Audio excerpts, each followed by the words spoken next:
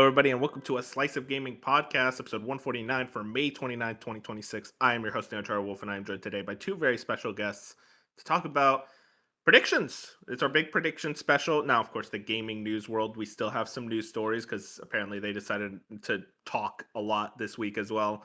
But the big thing I really want to talk about is our big prediction special. Next week is effectively pseudo E3, I guess you could call it. We got State of Play June 2nd, Summer Game Fest June 5th, and the Xbox Showcase June. Bob's here. Bob, what day is it? Sunday.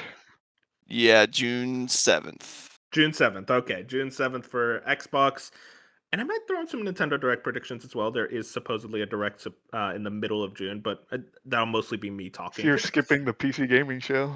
Oh, I know. I'm so sorry. I don't know what to predict for that. Oh, there will be indie games there. Like, Silk Song's not going to be there. So, like, what's the point? Anyways, that voice you just heard was Fusion. How you doing today, Fusion? Doing good, back third week in a row. That's a record. Yeah, that's kind of crazy. 3 weeks in a row. You were excited. You were like, I'm available. Don't worry, buddy. It's like, thank you. I like this week. Bench wasn't available. Shocker.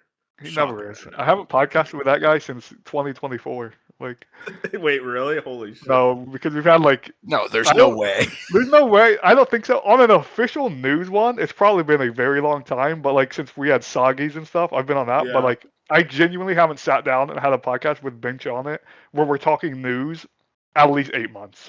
Like it's Were been you guys not on the PlayStation prediction? I guess that wouldn't count because that wasn't news. Well, no, because we did news on that. Yeah, the PlayStation predictions. That's probably the last time you did. Are you talking about when was that? Remember the PlayStation predictions late in the January, beginning of the year? February, where we set those in stone.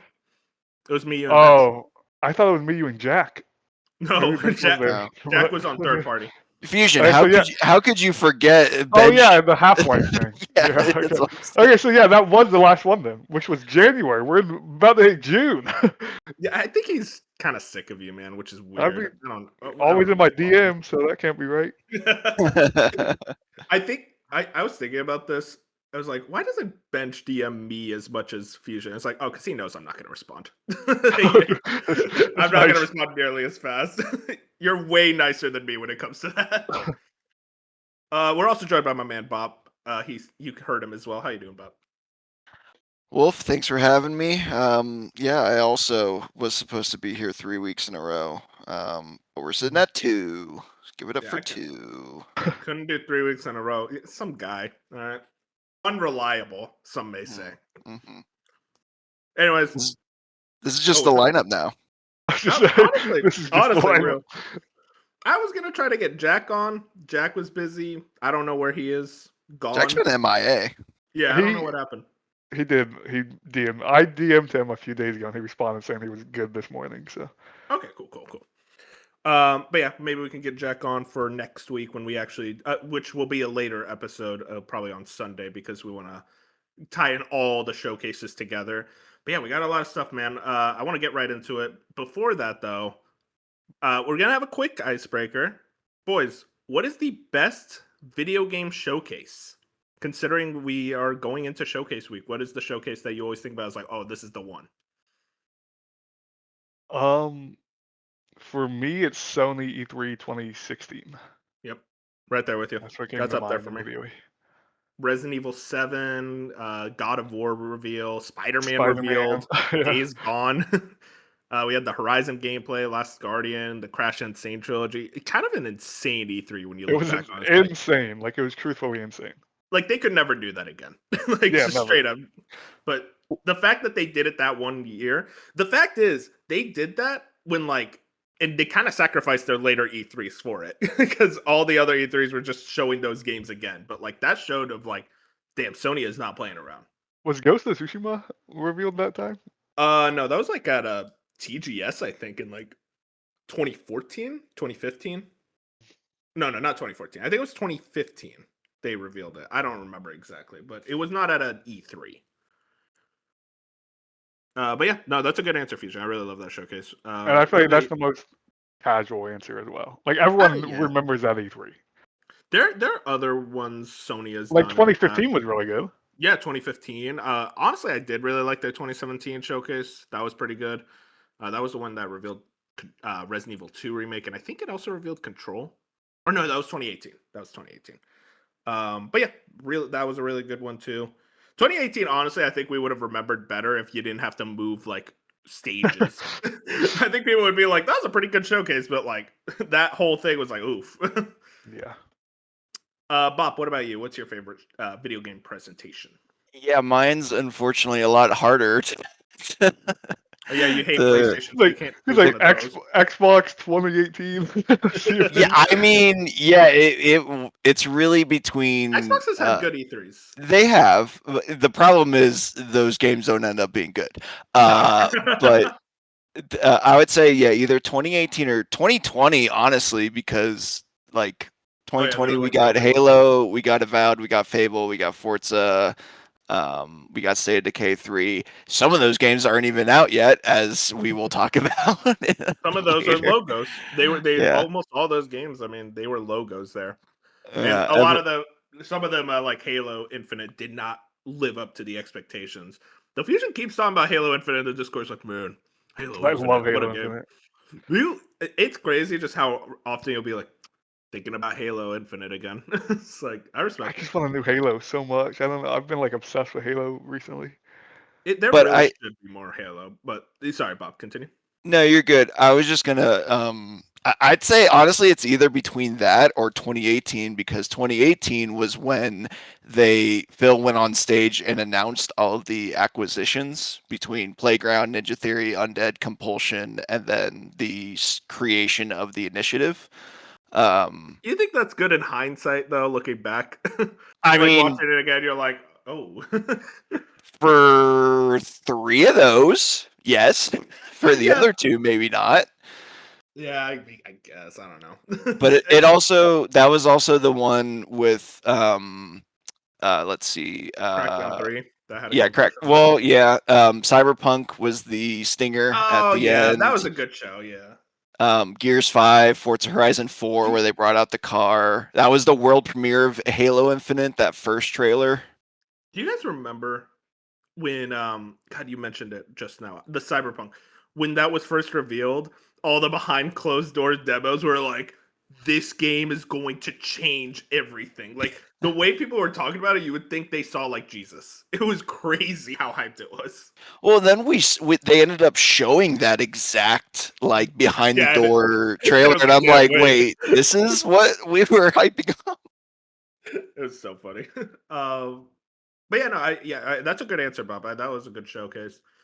I Um, thought when Xbox they like went on for one, I think it was really cool when they announced the studios. Which I'm also just someone who like yeah, I it's have an just obsession with like hindsight, you know. yeah with studios and new studios and like at least at that time I was like this is super cool they're acquiring people. Nowadays when you acquire studios it's like Yeah. usually Yeah, doom and there's a gloom because it difference. doesn't end up well. But I remember at that time not thinking like oh this is how they're gonna kill PlayStation, but I was like man they're finally competing. Like this is really Yeah, cool that they're getting studios under their belt because I DM'd you the other day about Robin Gaming. Like, how he like randomly posted yeah, another YouTube video about. I remember watching his live reaction to the Xbox showcase, and he's a very big Sony head. Like he loves Uncharted and all that. And he uh-huh. was blown away from that moment where he was like, "Oh my gosh, they just announced 6 studios." Yeah. So like that, his reaction is stuck in my head every time I think of that specific show. I remember KF doing their reaction to that, and they were like, they couldn't believe, like, damn, they're really going at it. Um, you know what I just remembered as well, related to Cyberpunk at E3 was the last like in-person E3 2019, the Keanu Reeves reveal. That was a Yeah, moment. Yeah. That because that was an E3 where it was like kind of weak overall, but like that, and also Elden Ring was at that Xbox show. Like that was a really good Xbox show. And then the direct that year was also we got Banjo Kazooie and Smash and the Tears of the Kingdom reveal. So like those were really big for me. So like yeah, E3 2019 isn't remembered fondly, but like that there were a couple like oh shit like E3 moments. And I listen, man, I'll take like an E3 2019 over SGF every day. I'll just say that right now. yeah. This Um, guy, and I don't know if it's fair. Like I don't know if we're counting the Game Awards, but if we are, oh yeah, um, you can. 2024 the Game Awards I think might actually be the greatest showcase of Yeah, all that's time. up there. Like just Like it really, I mean, you had The The Witcher, best game won. Intergalactic, FromSoft. I mean, you had a new freaking like that Project Robot. Like you had so much that Yes. year. I mean, it is insanely freaking. We Okami came back. Like that we showcase is insane. it was such a good showcase that people were like, "Is Half-Life 3 gonna be revealed here?" Like we were just like, that's how big it was. And I mean, all it needed was a Playdead announcement to be like, yeah, no, Jeff Yeah. got the stuff. And I'll give it to Jeff, man. The next year, at least in terms of announcements, he followed up really well as well. So Yeah, I like, thought last year was pretty good. I just that 2024 one was so special because it was the 10th year that like we yeah, they knew understood. you can't open with The Witcher and close with Intergalactic and beat that. Yeah, I mean, like exactly. It's you just insane. can't. 100%. Yeah, no, that's up there for sure. For myself, I always remember the Nintendo 2018 E3. That one really stuck out to me. That's a special one because that's the whole Smash Ultimate one. It is funny looking back on it. The rest of the direct was actually really bad because there was just like, oh, Super Mario Party. Like, okay, like they didn't really reveal anything of consequence, but like Smash Brothers was so hype and like everything related to it was so awesome that it's like, yeah, this is one of the best Nintendo showcases. Sony, as you said, they're 2016, they're 2015, all timers. I do want to go back to E3 past though. Sony E3 2013, the whole like DRM disc thing of Jack Tretton, that dig will always stand out. The rest of the E3 showcase was like pretty standard, but like that moment was so like legendary looking back. It's like, damn, Sony almost in a moment of like that's when they won the PS4 generation was just the whole I miss when these companies used to dig at each other, like roast each other on stage, because I feel like that's when they're the most entertaining. Um, and then from there, I don't know. It's tough because I feel like there's a lot of like you guys kind of named all the standout ones, and there's so many presentations where I'm like, oh yeah, cool things were revealed here, but I wouldn't necessarily call this like an all timer because there is so much fluff in between. But like I don't. I really do think like Sony E3 2016 and Game Awards 2024 are probably the ones that stand out as like the best presentations. And it's weird because they were digital, but like I think the Sony like future of game showcases like 2020 Yeah, the were showcase. very good. Like they were. I mean, we had Hogwarts Legacy reveals. That was freaking when we thought KOTOR was gonna actually happen. You know what I mean? They like Yeah, revealed KOTOR. God of War Ragnarok, like we had a lot of Horizon Forbidden West, like we had a lot Demon of cool, Souls. yeah, Demon Souls, like there was a lot in those shows. They just, I feel like they're not remembered as much because I mean, and the consoles were revealed. You know, what I mean, we had Yeah, the PS5 revealed. I think it was just there was no stage presence because this was all during COVID, so it's all digital. Still to this day, PlayStation only does really digital, but I think it feels different when you think about a showcase in a way where Xbox still does it, or those old E3s, or even Summer Game Fest and TGA now. but God, I'll always remember the September PlayStation Showcase where it ends on like the PS5 and then just a JPEG of the prices, and then Jim Ryan comes out. It's like, yep, there you have it. That's the price. It's like, yep, that was definitely pre-recorded. Like they were still trying to figure out what they wanted the price to be. And then also, if you remember, like afterwards Fusion, where all the news and articles of like Demon Souls is at launch, or this game's this time, and like this game's gonna cost this much, like all the stuff afterwards. It's like, why didn't you say this during the Yeah. showcase? Stuff like that was weird, but yeah, and I agree. Those showcases were really fun. Bob, you were gonna say something earlier? No, I was just gonna say also shout out what was it, the 2018 Game Awards where like it starts with Phil Spencer announcing the Series X. We're like, what the hell? Like this Oh is how we're yeah, starting the show? That's crazy. and that was 2019. So like, Oh, yeah, 2019. That makes more yeah, the sense. last Because that's anniversary. where Hellblade was at. Hellblade 2. Yeah, Yeah, yeah, sure, yeah. we'll always remember Hellblade too. Don't worry Yeah, about well, it. I might have a um, prediction later about Hellblade. So. uh-oh, ooh. uh-oh, uh-oh. Well, I mean, we'll get to it in a bit. We have a lot of news to get to. That was fun. I love reminiscing on showcases. It's always like you guys ever think about it's like, damn, movies don't do that. Like they don't do the whole gravitas of a gaming presentation like we do. Yeah, I mean, it would like I don't know, and I also don't watch enough cinema events to know, but like I doubt people at the Oscars want to be like, and here's these new trailers, even though it would get someone like me to watch the Oscars, you know Yeah, what I really. mean? But I don't know. I think that is like the game, like the gaming showcases are so gamified, if that makes sense, which is what we Oh yeah, want I get what you mean. as gamers. Where it's like the movie events and stuff, even music and all that, they're still like so. they want to be so professional. Where like, I feel like video game events are still like nerdy and just for gamers. That's why I don't like when the TGAs try to act like the Oscars. It's like, okay, guys, come on. we're gamers, dude. We got to be a little crazy. That's what works about these things. Anyways, let's get into the actual news. First and foremost, Fusion, get ready to yap. This is all you, buddy. And Bob, I think. Bob, do you like this game? Actually, I don't know. Yeah. Yeah, okay, cool. Witcher 3. We finally got the reveal of its DLC. This has been rumored for a while. This comes from the official Witcher account. Medallions humming, that can only mean one thing. It's time to announce the Witcher 3 Wild Hunt Songs of the Past. This brand new expansion for the Witcher 3 Wild Hunt will take you to the path of Geralt of Rivia once more. It's being co-developed with Fool's Theory, and it's coming to PC, Series X/S, PlayStation 5 in 2027. Stay tuned for more information in late summer, which they specifically highlighted Gamescom is going to be where they're going to probably show more of this. Fusion, I'm very curious about your thoughts. You've been talking a lot about this, how excited you are. Are you going to do a Witcher 3 replay, which that's a long game. Have fun with that. That's going to take a while, but like I imagine, honestly, when was the last time you replayed that game? Because I feel like with the remaster they recently did, it's going to be like a whole different experience.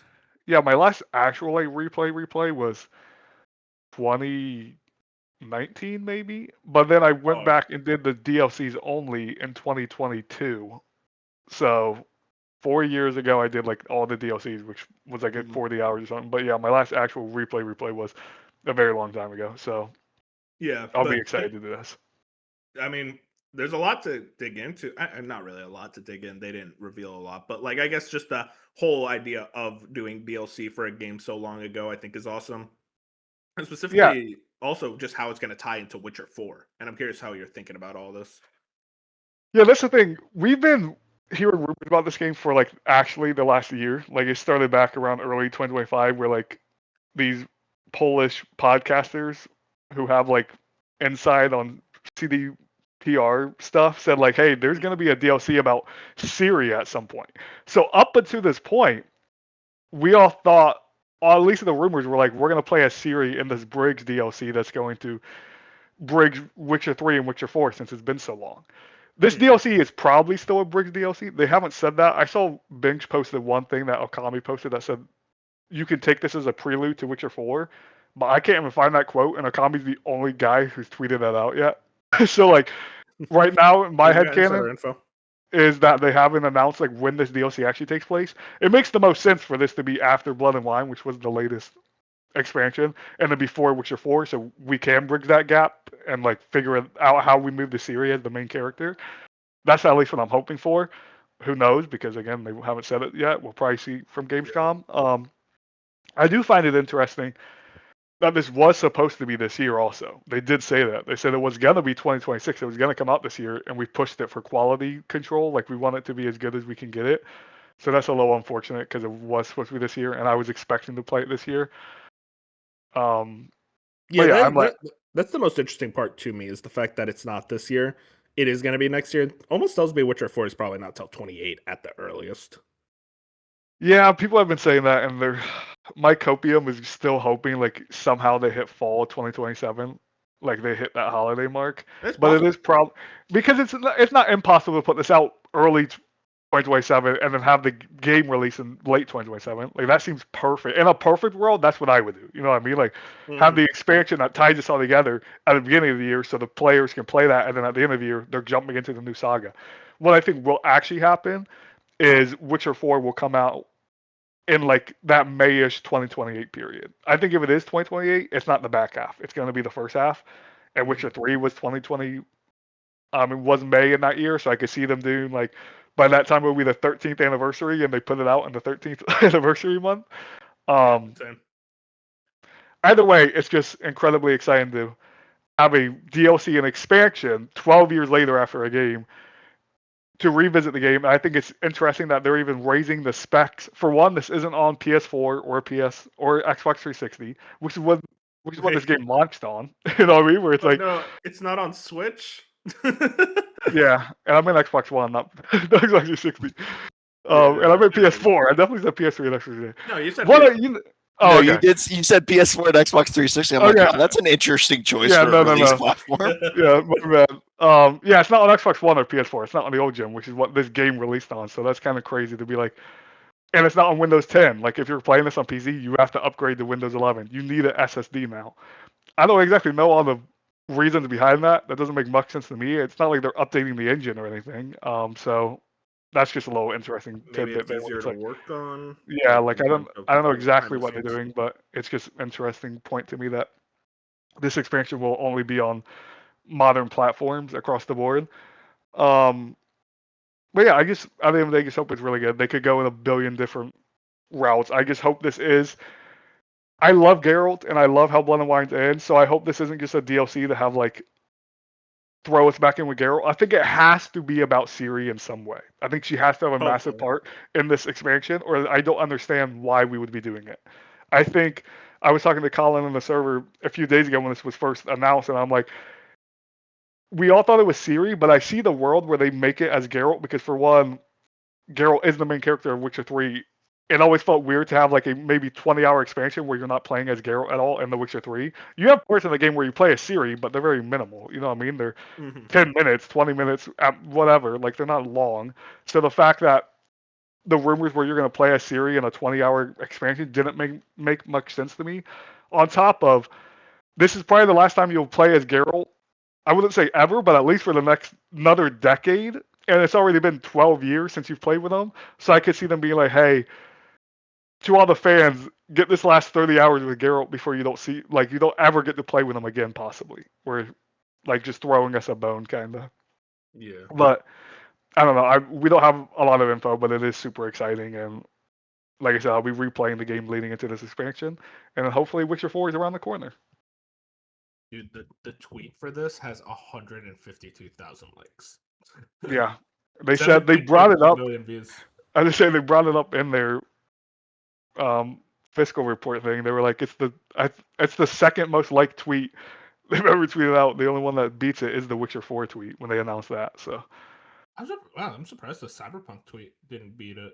I keep thinking in my mind of like, oh yeah, Cyberpunk's bigger than Witcher. And then I look at the sales for Witcher 3, it's like, yeah, oh no, no. actually never mind. I think And Witcher 3 is still like every time I see those sales, I think about how you guys made them like top 10 characters in gaming, and I forced Geralt on the list. I still don't think he's on there. Bro, People know Witcher. People know Witcher. They don't know Geralt. what? Who else do you know? I'm just saying. I don't think they know him like that. They don't know him personally. I feel like I it's the I just white can't. hair guy. I guess, but you could say that about multiple other characters that we had Yeah, on that list. They wouldn't know Cloud's name. They'd be like, "Oh, I've seen him I before." I agree with you. Cloud should not be on that list. I'm with you there. But I don't know. I just think it's. I just always remember that conversation, and I think of wow, it's the seventh most sold game of all time. But he's not iconic enough, I guess, and that's just for one of his games. That So was I like don't know. 2 years ago, and he's I still. know All right.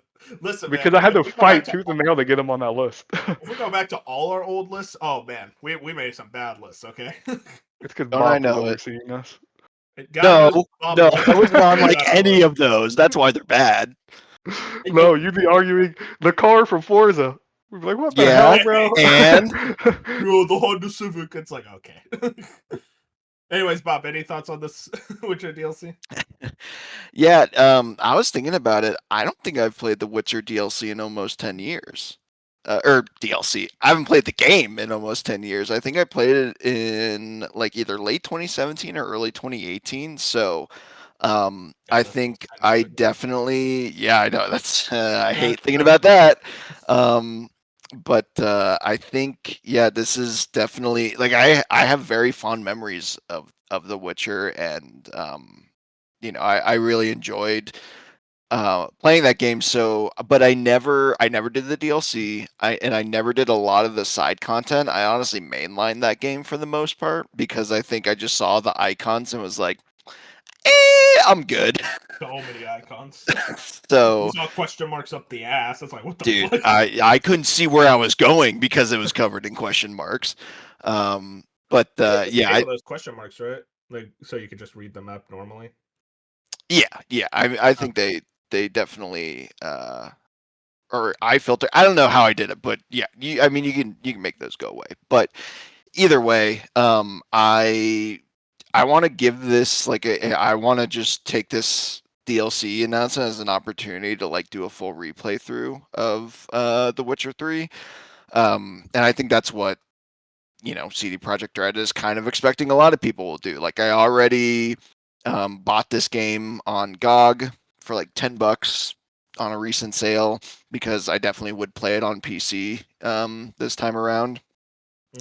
And yeah, I don't know what the story is going to be. I could almost see it too being like I don't know, like somehow Ciri pisses Geralt off, and then like Geralt, like they kind of are going at each other, and then he kind of has to like realize like let her go and go on her own journey. I don't know. I'm not good with Witcher lore, so that could be just completely off base almost entirely. But the Witcher podcast we're launching. Clearly it's going to be some sort of passing of the torch or some sort of coming of age for Ciri, but through the perspective of Geralt. That would be my guess. Or I don't know. I haven't played the DLC, so I don't know exactly what other lore implications or where else this could be set, so I would definitely defer to Fusion in that regard. Either way, I'm definitely excited to go back and kind of put some fresh air into my perception of this series, because I still really, even though honestly, at this point, all I remember from my Witcher 3 playthrough is that I fucking hated Roach, and like I thought the combat was a little overhated for how much fun it was. But then I also remember picking it back up, because I think this is actually what happened. I went to go try and play the DLC. Actually, no, even before that, I went and bought the DLC, realized I already had it wasn't the Game of the Year edition, but it was like the deluxe edition that came with the DLC, and then had to go contact Xbox support and be like, hey, I'm an idiot. Can I get this refunded? And they're like, yeah, sure. So got that refunded, booted up The Witcher and be like, all right, time to get into this DLC. And then like immediately was like, I don't remember how any of this gameplay works. I'm good. I'm gonna go do something else. Don't they allow you to like get like a leveled up character for the DLC? No. Wait, what? You might be thinking Cyberpunk, because really? like you can start Phantom Liberty right away if you start a new Cyberpunk save. Because the first DLC, Heart of Stone, is like you have to be like level 35 or something, maybe level 40. You got to be high up there in the levels, and yeah, there's no way to get to that level other than just playing the game. Okay. Yeah.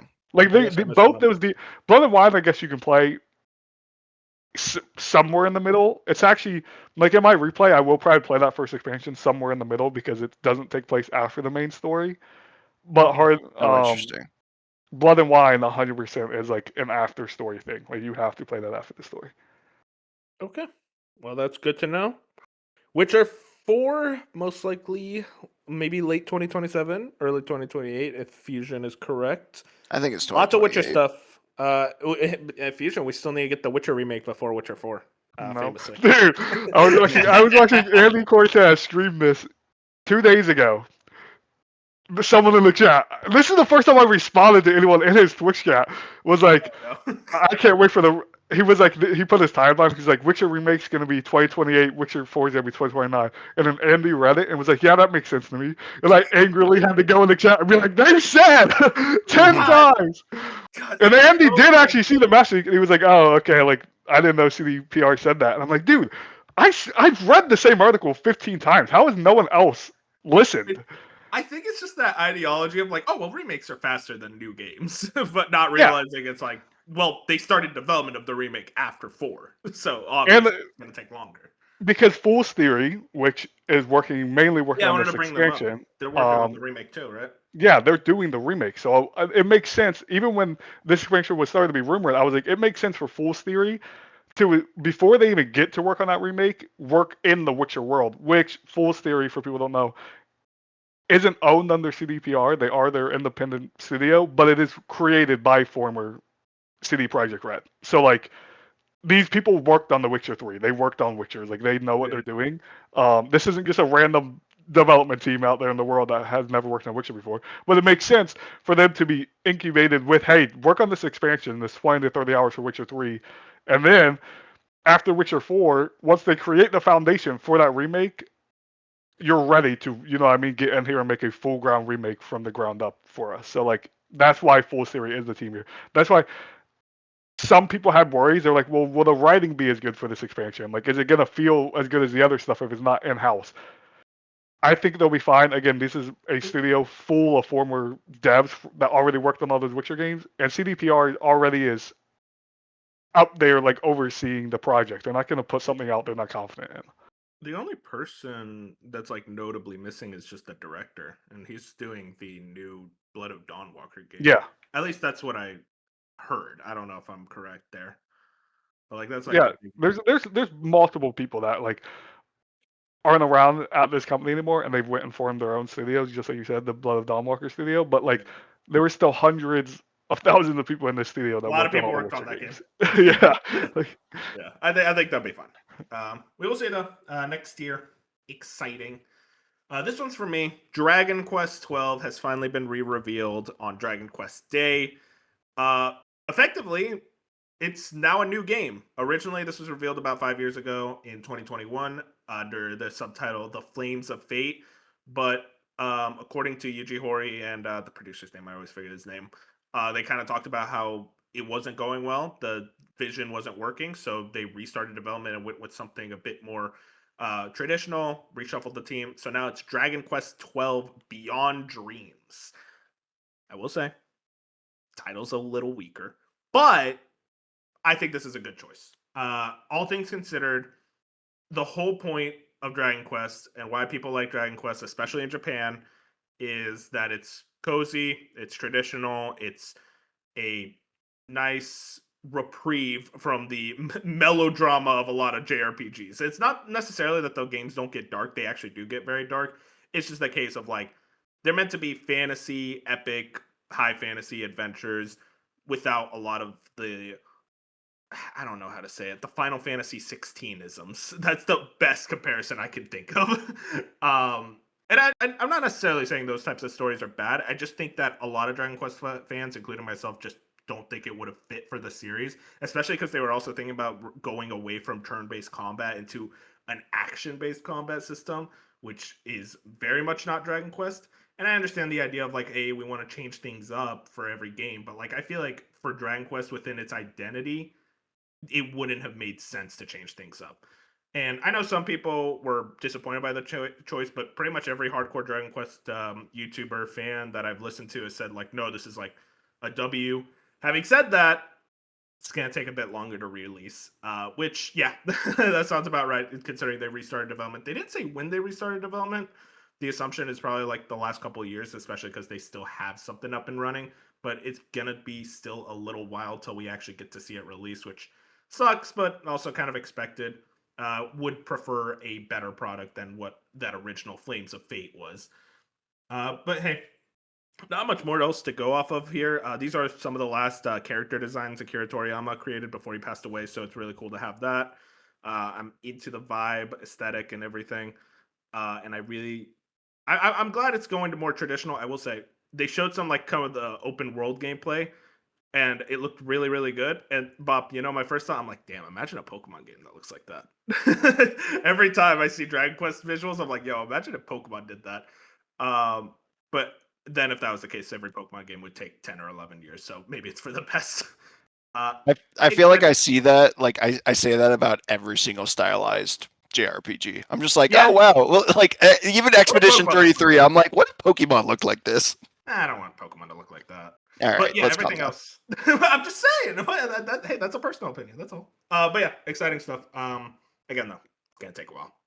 And they also announced a new Dragon Quest Monsters game, The Withered World. Not much to say there. I haven't played these games yet, but pretty cool that they are still very much going strong with Dragon Quest. I do like this IP a lot.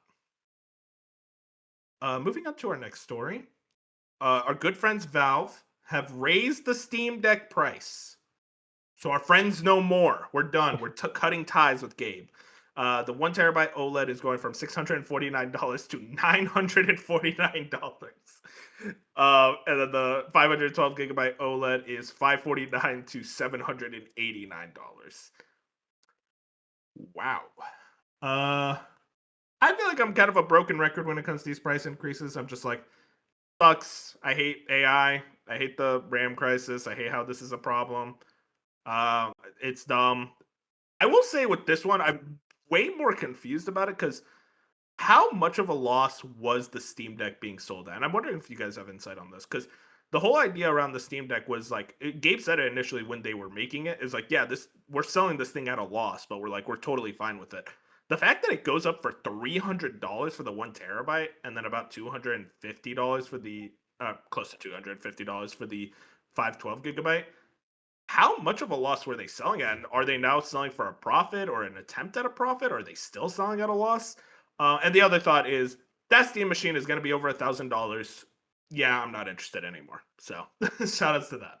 I'm curious what you boys got to say about this, though. I'll just jump in real quick, just because Bob's gonna know way more than me when it comes to the handheld stuff. For one, it's the price increase of $300 that's so insane to me. When I saw this, I was like, oh, a price. Like when I saw a price increase, I was like, okay, whatever, that makes sense. And I saw the $300 increase, it just blew my mind. I'm like, how is this even possible? Like the Steam machine was pretty good value at where it was beforehand, but I mean, not the Steam machine, the Steam Deck, sorry, was pretty good value where it was beforehand. But also, it's not nearly the most powerful handheld on the market at this moment. Like, the ROG, Xbox Ally, and Ally X are both more powerful than the Steam Deck, and you can get both those for now around this price. So it's like, I don't understand. So power alone, I'm like, this now makes this a really bad deal in my eyes. Again, I'm not a handheld gamer, so I don't know exactly, but just from a power specifically standpoint, I'm like, these are outrageously priced more than what they put out power wise. Yeah. And then, yeah, I don't. I guess because storage has went up, like it makes sense that the 1 terabyte they had to raise it because 1 terabyte is a lot of storage right now. Where in this economy, like that costs a lot at this moment with SSDs and everything else, and just all this nonsense. So like that makes sense. But yeah, it's just I never, for some reason, I never expected the Steam Deck specifically to go up in price. It never crossed my mind. Like the consoles made sense, but the Steam Deck was already like a niche product by nature that I was like, why would they ever need to raise the price on this thing? So the fact that they finally did, and it is as much as it is, just like blew my mind kind of. But that's from my perspective, that's kind of all I have because again, I'm not a handheld person. So hopefully Bob can give more information than I can. Yeah, Bob, you got a lot of stuff on your shoulders now. Yeah, I mean, Wolf, I got to be honest. I was just as shocked as you were to see this price increase man. as much as it's increasing because yeah, we've seen other products. I think the only other crazy jump we've seen in the handheld market was the Lenovo Legion Go 2, which launched at like $1,350, is now $2,000, but it was already at $1,350. So like clearly they're just in a stratosphere of their own pricing model. But you know, a lot of these other handhelds, you know, they were going up by $100, $150. Because like the cheaper so this is the funny thing is that there is a version of the Legion Go S, I believe, that has SteamOS on it. I think it used to be $650, $700, and now it's $900. That is that's what I'm saying. Like you have a handheld on newer hardware that isn't made by Steam. It's made by, you know, Lenovo, who has made some great hardware with their handhelds in the past. It has SteamOS on it, and it's now cheaper than the fucking Steam Deck. Like it's crazy what Valve is doing here because it doesn't line up with the competition. It doesn't line up with like the increases on really anything. To the point where it's a different strategy than what everyone else is doing. And I think there must have been a shift in the fact that it's like, okay, it's almost like the subscription model idea where it's like, all right, we're going to take a loss on this. We're going to make it super cheap for a really long time. And then once we have like our player base and our community and everything, we'll jack up the prices and like we'll be able to make some money back on the back end.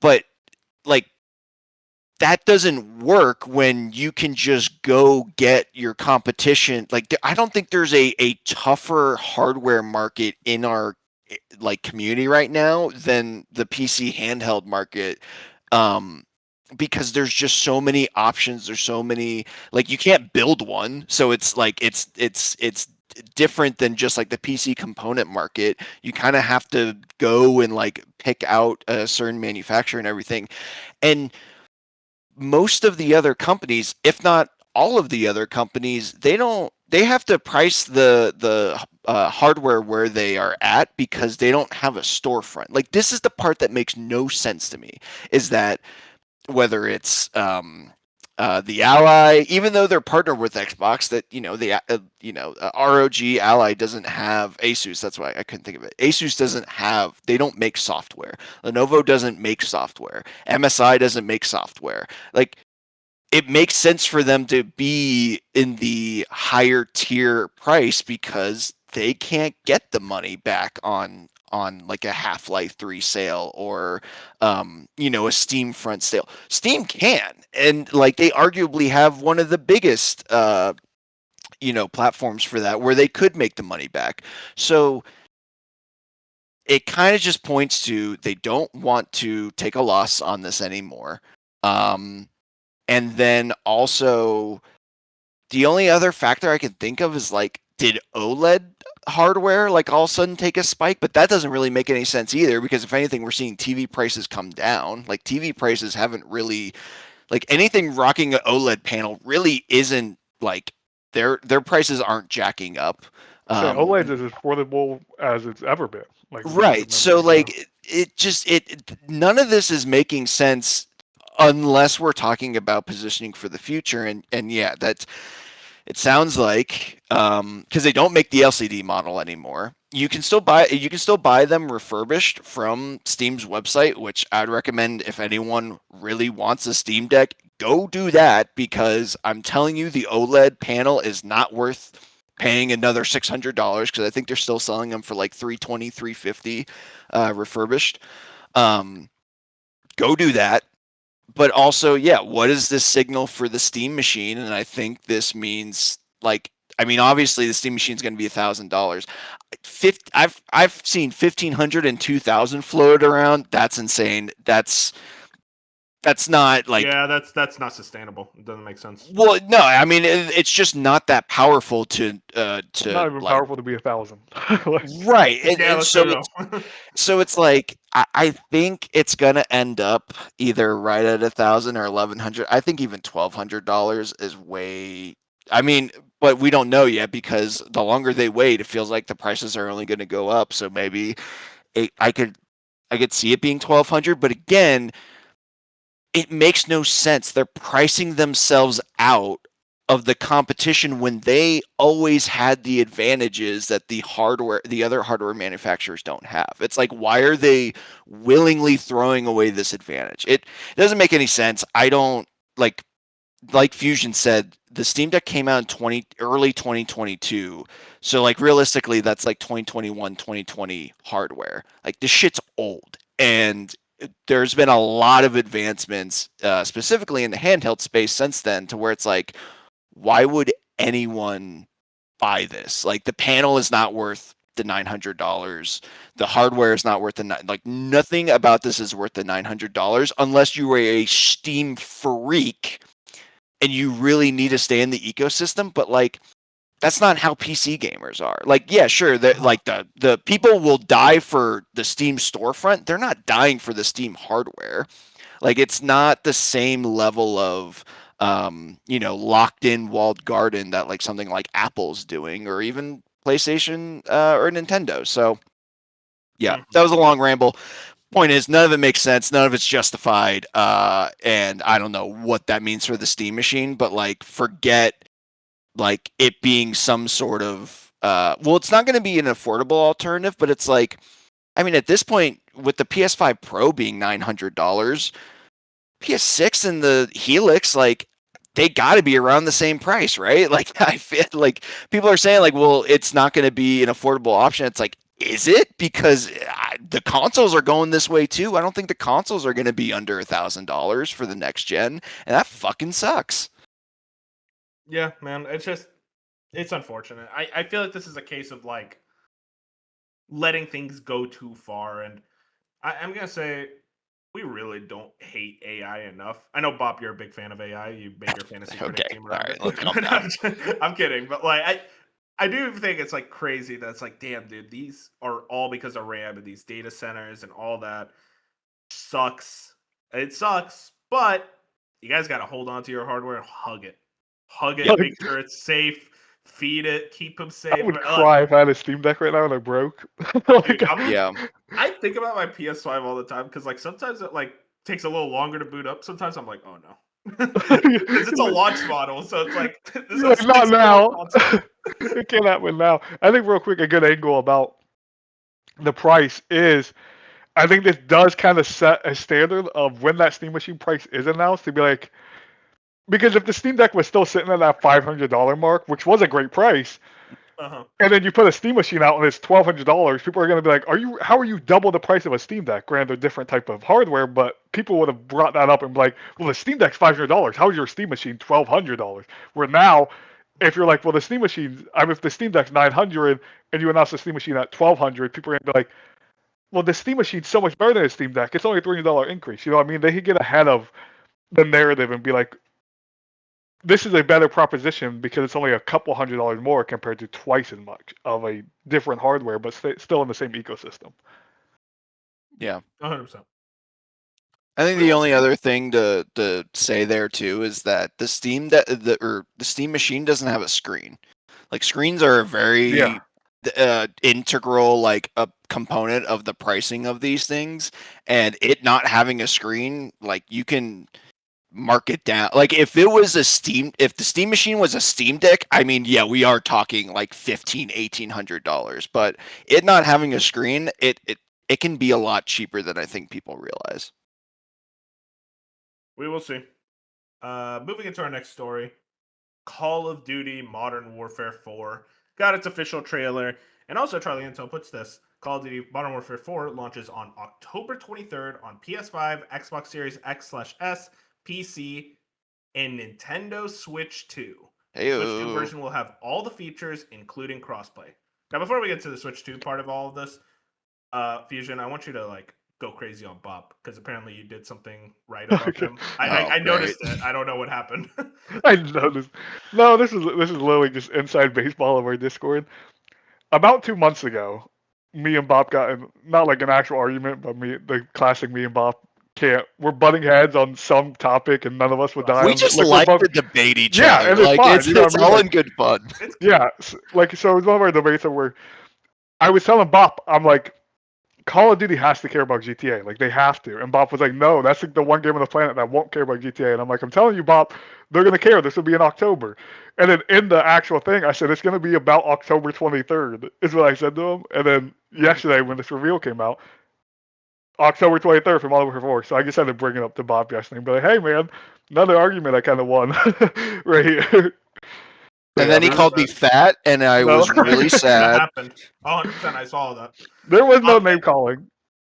okay, but like the October 23rd date makes sense to me. Like right before GTA. And a lot of people are saying it's actually still too close. I think it's fine. About a month. Like, I didn't say it's yeah, the literally a month. Like ball and gun gamers play like GTA and Call of Duty. It's like, listen, I think they'll put aside the money for both GTA and Call of Duty within a month of each other. they'll find a way. So I don't think this will affect either game's sale trajectory. One thing I do though think is interesting to point out is the Nintendo Switch 2 version. This is the first Call of Duty on Nintendo platforms since Call of Duty Ghosts on the Wii U. So about 11 years ago, or not 11, 13 years ago. Oh my god, 13 years. Uh, this is a pretty big deal. This was something that we knew was eventually going to happen, specifically because of the Xbox Activision Blizzard legal debate discussion. and the FTC basically told Xbox just like you got to put it on Nintendo hardware in the future if you want to buy this brand. And here we go. We got Call of Duty on Nintendo Switch 2. I will say this. I thought this was going to be a case where like Modern Warfare 4 comes out and then like Nintendo gets last year's. Where like this year we would have probably gotten like Black Ops 7 on Switch 2. But they're going for a full day and date. Now whether they stick to it, we'll see. But right now the plan is a day and date release on all the platforms including Switch 2.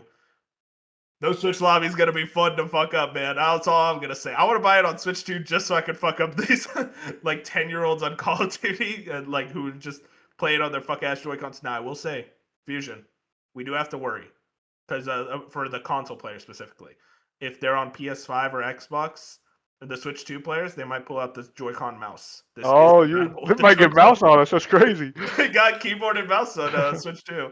Very funny. I do think this is overall a good thing. Obviously, more games on more platforms. I'm curious how this is going to run. Fusion, you know better than me. Is Warzone on PS4 still? Like, does it still get updated there? They're ending it this year. So that was another big news story is with this upcoming Call of Duty because this Call of Duty is the first one not on PS4 or Xbox One. This is, like, so they're finally now 6 years deep doing it. But yeah, like when this next season of Warzone comes out, it's not on. You cannot play Warzone anymore on old gen consoles. So interesting.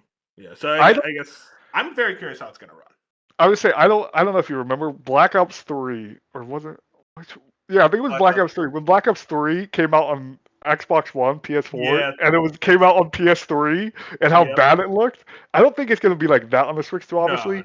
But I do think there will be a drastic difference, in my opinion. I think it's going to be something where it's like, I don't think it's going to be Mortal Kombat bad either, like with the Switch 1 ports, I'm pretty sure. Wasn't that like the Mortal Kombat one was awful? Yeah, the Switch 1. I don't think it will be that bad, but I still don't think, whatever the Series S is, I imagine that the worse, personally. So, like, I don't know. I've never played the Call of Duty on the Series S. So, but it's definitely, it will be playable, of course, but it's not going to be like awesome.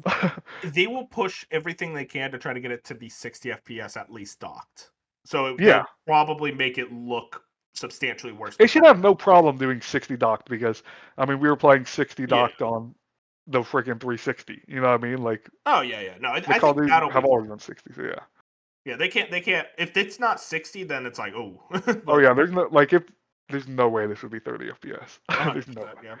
I just don't think we're gonna get 120 from this thing. No. Where I know like Switch 2 can do 120 on certain things. I just don't think that's happening. When I remember when they revealed that it's gonna do 120, it's like this gonna be for like 2D games. That's not gonna be for like a Call of Duty or anything. Like, but yeah, I don't know. I thought that was interesting. But Fusion, I'm curious also just your thoughts on Modern Warfare 4 as a whole. That trailer, I thought the trailer looked pretty cool. I like the idea North Korea invading South Korea. How are you feeling about that? Yeah, for one, just to point out there, I am someone who buys into the Call of Duty hype cycle almost every year. That's just is what I do. Like, I've been playing this franchise for 20 years. It's like my favorite shooter ever. Like, I just love.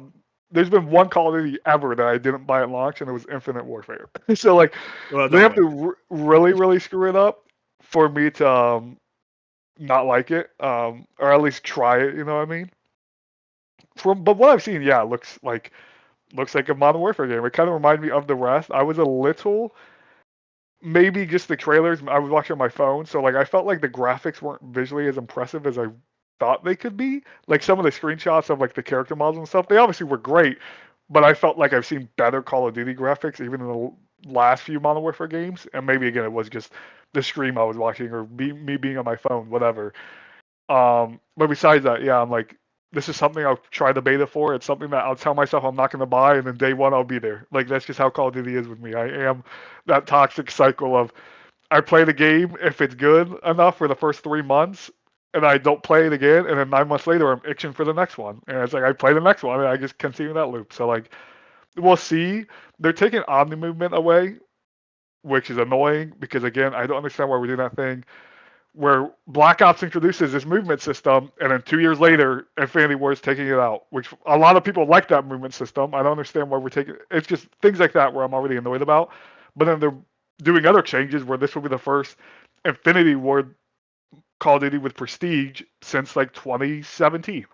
where Black Ops introduced that, and Modern Warfare hasn't been going that route, and now they're bringing that back. So it's like they are listening because Infinity Ward does have 2 new studio heads, but it's still I don't like Infinity Ward up to this point, so I have my reservations on like will I actually enjoy this game? Probably not, but I'll buy it anyways because I like Call of Duty. So Yeah, it's interesting.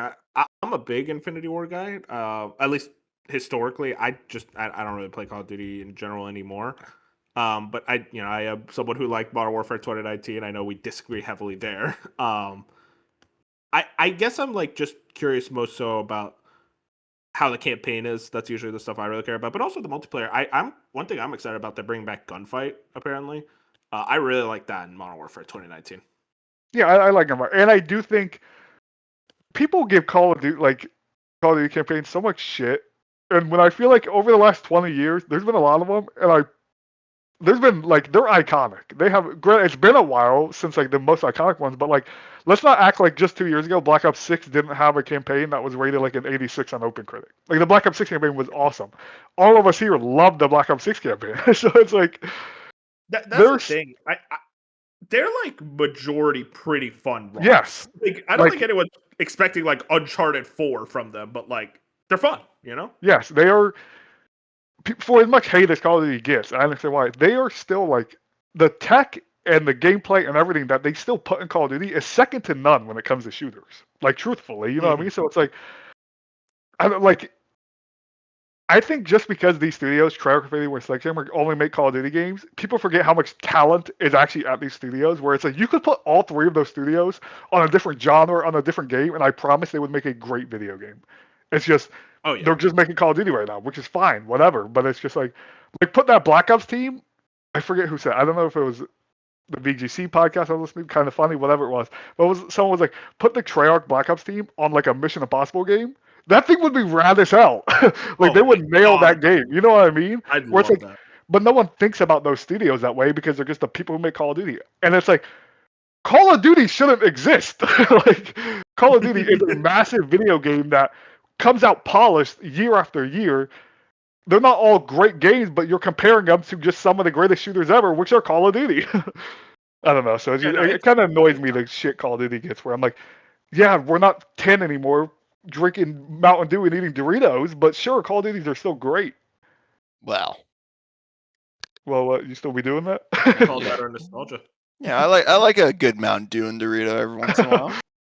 Yeah, You know what I meant. I wasn't hating on Mountain Dew and Doritos, but That's kind of what it sounded like, but it's okay. You're calling me fat again. That's fine. I'm just saying, Fusion, our sponsorship money is starting to run dry. We might need to go into the Mountain Dew fund. So, cool it. Code Red sponsorship. Dude, I literally, there are 0 products I think I would chill harder than Mountain Dew. I'm not even joking. I'd chill so fucking hard. I'd call this the Slice of Mountain Dew podcast. I don't even give a fuck. I just haven't had Mountain Dew in a decade. It's been a long time. It's probably for the You best. ever had Baja Blast? Yeah, like from Taco Bell back in the day, yeah. Oh yeah, the God's Nectar. I love that thing. Anyways, shout out to Call of Duty. I'd say I'm interested. I'm never gonna buy it, but like I don't know. Maybe I'll play it on like Game Pass or something if I ever get that. Well, it's not on Game Pass. Yeah, that was kind of the right. interesting thing about this one I mean, specifically. We talked about this already, though. Well, but, like I forgot it. Yeah. Yeah, like this is the year it's coming to Switch 2, and this is the year it won't be on Game Pass. Like, I don't know if that's coincidental or if like they're really like confident that this one's going to sell really well, but you know, I don't know. We'll see. I mean, Modern Warfare always does really well, and I also think like, especially like it being on Switch 2, and I think in general, I don't know. People were really mad at Black Ops 7. Rightfully so in a lot of ways, but like that game got a lot of shit. So I wonder if they're like, hey, we're bringing back like the trust in Call of Duty.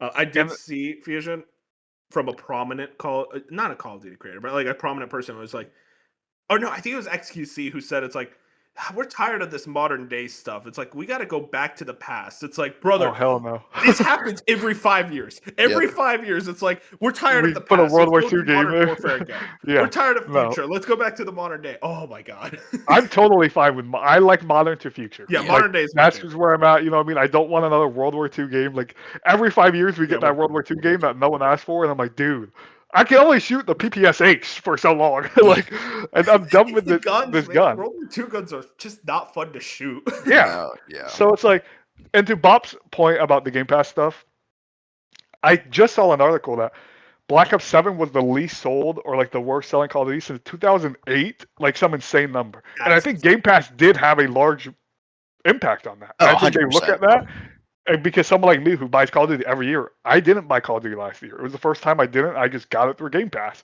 So it was like, just even taking it away from Game Pass will add millions of sales on top of that. And I think they want to get past that. They don't want another article out there that's like Call of Duty undersells. So it's like you put it on Switch 2, you take it away from Game Pass. The only, like, as long as it's above decent, it's going to sell millions of copies because it's Call of Duty at this point. Yeah, I feel like between last year's bad press around Black Ops and it being on Game Pass, yeah, it was just a recipe for super low sales. Like every single one of my friends, that's 5 to 6 people every year who buy Call of Duty, we all just went through Game Pass. Like that's just what happened last year. So it's like every friend group was probably like that. It was like, hey, we buy Call of Duty every year. This year, let's not. Let's just get Game Pass. Oh yeah, that definitely contributed to a lot of it. We will see. Modern Warfare 4, October 23rd. Let's get ready for that. Another thing to get ready for is Unreal Engine 6, apparently, because Epic has revealed Unreal Engine 6 with a Rocket League teaser. Mark Stewart at Game Informer wrote this up. This weekend, Unreal Engine 6 was unexpectedly revealed during the Rocket League Paris Major. The announcement coincided with a teaser for what was described as the future of Rocket League. The teaser trailer showed off real-time footage of Rocket League cars rendered in Unreal Engine 6. Whether the gameplay represents a wholly new Rocket League title or an update to the existing 2015 game is unclear. The teaser does not provide any more details for Unreal 6, and Epic's website has not been elaborated either. Boys, this is all you. I've talked a lot of shit about Unreal Engine 5 over the years. I'm not a big fan of that engine. So to go to 6 is crazy, but also this seems to be a very early teaser. I was seeing some people think about 2028, 2029 for Unreal Engine 6. So this seems to be something that is very much a teaser-ass teaser. I will say, I don't mean to be disrespectful. The first game we're showing on your brand new sexy engine is Rocket League? All right, Little we're beefing. We're beefing. I'm He not doesn't get disrespecting it. Rocket League, but He doesn't get it. it's not a graphical showcase game, Bob. Oh, for sure. Yeah, I like because Rocket League. hey, Wolf, what engine do you think Rocket League is currently running on in the year of our Lord 2026? Unreal Engine 3, it says so in the article. Yeah. I mean, That's why it's not Final Fantasy 7. That's why it's not a technical showcase. When it came out, I don't think people were like, "Oh, look at this game." Like no one was thinking about it as a technical showcase. I game. think I will say, because I think it was actually Jordan Midler, kind of funny when they went over this when he was a guest there. He said he'd rather have this though than what they usually do with this Unreal Engine stuff, is where they make like a whole, you know what I mean? Like I think like that Unreal Engine Lumite 5, demo. yeah, they put a demo, which makes the games look awesome. But I wanted that damn Unreal Engine 5 game the rest of my life, with the girl's like flying around and she's going through the caves and looks excited. Cool. Like they put that out there. That game isn't real. I want that. So the fact that we'll probably still get that. We're gonna get that eventually. But it's like, at least this way, they put it on a game that actually exists. So you can be like, okay, this is actually a thing that's coming. Fair. Compared to with those demos in the past, they just made things up, which looked really cool, but those weren't games. Yeah. I think I'm just tired of graphical showcases being cars. I'm just like, okay, guys. I feel like they made cars look the best they've ever looked. The truth comes out. They announced it in a cool way because they did it at a Rocket League event. Like it was in a Rocket League Oh, that's fair. Like the championship or whatever this was. This was an in live event. People weren't expecting this. But that's the thing though. They were that's the interesting part of all of this is that it's been rumored for probably about a month or so that the big rumor was like, oh, at the championship they're going to announce Rocket League's moving to Unreal Engine 5. Like that was the biggest rumor. Okay. So that's why the reaction was as big as it was, because people knew that this announcement was coming, but when they saw the 6, they're like, wait, what the fuck are you talking about? And that's why it got the reaction it did. That makes more sense. Because the reaction was huge, and I was like, if they knew about this, they would have not reacted this way. No, this is just Rocket League. Like they're not going to put a they're not. Yeah, that was the other thing, is that they're not going to do like a 2, or they're just going to update it. But it's funny, Wolf. I was I was kind of beating my drum hard when Epic first bought Rocket League. Yeah, sure did. And remember, like, the whole rocket racing thing, all the changes they're making to Rocket League, I'm like, they're killing this fucking game. Like, they are killing the community, and they really did. Like, they did some irreputable damage to the Rocket League community for a while, and recently, with canceling rocket racing, changing some of reverting some of the policies they used to have, and now being like, okay, it's finally time to upgrade the engine of this game. Like, it is kind of nice to see this renewed kind of focus on Rocket League itself, not using psionics and the Rocket League idea to like boost Fortnite. It's like, no, we should probably like pay attention to this franchise that like already has a dedicated player base and can make us a lot of money, instead of trying to actively push them away from that game. So that's why I'm excited. Yeah. Hey man, shout out to Rocket League. I love Rocket League, so you ain't gonna give me. Rocket League's awesome. I really like that game. It's just like. I think it does need, but I think it does need updated. I haven't played Rocket League in a bit, but like this is something where like whenever this does happen, which I know you brought up the 28 thing, this is when it's going to happen. It will be at least 2 years. This is how Unreal Engine has always happened, where they put a quick tease out there. They say, hey, this is in the works, but this will be 2+ years out, which is right. This makes sense because I saw people like Vinch in the Discord immediately complaining. He's like, Unreal Engine 5 isn't even good yet. Like, why are we putting this out? And it's like, in 2+ years when this comes out, you'll want it because it'll be the next gen consoles. They're going to be like, this is the first Unreal Engine 6 game. Like, the first Unreal Engine 5 game for PS5 was like Greedfall or something. But like, Godfall, I think it was. Godfall, yeah. That's the big thing. Is like Unreal Engine 5. Like, we're still going to get Unreal Engine 5 games for like 5 the next decade. Probably. Yeah, like it's gonna happen. I mean, Unreal Engine 5 not going anywhere, and it's gonna be that. Like right now, the Witcher games are all Unreal Engine 5. Like they're not gonna. I doubt they're updating Unreal Engine 6. Maybe like 2 years in, maybe on the third one or whatever. But like Unreal Engine 5 will be here for the next decade. No one has to worry about that. We're still making Final Fantasy 7 and Unreal Engine 4, and big slobbers on those games. So like, come on. Now, Fusion, we can't dismiss what good, Slice of Gaming member Dark said earlier today. GTA 6 is delaying to fully move over to Unreal Engine 6 and building the game from the ground up once again. They did. They left their in-house engine. So we're going to Unreal Engine. Do you guys think this one will be much better optimized than Unreal Engine 5? That's just my hope. Okay. At launch, thank you for giving it to me straight. But a few years in, probably. Like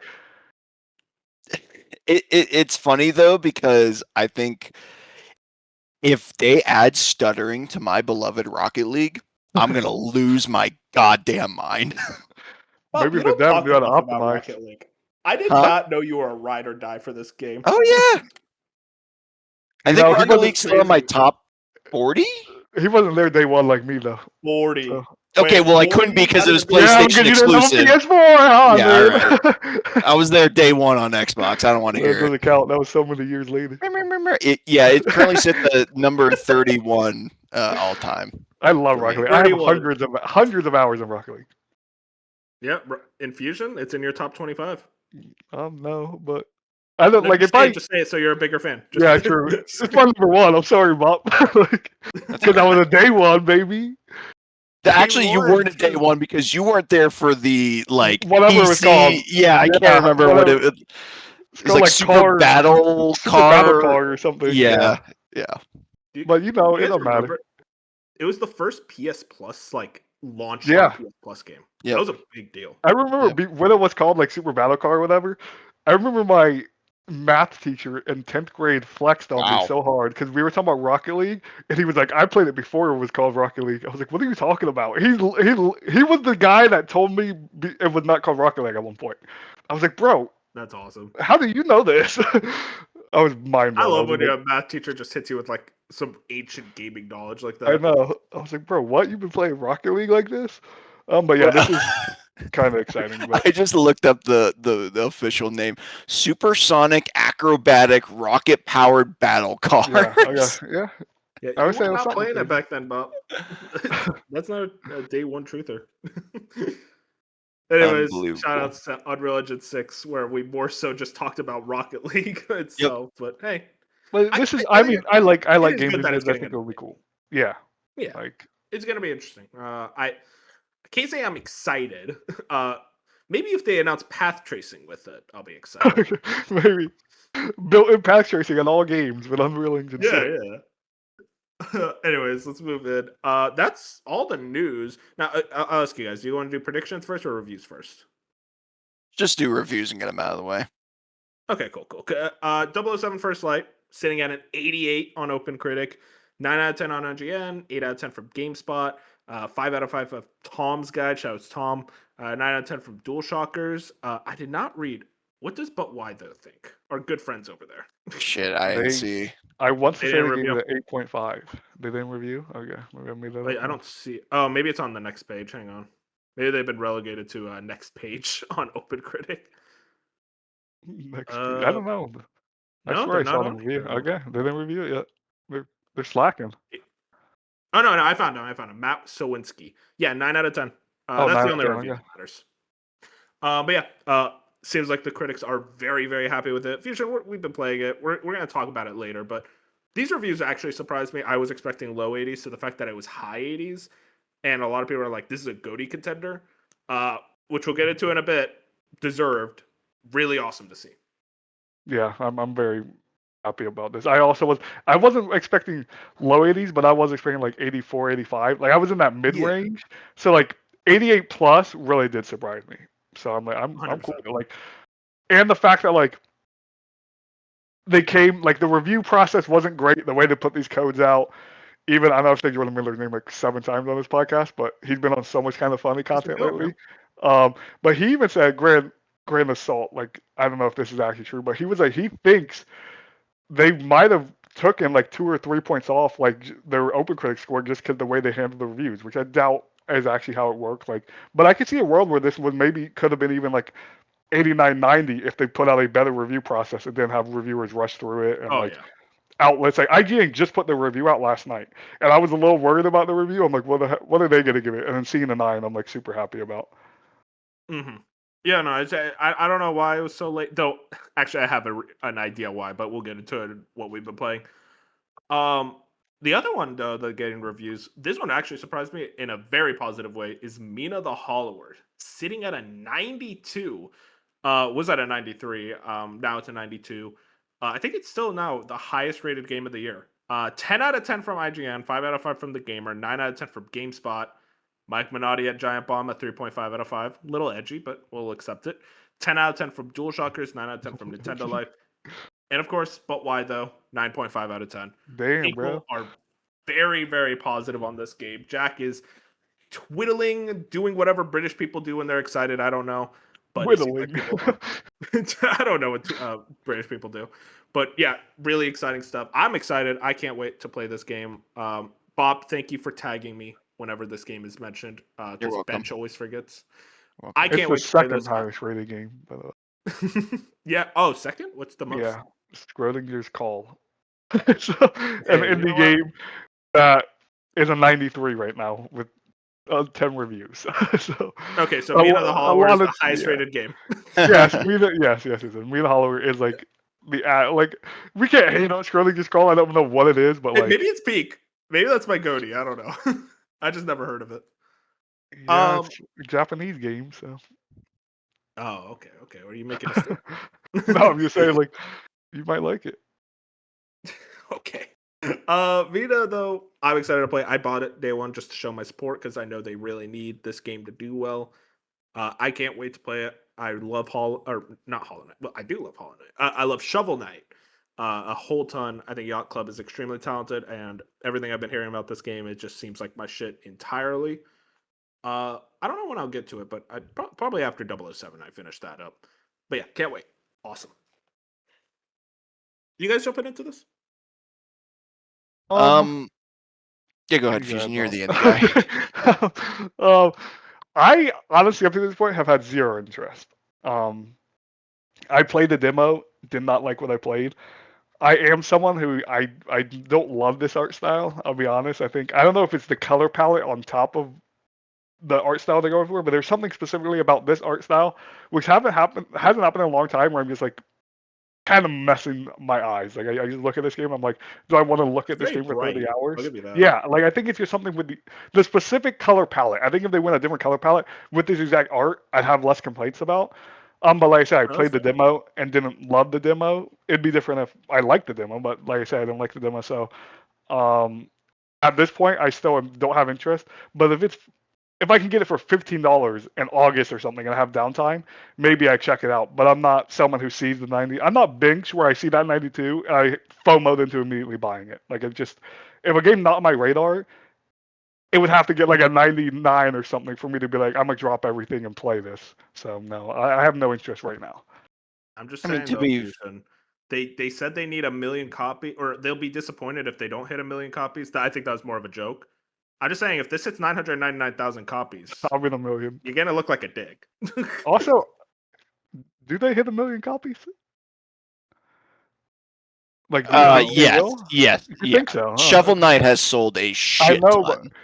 But that was over like many years, though. Yeah, right, exactly. So I think they'll hit 1 million eventually, but like, eventually. I don't think it will be in a rushed fashion. Correct. I'm with you there. By next year, I could see it maybe like hit 1 million. I could see that, but like it's tough. Right now, it's 55K on Steam alone. They haven't given console data, but like 55K on Steam, and apparently it's the number one. It was number one for a while on Nintendo eShop. Mm-hmm. I assume if I had to guesstimate, it's probably close to 150K. That's I think if it gets nominated at the TGAs, not necessarily for Game of the Year, but just in general, I could see it hitting 1 million by the end of the year. Yeah, that's a good point. TGA definitely boosts those. I wonder if indie games a ton. It's also only $20. Yeah, if the year ended right now, it'd be nominated for sure. Right? Yeah, it would hit that kind of like prototypical indie slot that Jeff loves to have. Yeah, I don't think there's also going to be that many other games in the 90s for the rest of the year. So like, I don't think there will be another indie in the 90s for the rest of the year. Eugenics is still maybe Silksong Sea of Sorrow, but like that's a DLC. I think they want to avoid doing that. Is Eugenics still in the 90s? No, Eugenics is like a high 80s. Maybe. Oh, okay. 89. Yeah. Yeah, like there's only like 4 games in the 90s right now. Even Resident Evil Requiem not a 90 anymore. That's 89. So like, I think this year's been like again, I'm not. Maybe there's an indie I'm just forgetting, but I genuinely think this will be the indie at the Game Awards.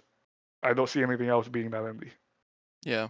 I want to point out the top 10 highest rated games of 2026 so far is arguably the funniest it possibly could have been. Because right now it's at number 10, it's 007 First Light, Esoteric Ebb, Hermit and Pig, Mugenics, Resident Evil Requiem, Pokemon Pokopia, Lost and Found Co., Forza Horizon 6, Mina the Hollower, and then Schrodinger's Call. That's a pretty funny top 10. Also, there's the 12th is Schrodinger's cat. How did Schrodinger get 2 in here, bro? What's going on? That released on May 21st with 5 reviews? Brother, you are not getting on Open Critic with 5 reviews. One of the review outlets says Life is Xbox. Okay, bro. Game Grin. Life is Xbox. Fusion, there is one indie I think could rival this. And that's Orbitals. But we'll see if they actually stick the landing. Is that the co-op one? Yeah, that's It Takes Two kind of looking. I think it's exclusive to Switch 2. It is exclusive to Switch 2, which means they can get the Nintendo bump. Okay. Well, Nintendo bump didn't help Dragon Drive. I thought you were going to say at Fate's End. Because that's like the indie in my head where I'm like maybe, but I It's just not don't really see an 90 for that.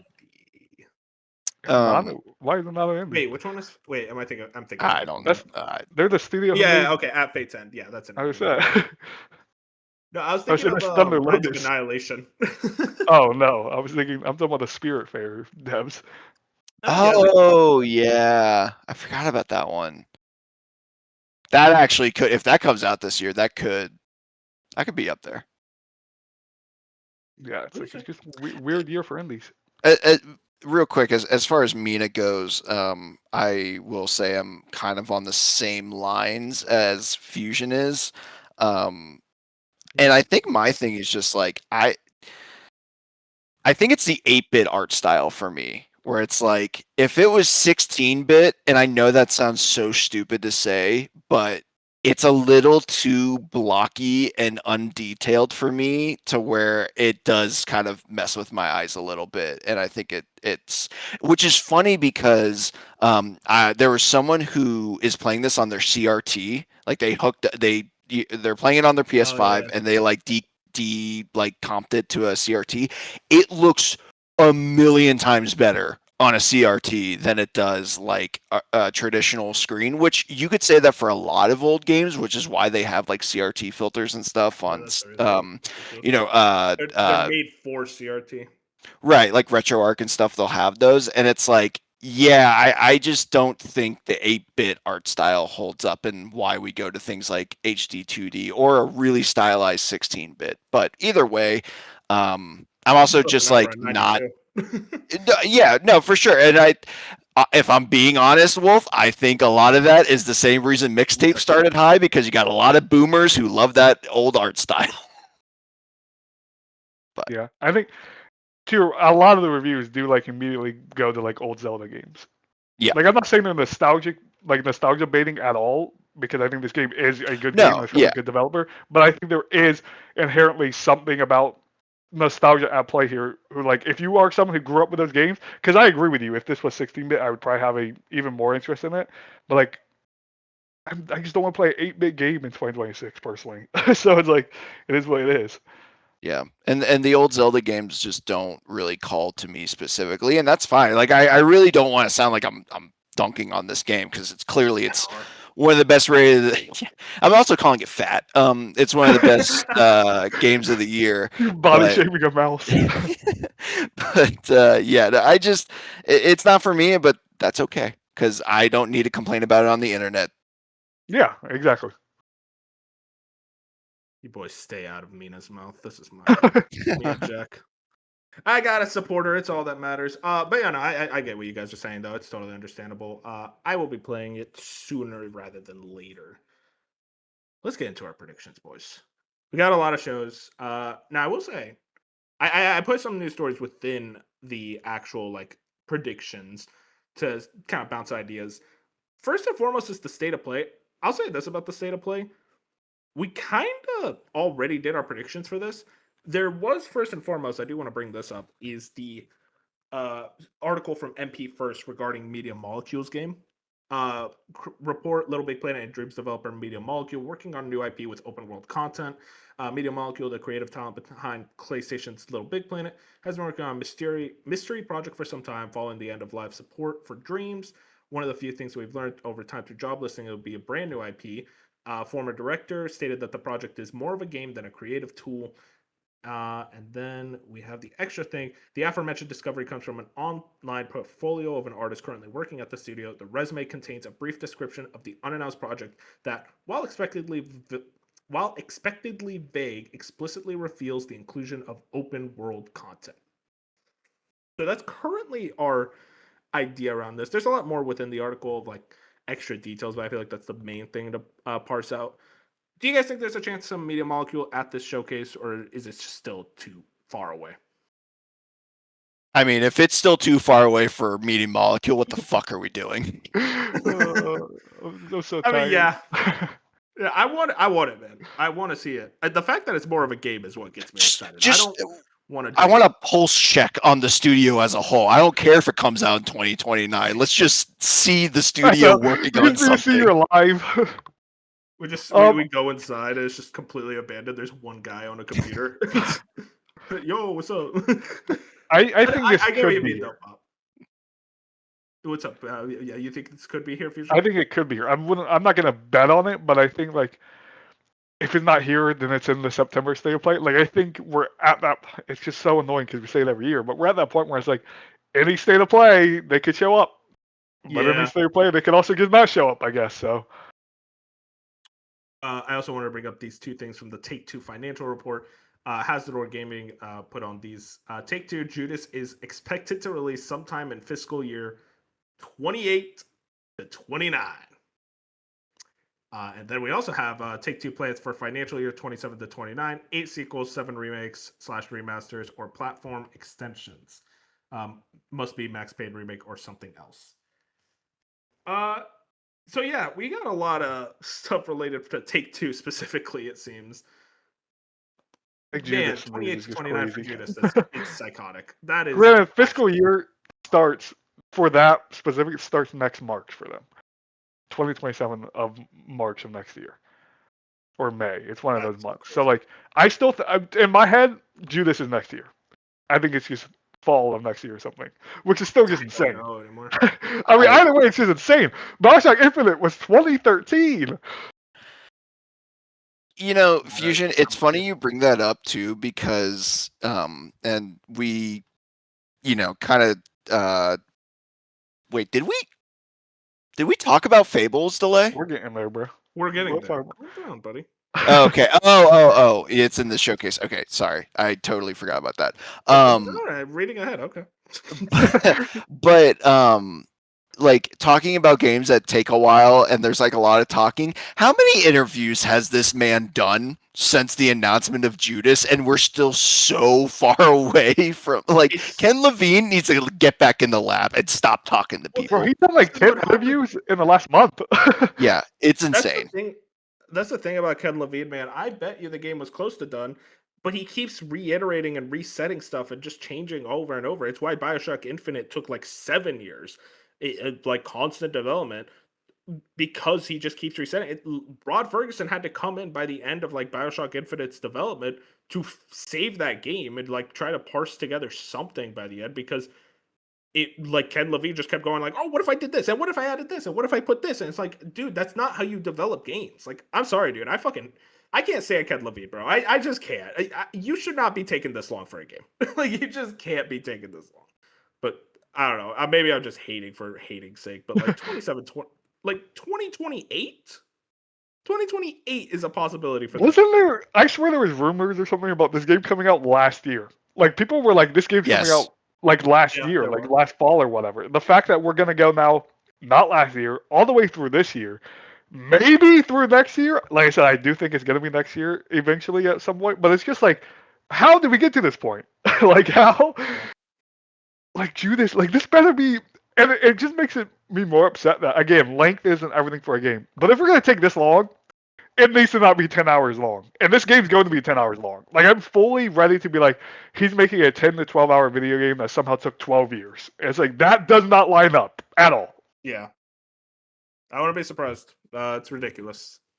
But yeah, probably not going to be at the state of play then if it's that way. I thought I'd throw that in there. But Max Payne remakes might be next year. How are we feeling about that, Fusion? You think that's possible? I've been saying the next year for the last 2 years. I do think it is possible. I think it's that thing where 2 reasons it's not out yet is Control and GTA, where it's just like Take-Two, obviously, for one, Control with Remedy, like they just want that out the door before they put out Max Payne, and I'm sure Rockstar wants GTA out the door before Max Paynes are out there also. So it's like, get these, and both those games are in the next 6 months, so get those out, and then next year you can put out the Max Payne remakes at some point. Yeah, I follow that same line of thinking as you. It's just like, that makes sense in my mind of like the timeline of events, especially within Max Payne remakes. I think they started development in 2023, so like it sounds about right to release next year for it to finally come out.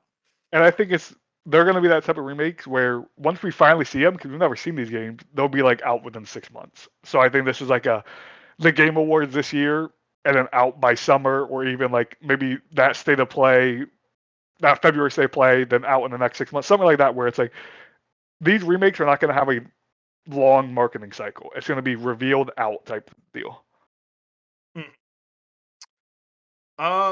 Let's bring up some other games that could show up here. We already talked about a lot of them last week, but I thought we could at least just reiterate Corey's game. I think we all agree that's probably going to be here. Yeah, Hopefully. he's been talking too much on Blue Sky. Oh, he don't talk. Dude, I don't use he's been Blue Sky. I don't use Blue Sky at all, but I see like the most. Me using Blue Sky is me just seeing the screenshots of Blue Sky on Twitter. So like, yeah, but he's been talking like people have been like tweeting Blue Sky at him, whatever they call it over there, and he's been like responding back and stuff to like fans and stuff. And it's like, I know Corey, and he doesn't do this unless something's coming. Like he usually just off social media, he just disappears. But when he's messing around, when he's saying I've never heard of this thing, I've never done this, that means the game's about to come. Agreed. Intergalactic, I think we all agree that's probably not here. Yeah, I don't believe so. What else is there? Sony bad, no chance.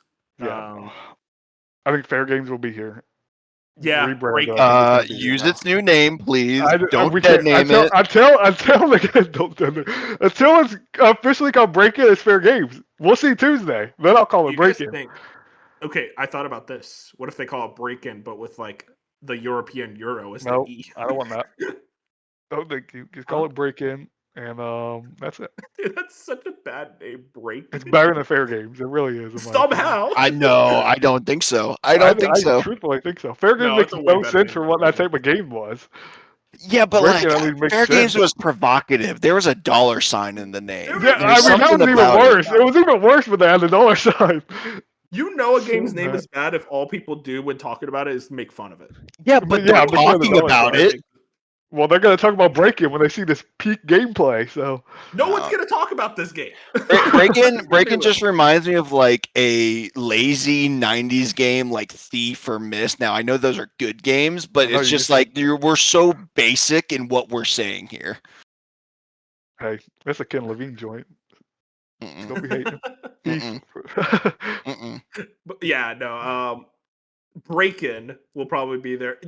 Here's my assumption. It will get at most like a 2-minute trailer, and it'll be like, okay, on to the next. Like they don't have like developers talk about it. It's just like here. I think they're showing gameplay. Oh yeah, I think they're gonna show gameplay. I think it's gonna be like a gameplay trailer, but I think they want it to be like in and out as fast as possible. They're just sneaking in there. They're like throughout the show, it's just little bits and pieces, and you have to piece them all together. No, we put them together. Yeah. One mediocre one trailer. Yeah. But yeah, no, I don't know. I don't think they're gonna put much focus on it. The Konami games, do we think anything more on those? I think we all kind of agree. It's like maybe more Castlevania. Yeah, Castlevania. I still think the MGS collection, against your best wishes, Wolf, it will be there. Wait, against what best wishes? Because when I mentioned it last time, you're like, no, we don't have to talk about that. I just said we don't have to talk about it because it's like I think they revealed everything that needs to be talked about. Oh, okay. Yeah, but I think we'll just see another. I'm not gonna complain about Metal Gear. I think we'll just see another trailer. Is all I'm saying. Like it'll be like a 30-second stinger. Like I think that's just to throw something. I could see a case of them going like also coming to PlayStation, and they kind of show it in like a sizzle reel or something. Yeah. Man, remember sizzle reels? They need to do those at like presentations more. Nintendo's like the only one to do sizzle reel anymore. Silksong was in 7 of them. Yeah. That is true. Nintendo's the only one that ever does sizzle reels. I don't think like PlayStation or Xbox do sizzle reels. Xbox did it because that's where Silksong was, right? It was in the Xbox sizzle reel. It was. I was in Nintendo sizzle reel and an Xbox sizzle reel. Yeah. I thought it was just at like the ROG Ally X. Like that was the last one. I would say it was also in that. I'm telling you, that game just lived the sizzle reels of the same gameplay for 4 years. More sizzle reels is all I ask. And PlayStation does do them. They're usually like true. They're there for like I feel like PlayStation does them when they want to give you release dates. They'll be like, here is these 4 games, and they put the release dates at the bottom banner, and you move on. So that's something Metal Gear could totally do. I just think Metal Gear is too big. Like, I understand you might not think so. Like we don't need to hear more about it, but I still think I think that collection is still big enough. That's true. Yeah, where they're like, we'll give you another minute trailer or something. We will see. But yeah, what's it called? Uh, sorry, I'm trying to get my notes together.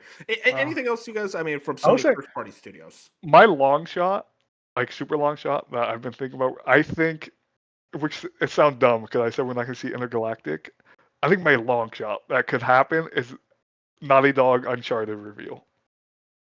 Something just in the air where like I don't know who's been tweeting these things out, but I have seen like a few hints and pieces of people saying like there's going to be a really big reveal that is like some industry people are kind of talking about.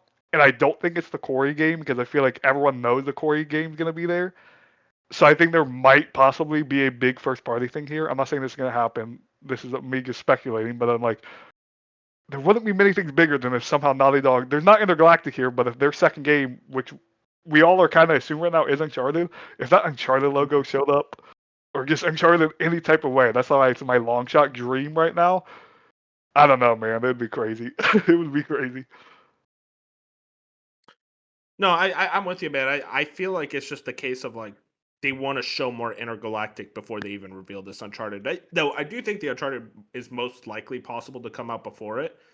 I just think it's like they want to show like, hey guys, we're still working on Intergalactic, but in the meantime, here's this Uncharted game. So like I would want like Intergalactic gameplay and then also the Uncharted reveal in like the same presentation. I just can't see a case of like they show the Uncharted game in its entirety before we even see Intergalactic again.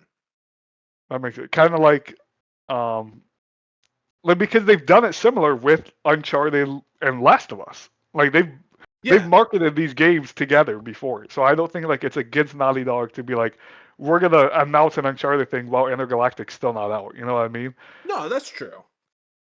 Yeah, no, it's definitely like a possibility. I would love that fusion. I don't know if it's like they're ready. I'm talking about a 5% chance here. Like I know I'm basically talking out my ass. I'm not saying this is gonna happen. I'm talking like a 5% chance. But I think it's like a good prediction.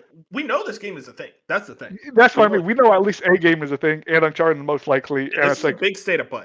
They've been working on it for years. Whatever the second game is, Sean has been working on it for years, and it's that thing of Naughty Dog doesn't have the best benefit in the doubt right now, and people are calling them a freaking one studio a one game a generation.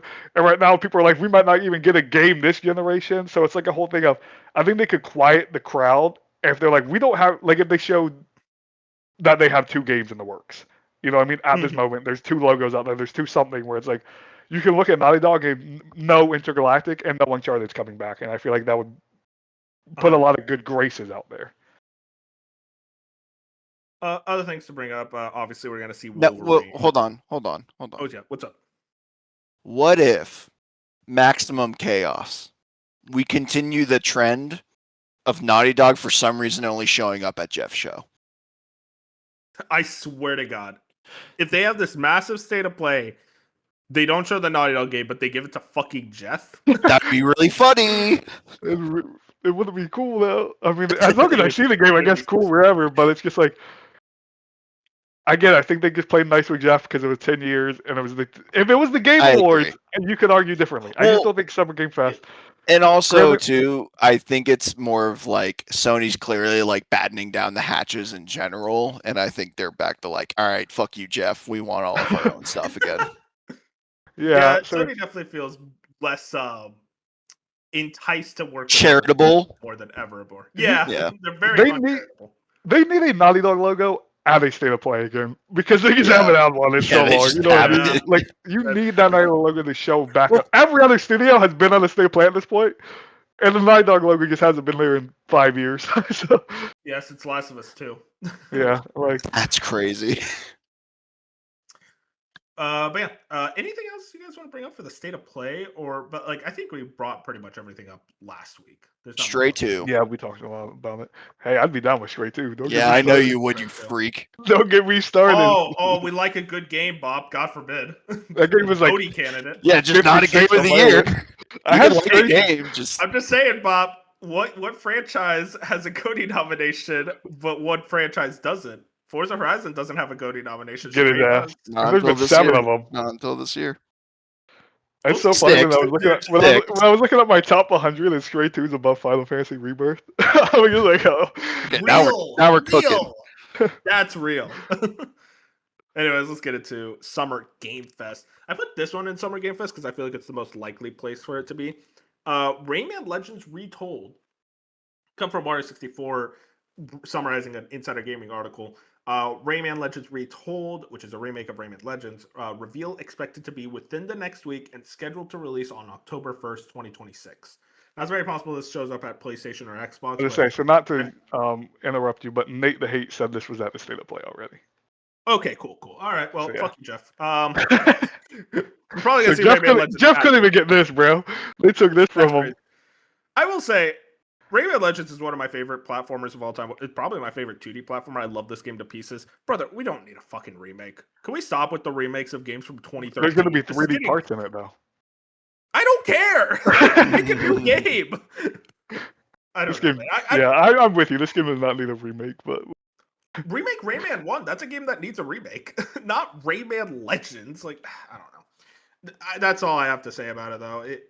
I'll play it because I love Rayman Legends, but like, I'm not gonna be happy about it. But Summer Game Fest, historically, been a pretty mediocre show. But guys, maybe this is the year.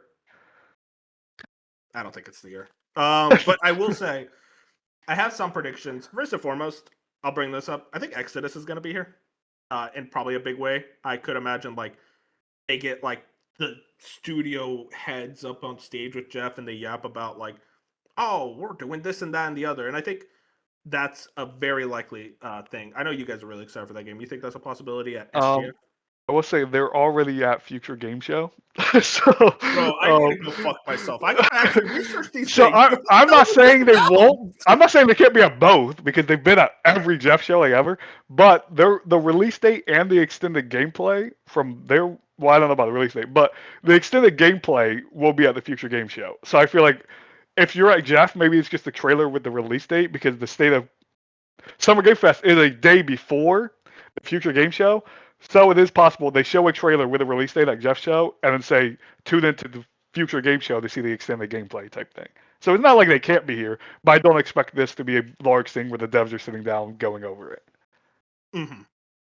But it is that Future Game Show, which is a weird one to pick, I feel like, but Future Game Show low-key been better than Summer Game Fest the last few years. So low-key, I mean, yeah, that's kind of true. I'm just worried now that all my predictions I'm gonna hit with Fusion. I will say they did it now, and it's like, god damn it. I've been everywhere on Twitter gaming. This is the week, bro. So you just gotta see. I don't know. I guess I missed that. I've been on the Pocopia and 007 streets, so less Twitter, which is a good thing. I don't know. I will say, I do think it's still possible for them to revere both, but like, yeah, you saying that makes me much less likely. Most likely, they stick to Future Game Fest, which is very funny. That they chose Future Game Fest over SGF, but who knows? Maybe SGF is so filled to the brim that like Jeff couldn't make time for them. Yeah, even though Exodus has literally been at every Game Awards in the last 3 years, so. Yeah. They'll probably be at one more. They'll be at the Game Awards. Yeah, they'll be at the Game Awards. Yeah. I do want to bring up also Phantom Blade Zero. That's possible at both the State of Play and at SGF. I imagine just a quick gameplay trailer. I'm already sold on it, so like I don't have much else to say there. But like, yeah, just a quick gameplay showcase to show like, yeah, it's still coming out September 1st. I think right now is the release date. Yeah. To me, again, it could go either way, but I feel like you get more eyes on it this Summer Game Fest. I assume Summer Game Fest is going to have more people watching than the PlayStation State of Play, but who knows? Jeff could get it easily, I think. Quick breaking news. Apparently, Rayman Origins Enhanced Edition appeared on the Xbox shop for $2,000. Oh! I mean, listen, Rayman Origins is a really good game. GTA's about to cost a lot, guys. Yeah, let's throw 80 out the window. Honestly, my thought process there is Rayman Legends came with all the levels from Rayman Origins, so it's probably just something that goes along with the Legends retold thing. Oh, that would make sense, like a little package. Yeah, probably. But yeah, and I'm already out of SGF predictions, by the way. I don't know. I've got a few. Yeah, I got a few as well. You can go, Bob. Yeah, hit me with them. So I'm steal gonna mine. I'm gonna steal some. I think yeah. there are some on here that I can't tell if they're gonna be at Sony or at Jeff's show. Because they're cool, I'm gonna default to them being at the State of Play. But I think there's way too much smoke about that Code Veronica remake. Oh yeah, I can see Yeah, that. I see that as State of Play, but like later in the year. I think they still want to have some hype around RE9. Speaking of RE9, I feel like we got to get a DLC announcement. That I think is likely. We're not going to see Half-Life 3. If Half-Life 3 that Summer Game Fest of all Dude, places, that'd be that would be insane. comical. I don't we like these are pop predictions where it's like we're not going to see this game. It's like yeah, fuck you. No, not you, Wolf, but like Jeff. No, I love you. It's okay. But I do think I'm pretty adamant that we're gonna get Final Fantasy VII Part 3 at Jeff's show. I am like 99% confident in that. I don't think with you. that because that could be like the one thing where it's like, yeah, this show sucked, but hey, Final Fantasy was there. Like I could absolutely see probably. that. See, I feel like that's what happened last year with RE9. Yeah, I feel like I'm by myself and like I just don't see it for some reason. And maybe I'm doubting the studio too much that they're gonna get it out, but like for some reason I'm just like I do not see it being announced already. I'm very confident now that I don't think it's gonna be at the State of Play or any State of Play for that. Yeah, I just don't think it's gonna be this summer. Agreed. I mean, Fusion, that game came out like 2.5 years ago. Yeah, so that's what. So I feel like it's the Game Awards. Yeah. At Fusion, I mean, you got to remember every time I open the news channel, there's some random ass fucking quote that Bench puts there from Naoki. Who's like, "Yeah, the game's gonna be pretty crazy. There's gonna be snowboarding. Yeah, there's gonna be this." It's like, oh my god, bro, just reveal it. You're talking. So I know. Didn't they say he played it like 40 times to completion already? Like or something. It's like at that point, it's done. Yeah, exactly. So it's like I guess yes, it could come. Like I'm not against. I would say I lean more towards yes. It's gonna actually come out next year. I just feel like this summer, for some reason, I'm going into this week not believing it's gonna be revealed this week. You know what I mean? Like I'm just like something about it where I could see like a September to December, like one of those showcases. I could see it, but it's not impossible. Or maybe I'm just. You're just a hater. Maybe I'm just hating, but I love Final Fantasy VII, so like, I don't know. There's just something there. It's like I would be super excited, but. No, I hear you, Fusion. It's definitely like there is a possibility it just skips it. Like maybe they wait till TGA, but I don't know. With how much Naoki's been yapping, I feel like he at least is like there will be a teaser trailer at the very least. There's something. Yeah. Oh my god! I just realized that trailer's gonna spoil me. Wait, why? Started Rebirth, huh? Oh, because no, I don't think it is. I don't think it would spoil anything you're doing in Rebirth. It was just crazy because it's like, dude, I started that game 5 months ago. That is honestly, I'm not even joking. That might be the longest game of all time. Remember when you put up a poll like 2 months ago, like when am I gonna beat Rebirth, and you hated on all of us because we said you won't do it in the next month, and that poll's like 3 months old now. Shout out to the haters. Yeah, shout out to the haters. They were correct. Yeah, man. I was thinking about this, Bob. I could have started either Rebirth or Metaphor. God, I wish I started Metaphor. Are you out on Rebirth? No, I like it a lot. I'm just I know for a fact, play through Rebirth, I'm just like, man, I would much rather play Metaphor. Where are you in it right now? I don't remember. It's been a while since I played. I think I was after the underground area after prison. Coral Prison? Yeah, I was past the prison. Okay. I'll be real, man. My enjoyment went down when Yuffie showed up. I'm like, I hate this character so much. But yeah, anyways. So Remake Part 3, I feel pretty good about that. Ace Combat, 9, right? 8. Wings of Thief. Yes, I think that could show up. I think Tomb Raider could show up. I could see Onimusha showing up. I could see the next. I could see the State of Play. Yeah, and that's why, like, I think that's another one where it's like, yeah, I could see that State of Play. Like, I can't really delineate State of Play in Summer Games Fest right now. Yeah, that's the funny thing is like there's so many things that could show up at State of Play or Summer Game Fest, but like I also don't think they would show up at Xbox. Like just Right, exactly. specifically And I PlayStation have or State of Play. specific like Xbox ones that I don't think would show up like Agreed. elsewhere. And then I have two fun ones. The next Silent Hill project. No, too early. We can still see have it. Townfall. Oh, maybe that's what I'm thinking is Townfall. Oh, okay. If you're thinking that, yeah, I could see that at probably PlayStation though. I'm not. Yeah, hey, horror games not my thing. I don't know. I just have. Yeah, You'll beat the Rat King. No, that's okay. And then Wolf. I mean, I feel like it's time. What? Oh, I mean, Crazy Taxi? No. Oh, because that would be an Xbox. That was a prediction. No, Crazy Taxi. They revealed it. I think the leak is not leak, but like they teased that it's SGF. I forgot to bring that up.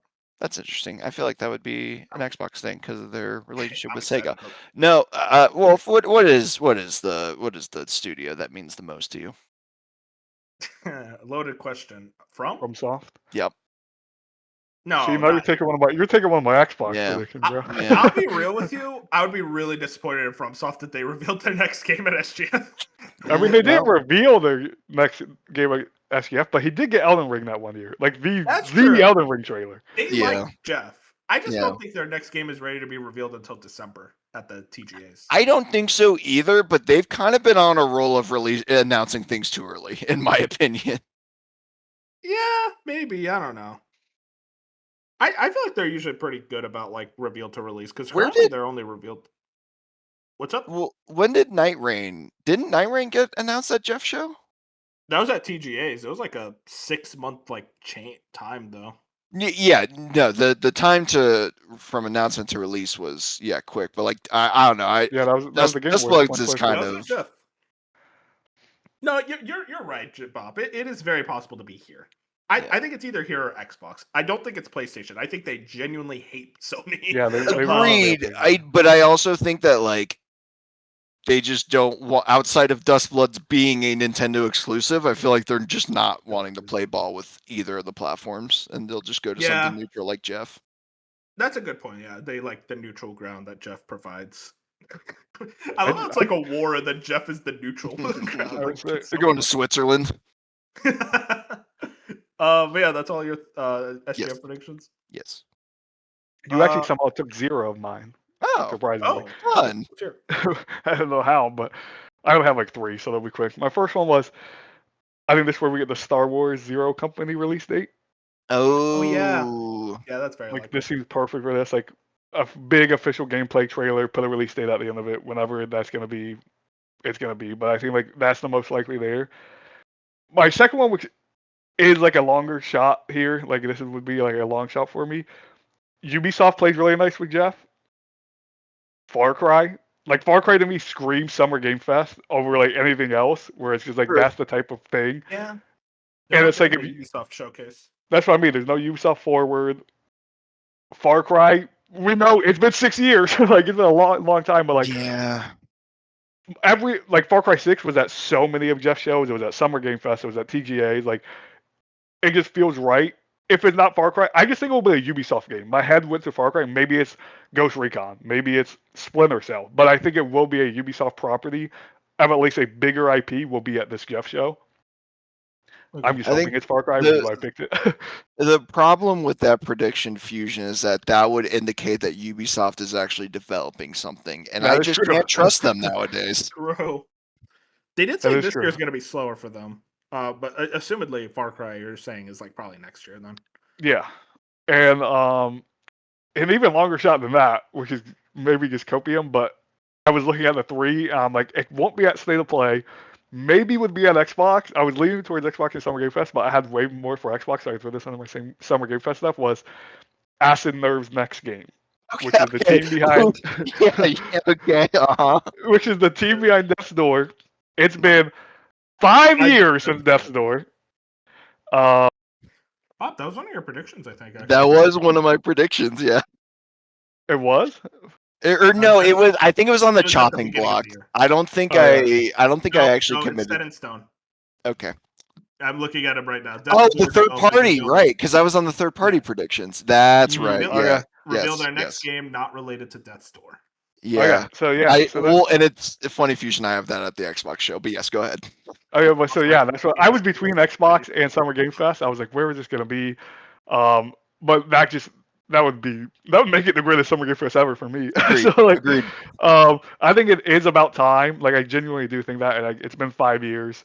Yep. I don't know what they're working on, but like, just I don't care what they're working on either. I feel like I'm there for anything they make. I would like. I don't think it's going to be more Death's Door related, but I would like that style or something similar to that. That's what I'm hoping Yeah. it is. But either way, just show me the Ashen Nerve logo, and I'm going to be super excited. Yep. So those were like Dude, my three. I'm reading through. I think those are all very likely. It's just funny. Look, I'm reading right now through our predictions, bro. I said the Steam Machine is $6.99. Oh no. I mean, at the time, it probably was. It probably was. Yep. Yeah. No, this is interesting to look back on it. But yeah, no. Do you guys think this will be a better SGF than last year at least? Yes. Hated last year's. Yeah. So Yeah, better. that's I didn't hate last year's, but like okay. the last 2 years in a remember- row. He had to follow up that Game Awards with Yes, yeah. like I think that's where it's just like he blew his load because he needed that for the 10th anniversary. So it's like, yeah, okay, Summer Games Fest is gonna suck this year. I imagine that this SGF will be as good as the 2021 one, which was pretty good. That's the one where they re-revealed Elden Ring. Like yeah, that's my thing. Is I would find it. I don't think it's possible to. I'm gonna say this and it's gonna happen, but I don't think it's possible to be lower than the last two Summer Game Fests. Agreed. So it's like, he'll find a way. and that's what I mean. He might find a way, but it's just like, man, we don't know.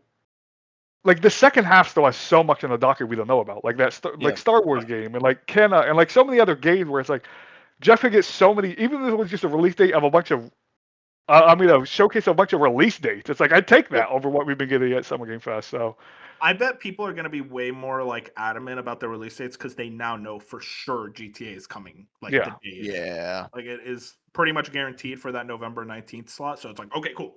Let's reveal shit now. We are completely safe from GTA. Am I crazy for thinking that like it is SGF normally not on a Friday? Yeah, no, it's always on a Friday. It's always on a Friday. Okay. And so it's different because the Game Awards is always on the Thursday, but Summer Game Fest is on Friday. Yeah. Oh, you know what? I may be thinking of Opening Night Live too. Yeah, and Opening Night Live is Thursday as well. Yes. Okay. All right. I can't believe you're thinking about Opening Night Live. Hey, we gotta be thinking about it. That might be where the Witcher's at. Anyways, Joe. Oh, excuse me. It's just like, to me, I just want like a big reveal at a Summer Game Fest. What is the biggest reveal at a Summer Game Fest? It's usually re-reveals. That's what I mean. So it's like, what is he? Oh yeah, Prince of Persia: The Lost Crown. That's true. Was Rebirth not? Oh no, it was at that weird Final Fantasy event. Yeah, I remember. You know, I just like that's not a reveal show. That's what I mean. It's just crazy because like Mafia: The Old Country was also there, I guess. But it's like when I think of Summer Game Fest, I never think of that big reveal where I can point to a state of play, I can point to an Xbox show, and I can point to the Game Awards and be like, remember these reveals? I can even point to Opening Night Live. They had the Wukong game. Like, was that Opening Night Live? Wasn't it Opening Night Live? The end of Opening Night Live, it was the Wukong, whatever the sequel is. Not a sequel, but whatever they're doing next. I'm almost certain, yeah. Last year. So it's like, I just don't know. I mean, technically, didn't The Last of Us remake was at Jeff's show? Yeah, technically, and it was leaked beforehand. Yeah. Part one was leaked beforehand. Yeah. The big thing also with SGF is like I feel like the indies there are pretty lame too.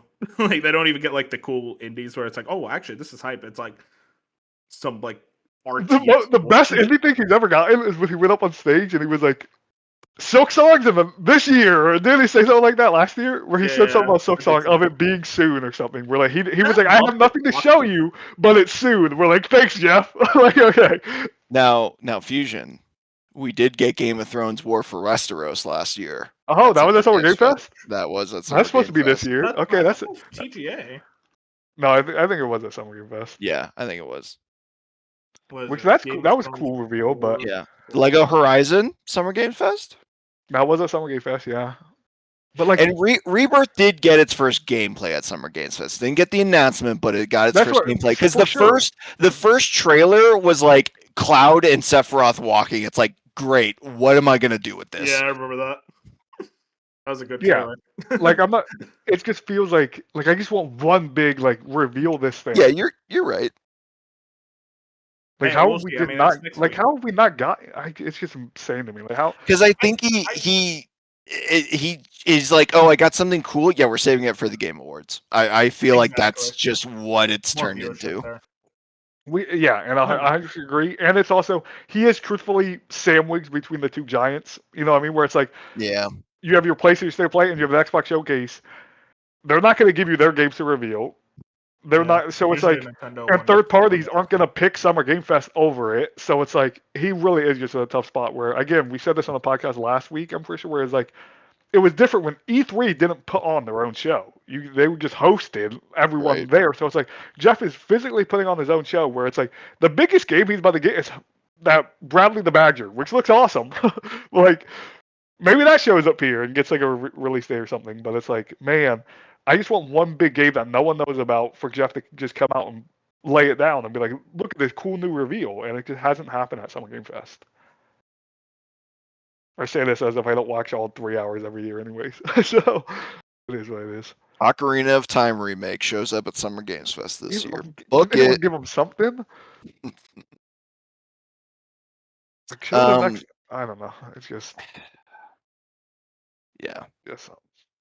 Did we Just lose Wolf? I He do might know have. that He one. might have had to step away. You know what, Wolf Fusion? I'm gonna take the wheel. All right. Okay. Let's move on to the Xbox showcase. All right. Hell no. What are you thinking shows up? Well, actually, I guess we should talk about the two news articles first. So we have both from Okami, and then I don't know why he put Jeff. I don't know why he's giving Jeff credit for this, but first from Okami Games, Xbox gives an update on what to expect at the showcase. A focus on games releasing in the next 12 months. No news on Project Helix. No broad strategy discussions, and continued transparency about which platforms a game is coming to. So I read that as they're not going to have a lot of like CGI only 2032 at the earliest trailer announcements. They're keeping it to kind of things that are going to be coming soon or relatively soon. But I still think they could have. I know we had talked about it earlier, but something like a Blade could show up because it's in the works and it's coming out within the next few years. So I think that's positive. But I also think they're not saying like, hey, everything at this show will be in the next 12 months because clearly that did not work out last time. No Project Helix news, so it sounds like we're not getting, because that was one of my predictions that we'd get a hardware talk. It seems like they are keeping it exclusively on games, which also means we're not going to get a weird roundtable with Matt Booty and Asha Sharma saying, okay, here are the next 4 games coming to PlayStation 5. It sounds like they're just, they're going to stick to what they're announcing and not really talk about the kind of the company as a whole, which makes sense given how they've like the new leadership. They still kind of have to figure things out, so it makes sense to not commit to something right now. And then I thought that it was interesting to talk about continued transparency about which platforms a game is coming to. I know they used to get flack, but they've been pretty transparent about like showing the PS5 logo during the shows in previous years. So it seems like that's going to continue. That's not changing, even though Asha hears the community on exclusivity. So all good things there. What's not good is, according to Wolf, which is according to Jeff Keighley, which is according directly from the Xbox podcast. For one, if I can just jump in real quick. Yeah, go ahead. With first the 12-month thing, I agree with, if this is like word for word what they did from like that 2023 show where it was genuinely like you won't see a game unless it's within the next 12 months, I'll be so mad. That takes like all the Oh, excitement for me 100%. out of a showcase because it's like, yes, it does suck when a game takes 6, 7 years, like we're about to talk about with Fable, but it's like I still want I still want something that's 2 to 3 years out. I want multiple things that are 2 to 3 years out of showcase because those are normally the most exciting reveals. Your Mhm. Elder Scrolls, whatever it is, your whatever those games are going to be, they need these here. So like again, I think they learned from their wrongs and they're not going to do exactly what they did in 2023 because that would be insane. Like if they truthfully run that back, I'm gonna lose my mind and be like, Matt Booty, what has happened? Like whose idea was this? Because this idea is not great. We hated it then. We hate it now. You know what I mean? Yeah. So that needs to not happen. And then with the platforms, I think that is smart to show, hey, let's put these, show the PS5 logo, show the Switch logo, whatever they're gonna do, because we know the Switch logo will show up because of Call of Duty. Um, show these things, but I do think you said like recently people have been okay with that. I do think they're going to get more backlash now because of the route they've kind of been going with new Mhm. management and the exclusive stuff and going to the voices of the people. So you're going to have a bunch of people who just spent the last 2 weeks typing in on the Xbox voice, whatever that thing's called. We want Player voice, exclusives. please. Yeah, the player voice. And now, in a week from now, in the biggest showcase of the year, they're going to see so many PlayStation logos. And they're going to be like, what the hell? We just told you this was our biggest player voice thing, and you're not listening. That's exactly what's going to happen here. You know what I mean? So it's Yeah. like that's a little frustrating from that point, but I think But I think that's a smart decision from a business side because it's like you can't Fable. We know is on PlayStation, so you can't just show up and not put Well, the logo anymore on Fable. You know what I mean? So well, it's like we don't know. They said it a week ago. It's dude, going to that'd be PlayStation. yeah, I know, but that okay. Well, first off, that's the PR intern for Fable. I don't think they're going to be the ones that are immediately in the know on that. But I mean, I'm more tongue in cheek. Yeah, I mean, this Fable's still coming to PS5. But hello, if the player's voice, if Asha wants to hear us, then that'd be a That's what I funny mean. So it turnaround. doesn't line up with like the again, who cares about the player? I mean, we do care about the player voice, but like, she doesn't care enough to be like, we're not going to show these other platforms in our thing. Was my Yeah, point there? It's like yeah. there will be frustrations on Twitter because it's a cesspool of people, but like that is a smart decision to just put the platforms out there. Now, But it's PlayStation and either Nintendo won't, but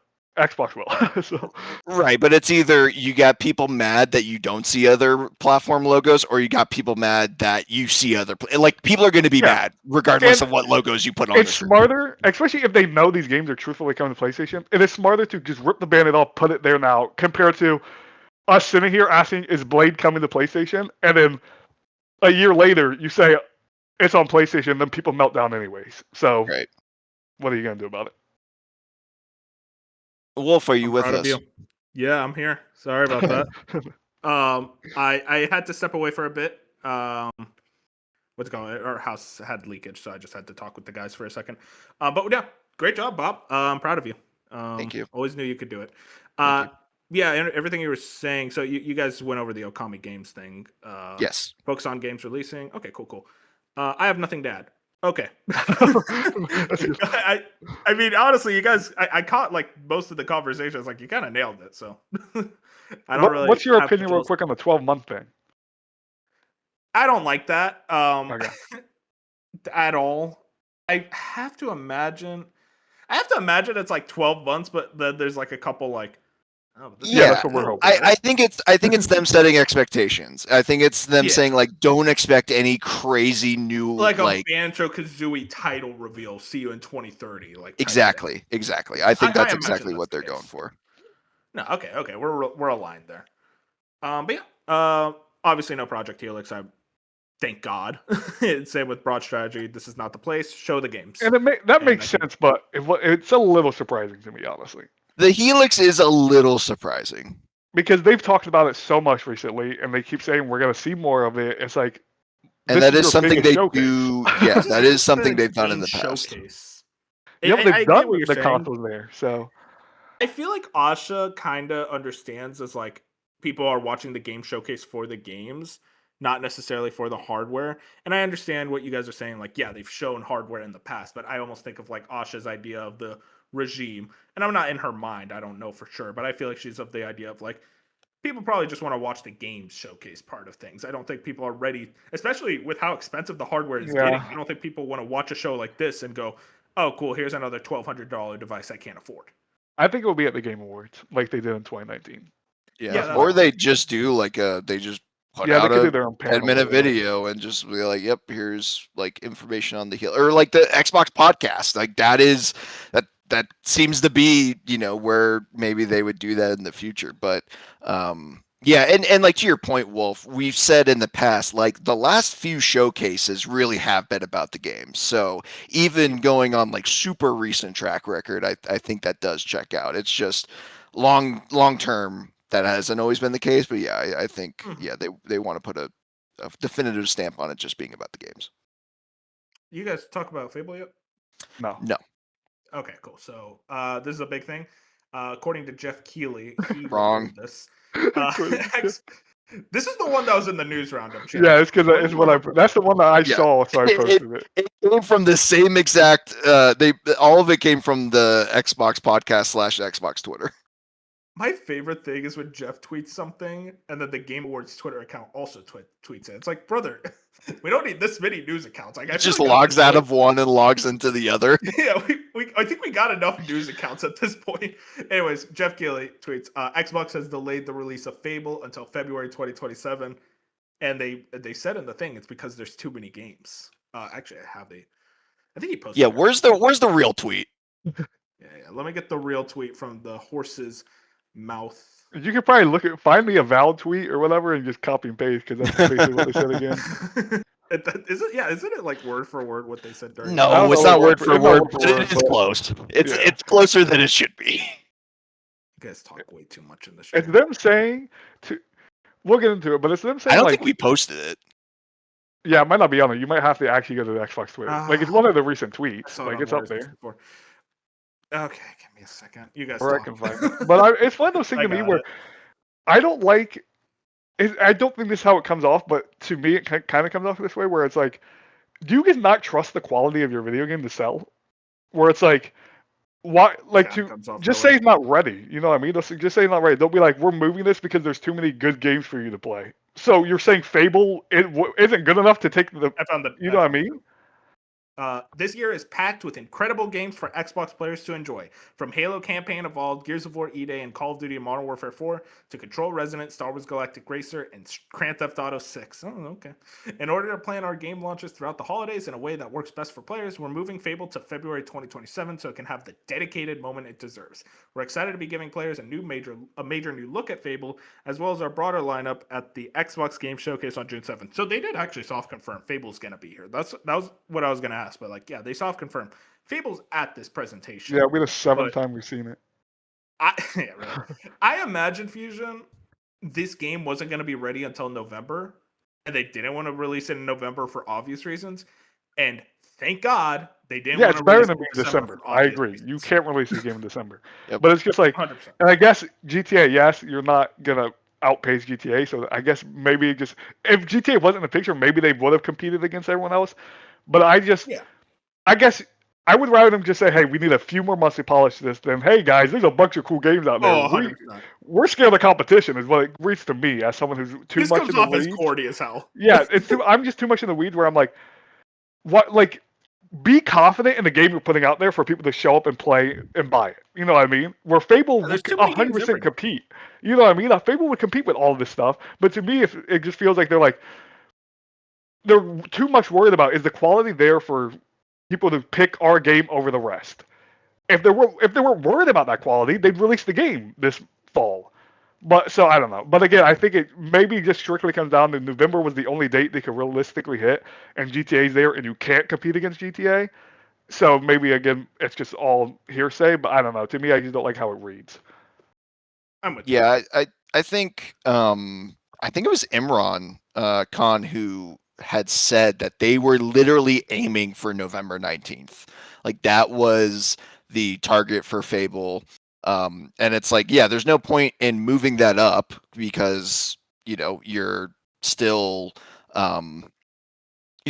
facing competition and now the game's not finished. So it's like, why shoot yourself in the foot? But I think this comes as like a bunch of like lessons learned at unfortunately the wrong time, because I brought it up earlier, but it's like they saw what happened to the Outer Worlds too last year, Yeah. where you bury it in October and no one plays it until like no one was really playing it at launch, and then people No one plays started it to ever. slowly but it started to slowly like get players more in like the beginning of the year, because that's when I played it. Like I finally got around to it in December and January, and like that's not that's not a good idea for like when Fable is like, obviously the Outer Worlds 2 is important, but Fable feels way more important to Xbox than that. And more people played Avowed in the spring, and that game wasn't even that great. So it's like I think between that and then also like think about how many people are going to buy Xboxes and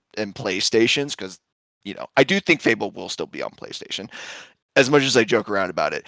But like that's like all the people that are buying those consoles for Grand Theft Auto now will be more interested in buying a new game, and Fable might be a game they would recognize, be like, oh, there's a new one, all right, let me go check that out. It's been 3 months since I played GTA. I could check that out. Like I do actually think that this works in their favor, weirdly enough. But hopefully going forward, Xbox stops doing this bullshit of stacking all the games on top of each other like the rest of the calendar doesn't exist. Now obviously there's dates like December and January where maybe you don't want to be put in, but like they need to utilize the spring and summer way more than they do right now. That's my thing. I Is think like you could still use January. Yeah, you could. You could. That's no man's land. Yeah. But that's my thing of, we called this the year of 25 for Xbox. Like, but it hasn't been. It's been like the year of 3 months of Xbox. You know what I mean? Yeah. Because it's like we went. They bragged for all of last year going into this year about Gears, Halo, Fable, and Forza. For one, now Fable's not even hitting it, so cool for that. But two, it's like, okay, then you went nearly 6 months before you put out one of them, which was Forza, and it's done great. But now you're looking at them to release the rest of your games over a 3 month period. It's like, why? To Bob's point, use the summer and spring. We might get Halo at the end of July, but even then, you're going into Halo Still into going that into month. the fall. Yeah, you know what I mean? Going in the fall, then you have Gears and then Call of Duty and all this other stuff. It's like, why? This has been multiple years in a row where they stack the end of the year. It's like, I understand games are ready when they're ready, but it's like, man, you got to stop avoiding the first 8 months of the year and just put everything out at the end of the year. It just doesn't make any sense. And honestly, like you look at recent trends on the spring games, if games get a good word of mouth in the spring, for whatever reason, more people are likely to play it. We saw it with Crimson Desert. We saw it with Expedition 33 last year. I feel like we're currently seeing it with James Bond. Like for whatever reason, if you put out a good game in the spring, I feel like people swarm to it way more than like if it happens in the fall, it's like, yeah, but GTA's coming out next week, or like I just bought Ghost of Yote. Like it I don't understand why they don't play around with that more. I'm gonna say something. Spring and early part of the year is for single player games. Fall into the late part of the year is multiplayer games. Yeah. I mean, not 100%, but yes, I kind of get what you're saying there. Yeah, that's for the big AAA budget. Like everyone's gonna be playing this game either way, no matter when it was gonna release. Yeah. So like they can compete with each other. Versus, I think spring is for your things that may not have done as well if it released later in the year, like a 007. You know, like I think that game would have done substantially worse if it came out in like November. Well, obviously November, in October, than if it did come out like in this early part of the year. Mm-hmm. Yeah, it's really weird, and they're saying June can be a weird month. Like we've had like this month, there's literally nothing in June except I think Star Fox, like June 25th or whatever. Yeah, it's Star Like Fox and Elliot. Yeah, like I was watching the Kind of Funny this month of review, and I'm like, this was the shortest episode yet, and there was actually 0 games. Like it was insane. Summer is for Nintendo. That's what I mean. Where it's like sometimes I think June gets avoided because of the E3 stuff, the Summer Game Fest stuff, where it's just like there's so many showcases happening. I feel like games don't release around that time, but it's annoying where it feels like game developers don't release games in December. Then you take out June because of all this other stuff happening.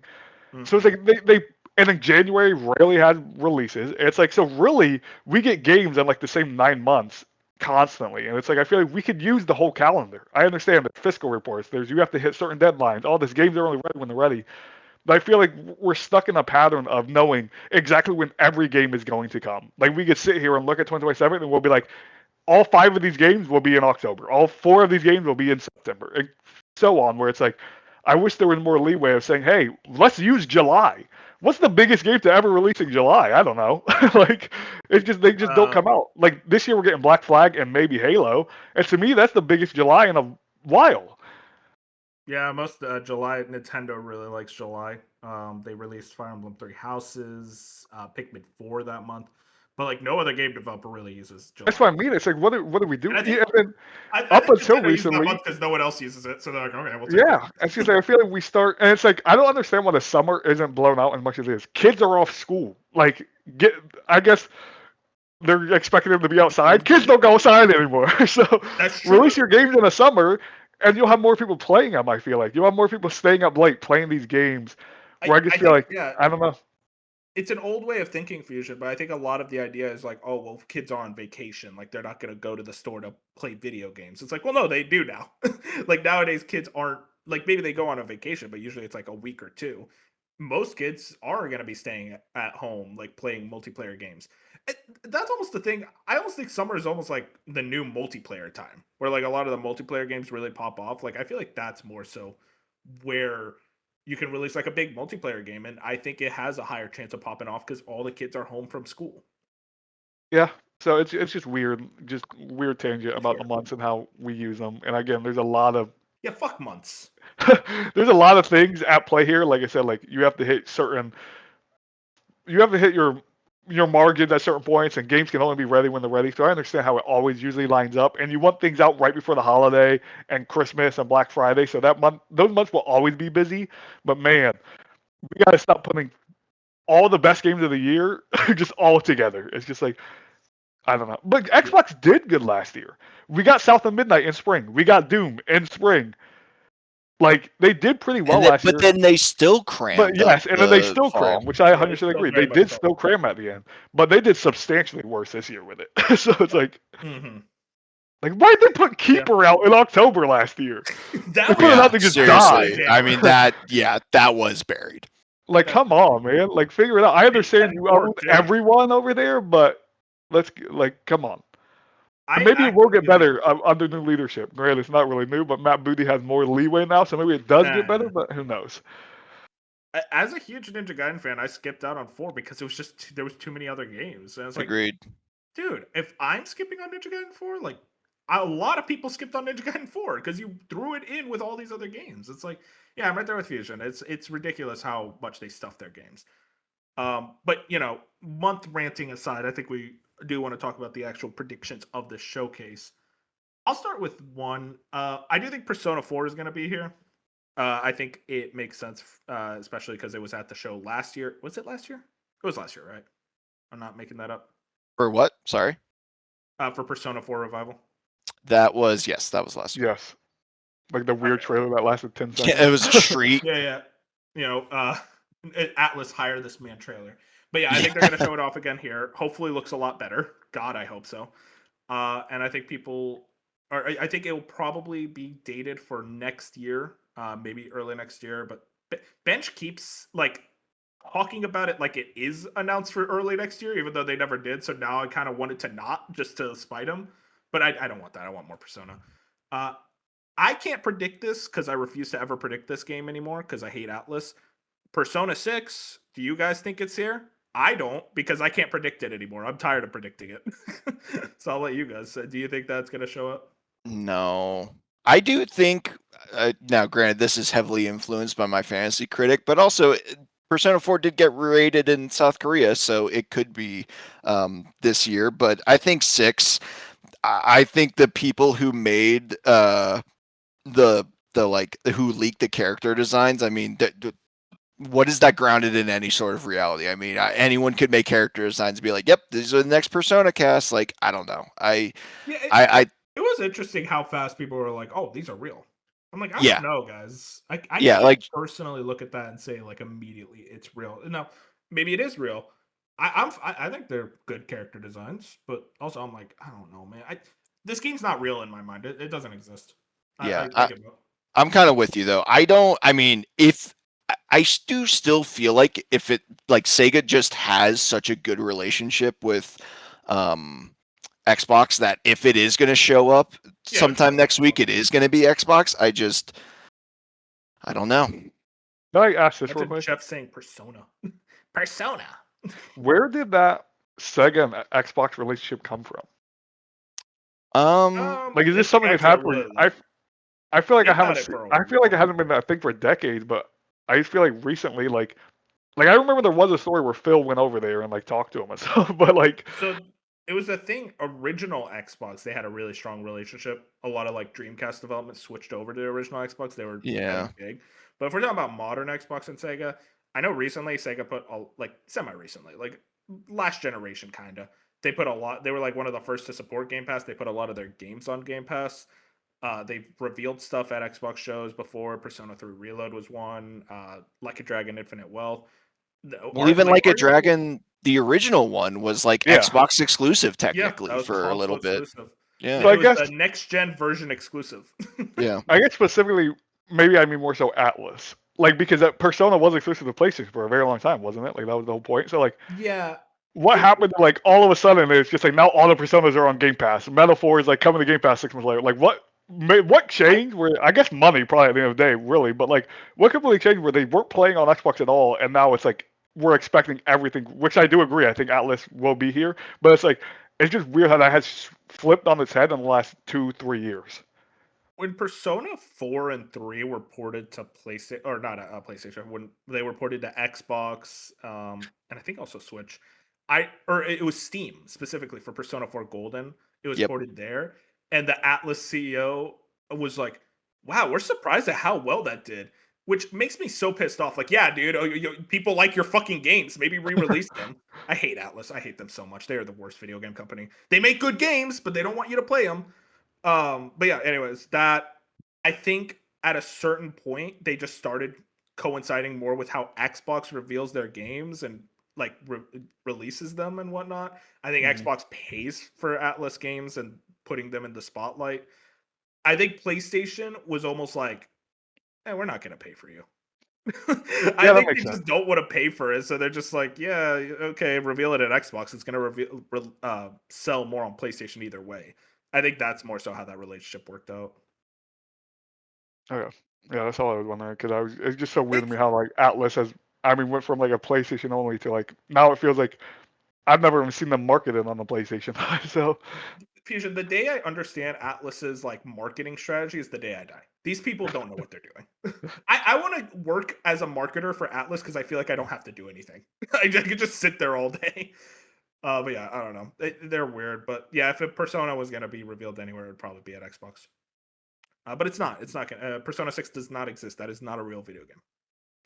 Bob, you have any game you think is gonna show up here? You want to shout out? Yeah. So I guess I didn't really think about first party. Necessarily for some reason I was only thinking third party. All 60 other studios you forgot. Yeah, seriously. It's tough. But I mean, just thinking real quick about first party, like I don't know. It seems like State of Decay 3 probably won't still be there because they just talked about how it was just a JPEG when they first announced it. But man, I'm trying to think. I mean, we talked about Blade earlier. That could be. That's gonna be there. That could definitely be better one. be there, and I'm so excited. Trying to think like what I mean. Clockwork and Fable will definitely be there. We're getting the deep dive with Gears. Piss me off. Do you think Clockwork Revolution gets a like release date here?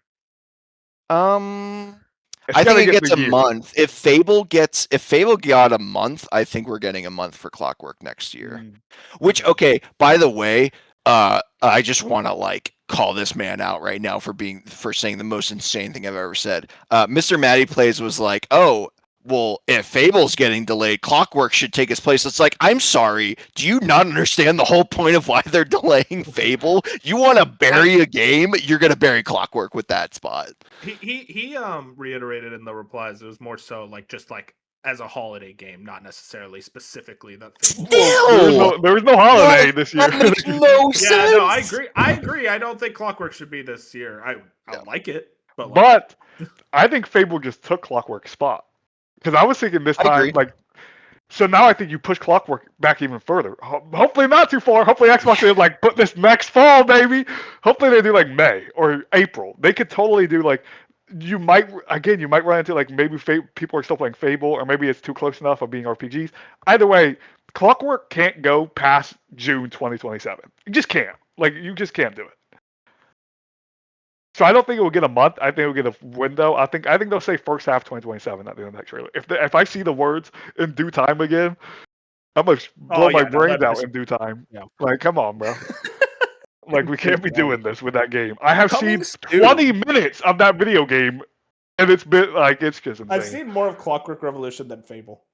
We really have. Yeah, we really have. Yeah, that's very likely. I I'll ask can't. this. Halo? Well, yeah. Oh, we could get the a tease of the next Halo project. That was gonna be my prediction. Is the show ends on Halo 7? Yeah. Oof. Not called Halo 7. I don't know what it would be Yeah, called. whatever the next one. Yeah, no, that's fair. It's going to. I think they're going to. The only pushback I have now is I don't think the next Halo is on this console. So if Project Helix was going to be here, I thought they were going to do the thing they always do and be like, and here's like you could play, you could play Halo on Project Helix, and they show a trailer for Halo because that's what they always do for Halo. So it's like that's my only pushback now. I'm not maybe believe Halo's not here. Maybe Halo's a Game Awards thing with that console, kind of like they did Hellblade a few years ago. So it's like that is something that's likely. But man, again, I also just want more Halo. I'd be happy if they ended on Halo. I think a lot of people wouldn't, but like, give me another Halo tease at the end because they've done it so many times. I think people would be like, you do this every 5 years, but like, I'm down every 5 years for the Halo at the end of the showcase. Yeah, we will see. I feel like it's very possible to get just a teaser. I mean, they did kind of already do like just a teaser of showing it in Unreal Engine 5, but that was more so just like, hey guys, look, we're on Unreal. Damn, I forgot about that. Yeah, no, I hated that because I was like, well, here's Blood Gulch for the 50th time. Forgot all about that. Hey guys, remember this map? It's like, yeah. God, yeah, I sure do. It's burned in my brain. It's like Bob, every generation of Pokemon. It's like, here's a new Charizard. It's like, I didn't forget about Charizard, guys. Like, I get it. But yeah, I don't know what other games they. I have two. I have two studios I would like some input on. My first one was like I put it as a long shot, guys. I'm not like totally convinced, but I said we're gonna first look at the next Rare game. It will be multiplayer and will be surprisingly interesting. Like the panel, like us here at Slice of Gaming will like show interest towards this game. Now, I promise you, I won't. Now, like Rare has to make another video game at some point, right? It's been 8 years since Sea of Thieves. Was just canceled. Yeah, but you're telling me they've been working on nothing else but Everwild 17 times? I gotta be honest. I really don't think there's anything. Yeah, and also too, I don't know if you guys have been keeping up with Sea of Thieves lately, but like they're in a bad spot right now. So I don't think they're transitioning. That game just needs to die, and then we come with something else out. And I don't think Rare's ever going to make a single player game again. Or maybe I don't think so either. In multiplayer, so it's like that's why it's going to be multiplayer. Thank you, Rare. Great games under that Rareware. And then we kind of go ahead. We kind of alluded to it earlier, but then my next thing was Ninja Theory reveals its next game. We'll probably see it for the next 5 years, just like Hellblade. But I said it won't be in the Hellblade franchise. God, I hope which not. kind of goes against what the last thing Jez Corden said, that Ninja Theory was going to work on a non-Hellblade thing, and then they were actually decided they can't do that, and they're going to make a Hellblade 3, which is annoying as hell, because I don't want another Hellblade, bro. What? How does Hellblade help you? No one cares about that franchise. 4 people buy that game. I'm one of them. But my prediction was they'll show up here. Like, we'll see the Ninja Theory logo, but it's not going to be a Hellblade. I don't know what it would be, but I think it's that. It's been 3 years now since Hellblade 2, and even when they announced Hellblade 2, it was 2 years post Hellblade 1. Like, it was a pretty quick turnaround when they showed Hellblade 2. And granted, then we did see it for the next 5 years. Not seeing a lot, but we kept seeing it. But it's like, I think Ninja Theory, they make small enough games, damn near only 5 hours. It's time to show something. No, I agree with you. It's just, I don't. The fact that it said focus on games releasing in the next 12 months. And like, as we were talking about, like, I just don't think we're at a point where they're ready to do logos here, at least in my opinion. But who knows? I mean, like you said, it's very possible. What other So video games? I got We I got a should probably- couple. we- Well, I got a before couple. that, Yeah, go ahead. we should probably talk about the Gears of War E-Day Direct a little bit. Yeah, that's I fair. just don't think any of us care that much. Fusion, are you a Gears guy? I want to be so bad. I haven't played I've played Gears multiplayer a lot in my life. I've never sat down and played all the campaigns. And I remember tried not to missing play. much. What was that remaster thing called last year? I think that's what soured me Reloaded. is Reloaded. For years that was supposed to be like the whole collection. Like we were gonna get a Master Chief collection for Gears. I've been waiting so long for that. That Reloaded thing, I actually did try when it dropped for like 2 hours. I was pretty bored. I like came around to it and I was like, man, this is not fun. So I stopped playing it and maybe I'll go back to it at one point. But like I've only heard like those original Gears campaigns are so good. Because it And, was like, all those I'm sorry, man. What am I missing about this franchise? It's like I don't the know, most, but like, that's now how I feel. Is like I keep trying it, and I'm excited for E-Day. I'll probably try E-Day because Yeah. it's a prequel and I can just jump into it now. But it's like, man, every time I've tried to play the Gears campaign, there's just something missing that everyone else in the world keeps telling me these are the greatest shooters ever, and I'm like, what? it's Like, just- what am I it's like- missing? I'm like, okay, is it the story? People talk about, oh, the story. No, it's fucking generic bullshit. Is it the combat? It's a fine enough third-person shooter. It's nothing special. It is the least special video game franchise of all time, and I'll never understand why people love it as much as they do. I mean, I the respect chainsaw's it. pretty cool. The chainsaw is cool. I will give them that, and I do like the Hammer of Justice or Hammer of Dawn. When you like do like an AC 130 thing, that's cool. But like, I just think it's weird how this is always as like, this is one of gaming's greats. It's like, get out of here, bro. Get down from that stage. I don't know, man. I don't personally get it. Now, they could convince me with this one. It's like, wait, maybe now I'm into it. But like, I don't want to be disrespectful because I understand this franchise means a lot to people. There's a lot of people that are disillusioned with 4 and 5. So coming back to Marcus and Dom and like that OG, like being a prequel when the whole shit started happening, I think that's really cool, and I want to see how that plays out. But just like, I don't know, I'm not on the offset excited to see more. We will see though. Maybe I'm surprised. It's like, wait, this is peak. The Coalition, they make like the best looking games over at Xbox. Oh yeah, I know Playground they're 4, but pros like at Unreal Engine 5. their tech is insane. So like that does excite me. Of like, what is this game gonna look like? I'm like super excited about that. Yeah, no, I think the tech will be very high quality. I will give them that. Bob, you had some more? Yeah. OD. I don't think so, Yeah. but like maybe. I mean, it was at the Kojima presentation last year, so like it would make sense for its next appearance to be at an Xbox show, and I think it's closer than we think. Hope so. No, you're not gonna play it, Bob. It's a horror game. I know. Yeah, I know, but like for the brand, gotta be excited for the brand. Me, you know, Yeah, for you. because you care about me. I do. And because I care about you, Wolf. Oh yeah. Toys for Bob. Yeah, I was gonna bring Like this up. that's gotta be here, right? I think this is gonna be here. Oh man, I really, really hope so. I think it's extremely possible. I hope you're right, and I pray it's not Spyro. Okay. No, What a I don't want to jackass, get. I dude. don't want He to didn't get. say, "Oh, I hope it's something else." He said, "I pray." He's going into his he's going to church praying. Dude, Like, I would take another crash. I'm only saying this because I just beat Spyro 1 the other day and I didn't tell you because I did not like it. So I was just Yeah, like, you're disrespectful, man. I don't want to hear you talk about. but are you telling me right now you want like if you could sit Toys for Bob down, give him anything? You really gonna give him Spyro? Yes, That would be your do choice? Spyro. I love Spyro. Also, Spyro 2 is better, but yeah. I heard they are, but man, I mean, if it's Spyro, I'm definitely gonna try. Like I I love all the Crash games from them now. Like I like the trilogy. I like Crash 4 is fantastic. So like I would be excited for whatever they make. I just would be pretty whelmed if they made a Spyro, unless it's like drastically different from what Spyro currently is, and then I feel like people Better like you fucking aren't gonna not want be. that Spyro. Yeah, you know what I mean? So it's like, I don't know, those damn dragons.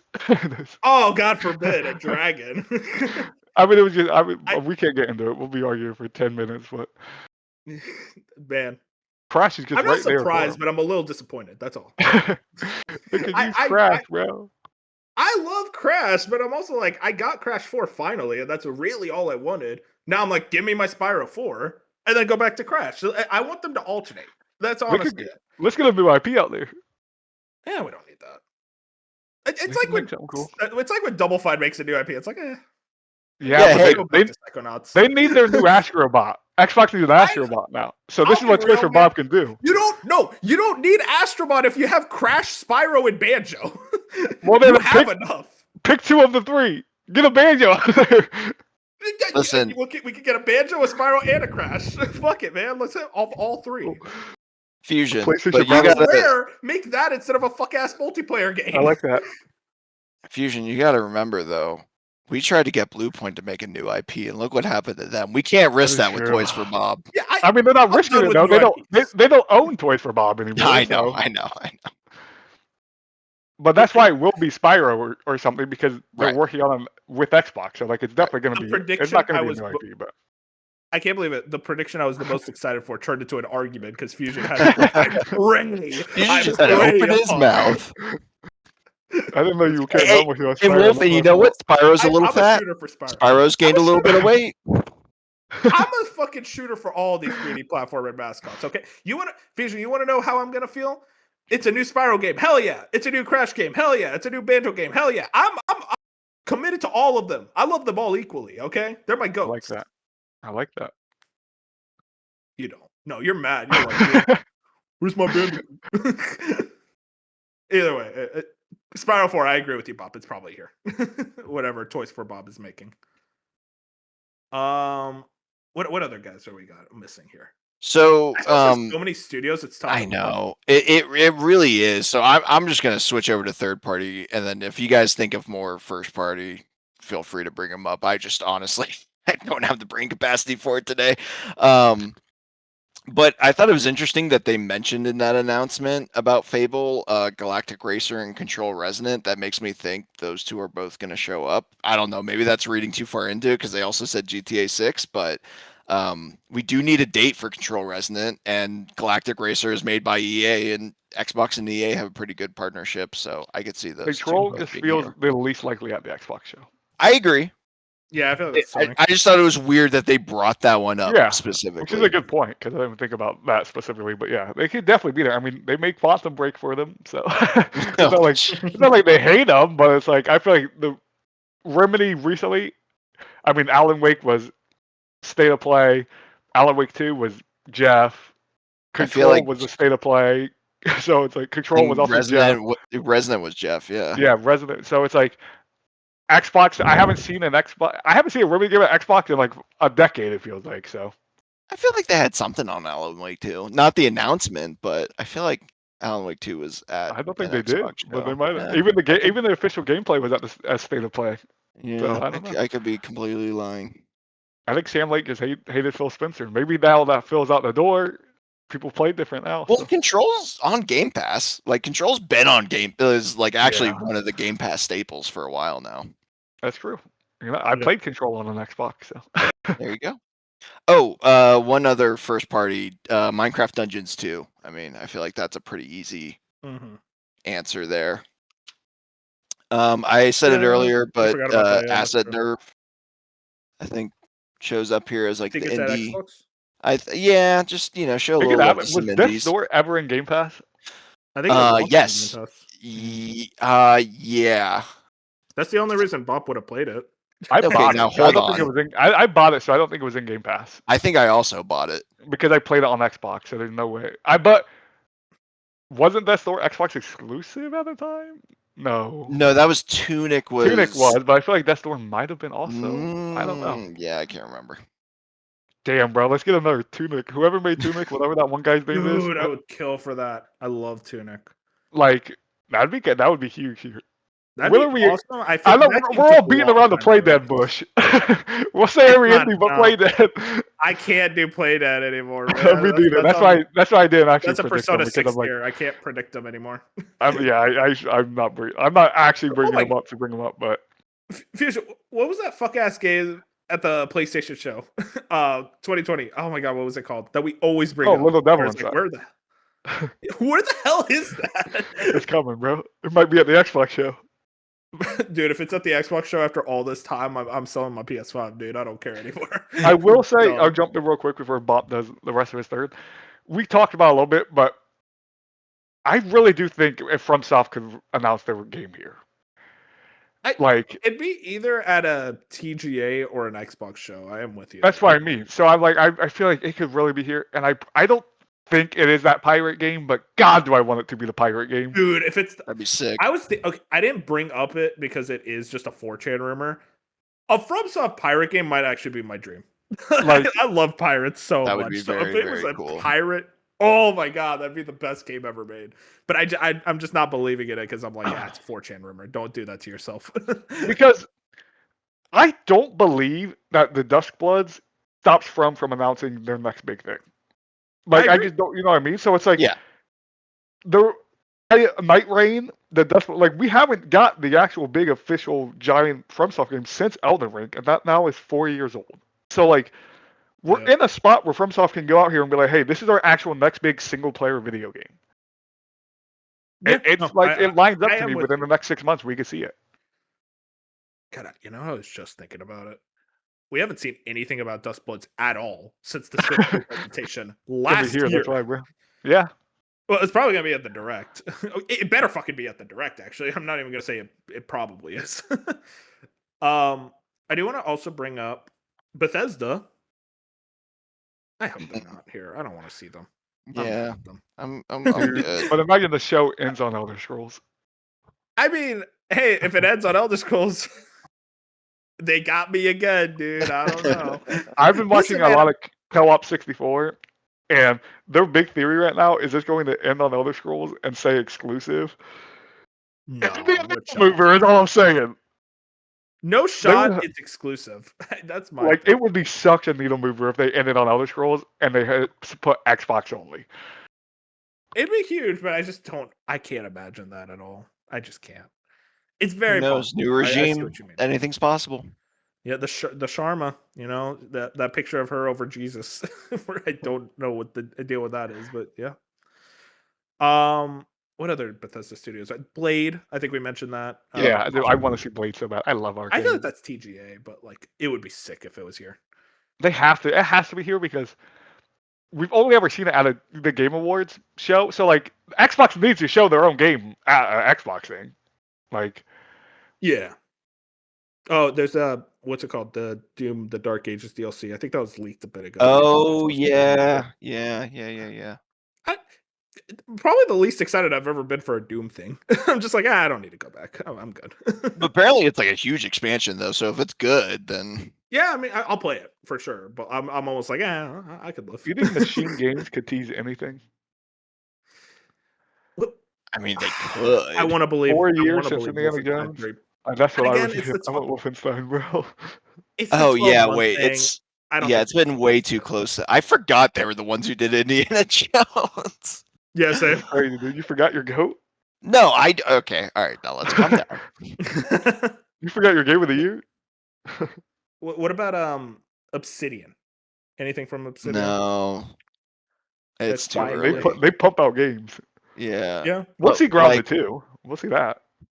But true. I think it's too early for. I mean, it sounds like they want to continue doing Avowed. Did you guys ever read that article headline and just want to go over to Obsidian and shut that studio down yourself? For what? It's like you want to do Avowed too? Oh yeah, I trust me. I don't understand. Like genuinely, man, I hate game developers. I want to dissect the brains of everyone who liked Avowed more than the Outer Worlds 2. I'm like, why? Like, please Please help me That explain has why. to purely be people who like fantasy so much It has more to than be. sci-fi. It has to be because And like, I mean, I'm one of those people. I haven't even played Outer Worlds 2. I could tell you it's a better game. yeah, it Oh, really is. I would never be that person. Now, Fusion, you haven't played the Outer Worlds 2, so I've that's played kind of 5 hours of Outer Worlds 2, and I liked what I played of Avowed more. But I'll leave it at that. I haven't played all of Outer Worlds 2. I thought everything I heard about Outer Worlds 2 before I went into it, I was so excited about, and I'm like, man, this is just Obsidian, I guess. Like, it just did. And I like space more than fantasy, so. But I put Maybe you're 40 not hours a Well, what's into the story next guy Avowed. topic? anymore, man. I'm thinking about it. I think you're just not a story guy anymore, Fusion. The story wasn't good in Outer Worlds when I was playing. Yeah, what you played, you didn't get to the good part. Well, I'm just saying. I mean, listen, if any RPG says the good part is after 5 hours, they can go fuck Which, themselves. yeah, listen, I get it. Yeah, that's the problem is that they put you on the hook with one story and then they flip it on you with a different story, and it takes way too long for that flip to happen. I will give you that. I do want to play Outer Worlds too, Bob. I think I'll be into it. I good. like those type of RPGs. Look, I'm looking through their studio list here. We already talked about In Exile. We talked about Mojang, Ninja Theory, Obsidian, Playground, Forza Horizon DLC, Bob. No, too early. Too early. Okay. We already know Turn it's Hot 10. They're Wheels. basically just. No, they don't. They skip a generation. Actually, they skip 2 generations for. No, they did skip one. Yeah, no, I think we went over all their major studios. We haven't talked about Blizzard. Oh yeah, I mean I don't. Blizzard has Overwatch They're something, not- bro, maybe. Yeah, that's the problem. Is that I mean, outside of that, people. There's always a rumor about StarCraft, and outside of that, I feel like it's just That's more of what we BlizzCon, know. I'll not like. I'll just always be mad that we never got that Blizzard survival game. I'll just Yeah. always hate We can Blizzard. keep that one. I do agree. It kind of sucks that like a new Blizzard IP is like that's just not. That's what I mean. Like I can't ever go into these showcases and be like, dude, a new Blizzard IP because it's never gonna happen. They're stuck forever. They're not doing it. Yeah, I don't know. Bob, what if they showed off the new character for Overwatch? I mean, I could see that. Last character, I hate her. Sierra's a piece of shit, man. That character is an asshole. Damn, I'm washed. I have not played since she came out. She's fun to play, and then like anyone else who plays her are the spawn of Satan. I haven't really been playing that much either. This season has been kind of a wash for me. I'll be real. That's fair. What? Man, I don't know. I think that's everything. I don't know. I don't know what else Blizzard would show up. It would probably just Diablo be like will be there. affected. It would be Oh, advertisement spots though. Yeah, they it's not gonna just be put out their reveals. major DLC. Oh, well, I'm not. It's I'm telling you, they'll just be there in a sizzle reel or Oh, something. I'm sure. not saying, Yeah, like, yeah. And that's my thing, Fusion. I don't think they're gonna show up in like a big way. Like, Yeah, no, here's I a new don't trailer think for either. like a big game. It's just like effectively ad spots. Like, hey, look, reminder, World of Warcraft, this expansion's coming out, which is kind of how they've always been at these showcases. And they actually like deep dive at BlizzCon, which I think makes sense for them. And to that point, I think Call of Duty is probably not going to be here in a big way outside of like a sizzle reel or quick trailer. Well, they're revealing DMZ here. Like the third mode will be revealed. Where are Who you knows? giving me all like? Where are you I getting put- this? I Are put you it on, in the like news. secret Twitter? I put Or it in the news, man. You did? Oh, okay. Yeah, so they'll reveal that here. They already said that. So that would be like a bigger thing. We obviously, unless they just reshow the trailer, which sometimes happens, doubt that's gonna happen though. Man, I would just love one of those Call of Duty studios to be working on a new IP. Something cool. You have so many of them. It would be so cool. Infinity Ward, I think, it spun off a studio in like Europe. They did, yeah. And Yes, I was also going to that's bring not up. ready, though. I think it's too early, but we got that reports. I forget when it was, but about the Activision having having a studio that's working on a PVE like MMO type. Yeah. Yeah. I just found that weird that story came up in the last week before the showcase. It could be nothing, but it's like I don't know. It's probably just way too early. I don't know. And then I was going to ask this. It might be too early because 007 just came out, but IO has the MMO that at one point had Xbox exclusivity. I feel like the fact that it doesn't have Xbox exclusivity, they're not publishing it. Are they still publishing it, or am I crazy? I have no idea. I haven't looked too much into it. All I know is at one If point. it's a case where they're not publishing it anymore, I feel like there's, I don't want to say bad blood, but they're like, I'd rather not work with you right now or like show your stuff at your show. So that's probably more Keeley or Sony. Well, it's the It- same with like that Def Jams game was originally exclusive, and then it just showed up somewhere else completely. That So was at Keeley. so it could be a similar situation where it shows up elsewhere. But I mean, there's also a chance they're like, with Phil being like, "Hey, we can't make this exclusive anymore, but we'll still publish it," and they'll say, "Okay." Yeah, they squashed the beef. Who knows? Maybe the next Jedi game. That feels a bit later. That's like That also doesn't man. like. I don't feel like EA's actually announced anything at an Xbox show in a while. They showed they had the Jedi Survivor trailer, I think, at an Xbox show, but like they talked about it more at EA Play. Oh no, Yeah. Star Wars Outlaw. I'm thinking of Star Wars Outlaws. Yeah, Ubisoft has to give them something. I feel like. Do they? Are they Ubisoft have developing something. games? I don't think they have something. That's the problem. I will be shocked. Maybe I'm crazy, but I feel like I'm going to be shocked if we don't come out of this week not seeing the next Ghost Recon. I mean, That's Tom true. Henderson said like that game is supposed to be close. Like I don't think it will hit this fall, but he even said like it was supposed to be ready by this fall. I just don't think it's going to hit because of everything else. But like, I really like I feel like Breakpoint was 2018 maybe. Like it's been a long ass time. If it doesn't hit this fall, though, Fusion, I feel like that means it's not going to be revealed this week. I think it'll be revealed like at like September, like maybe at one of the shows there. Yeah, It's very possible. That is a good prediction. I don't know. I got three other ones. The entire video game industry right now. I got three other ones. Beast of Reincarnation, I think, shows back up here. Yeah, quick trailer. Really excited. I think Metro 2039 we see more of here. Yeah, makes sense. Witchbrook, I think, shows up here. What's that? That is the indie game about witches and like going to witch school. Oh, that's Nintendo. I don't know. Xbox does, they've been doing better about showing indie games lately. It was re-revealed at a Nintendo presentation. Yeah, but I don't like that. Oh, okay, I understand. Yeah. Well, I don't like that. What am I supposed to do with that? No, nothing. That's all I got. Cool. Well, that's everything I got. Fusion, everything you got? No, I don't. I think we went through every studio. Like I really don't know. We're definitely missing some things. Like, but I don't know. I think this will be a better show than last year. I'll say that. Last year. Yeah. I forget if I liked last year's. Last year's was good, but like last year pissed everyone off because it ended on COD and I remember, Switch. That's the thing. All I remember from last year was all of like the non-E3 week last year. I remember just being so disappointed. I think it was like everything. Not E3. Felt like it was just not as fun as it should have been. Well, and this was also post like the floodgates opening on some of the Xbox games, so I just don't think like the hype was very high as well. People were pretty in a bad place at that time too. Yeah. Xbox and I think it was just a thing where like we got upset because Blade wasn't there, State of Decay wasn't there. Like games we thought was gonna be there skipped. Was Fable at the Xbox showcase last year? Yes, I don't think. Right? Yeah, that's. I think it might. Either it was. If it was there, but it wasn't gameplay again, or if it was, or it wasn't there at all. Either way, it was something where it's like we were just upset at the fact that we were still not seeing Fable how we should have seen Fable. Yeah, no, I think it might have just been like another vague teaser. It was the ROG Xbox LAX. We had a 30-minute trailer about Clockwork Revolution. Oh my god, High on Life too.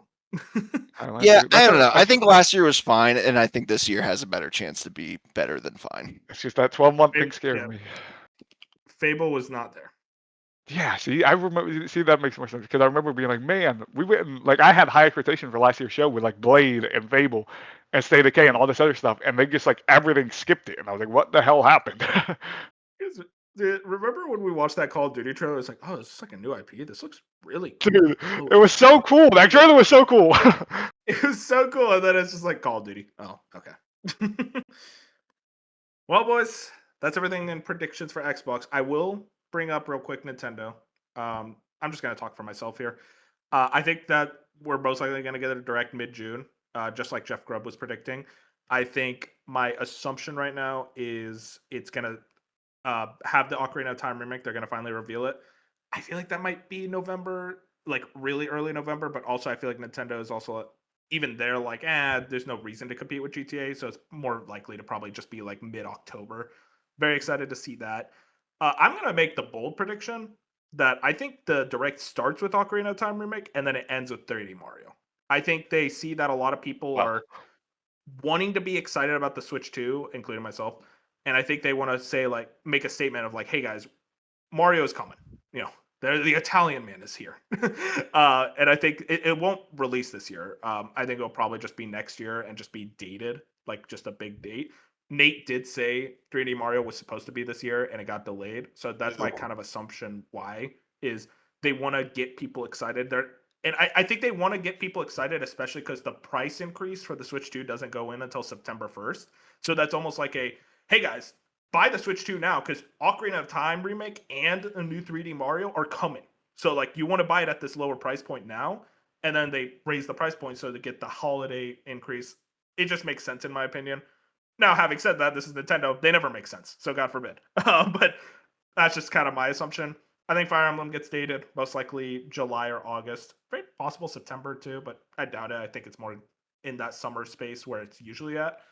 Uh, they could talk about the Xenoblade Chronicles 2 Definitive Edition that was leaked a while back, but I more so associate that with that's probably gonna be like just a random Twitter post from them. I don't think that's something they need to do direct space for. And then from there, it's a bit more fuzzy. I think they just kind of start revealing random things. But like my main ones are Ocarina of Time and 3D Mario. I think they want to try to make this a big direct because I think they understand that like at least in the West they've noticed it's like, oh, sales are not nearly as strong as we expected, so we want to get people excited for this thing again. And I think those are the two like your two heavy hitter franchises. And you combine that with like Pokemon, especially being next year. Pokemon's not going to be here obviously because they do their own showcases, but I think they want to make sure like, hey, be excited. Like Pokemon and 3D Mario are next year. Ocarina of Time remake this year. Like buy Switch 2 now. I think they want to try to really like change the conversation, which I already feel like the conversation's already shifted a bit, but like even now, it's like they really need these things to make people go like, hell yeah, I want to Switch 2. Now, We still Wolf. need the Fire Emblem date, right? Yes. Yeah, I mentioned that. That's I think that's July or August. Probably July, honestly. Damn, bro, that's so Probably crazy August. that a game of that size, they can just be like, yeah, it's next month. It's Nintendo. So Yeah, that's weird. how Nintendo does things, I man. know, I don't they're really so get it weird. either. And also, last thing, Dust Blitz. I swear to God, it better be here. I assume that's also probably maybe October, probably September. Okay, so Very possible it just gets delayed. it's Like, I don't exclusive. I was gonna say, so how do you feel about if it is October? Does that not like obviously Yeah, like that's Call the of Duty, thing. GTA, all these games are in this time? Do we see a Fable situation with Dustbloods where they're like, let's just get out I of the see that. way? I see a case where if Ocarina of Time is October, then Dust Bloods is next year. If Nintendo has say fuck it, Ocarina of Time is like early November, then I think Dust Bloods is October. Dustbloods is like that game is I so interesting to me as a multiplayer Switch only title. Is just so odd. It's so interesting. I really just want to see more of it. That's all I'm saying. I have faith that it's going to be amazing because I have faith in FromSoft, but it's also that thing of like, how amazing will it be? You know, especially because this is a Miyazaki directed game. It is like an impossible game to get a gauge on. That's what I mean. That's what makes it extra weird. Is it's his game? You know what I mean? Where it's like, Yeah, if this was just another because Night side Rain type of was thing like good. Night Rain, you know what I mean? Yeah, I'd be like, okay, I can understand what we're doing here. But the fact that it is his and it's coming only on the Switch, and at this point it's supposed to come in the busiest time of the year, I'm just like, man, I just can't get a Yeah, gauge on what this game's going to be or how it's going to perform. I will say Fusion. I kind of hope it's next year. I kind of want that game to have way more space to itself, uh, understandably. And honestly, I mean, like FromSoft rarely delays. That's my thing. But even then, I mean, like they are more likely to delay their game than Nintendo are for like a previously announced date. Like So we still that's need why I think Elden Dust Ring Bloods would on come. the Switch too. Oh my god. Oh my God, that's You know what I mean? Like, so what? right. Yeah. Like, what are we I doing mean with that both these games that just aren't? I don't know. It's just a weird I situation with me over there. I think Elden Ring on Switch 2 I think would probably show up at this direct and probably get like a September date then. I completely forgot about that. Maybe August, honestly. But Bob, what were you gonna say?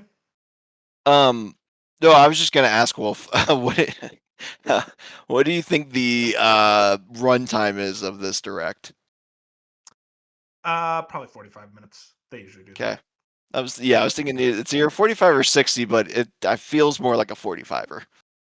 I feel like 60. I don't remember the last like general direct that wasn't like the big Switch 2 direct that was 60. I feel like they've had an E3 time period one, and I could be wrong, but I do know this is that every time a direct is announced to be 45 minutes, a lot of people are like, "Damn, this is a long direct." It's like, guys, they're always 45 minutes. Like, I don't know what to tell y'all. now, yeah. the other thing I was gonna say. Okay, now Wolf, we did just have Splatoon DLC, or it's coming. I forget. Did it come out already? Yeah, no, it's not DLC. Splatoon Raiders, that's the new game. That's July. Yeah. Okay, so Fire Emblem's August. That's crazy. You call that DLC. Yeah, listen, what the hell? listen. It looks really good. But that's what I'm saying. I think we get a trailer, shows a release date, and then that motherfucker gets a glint in his eye. No. And we run it back. We run back Smash on the Switch 2. No. No Smash predictions. I will not allow it. Just want to see your reaction, honestly. No. It's I don't think Smash gets revealed anytime. Here's my thing: me saying 3D Mario and Ocarina of Time are going to be at this direct tells me nothing else big is going to be. Right? Yeah, like it would be a direct of dreams if Smash was there too. Yeah, you get Ocarina of Time, 3D Mario, release dates on a lot of their previously announced stuff, and then some like, we're bringing back Star Tropics or some bullshit. That's the direct I expect. And that'll be an S tier direct, but like I'm not expecting them to also. Here's Smash. Here's Animal Crossing. Animal Crossing. I could possibly see a tease, but just that's more next year in my eyes. Yeah. Like they're still selling Pacopia. Like I don't think they need to rush into that.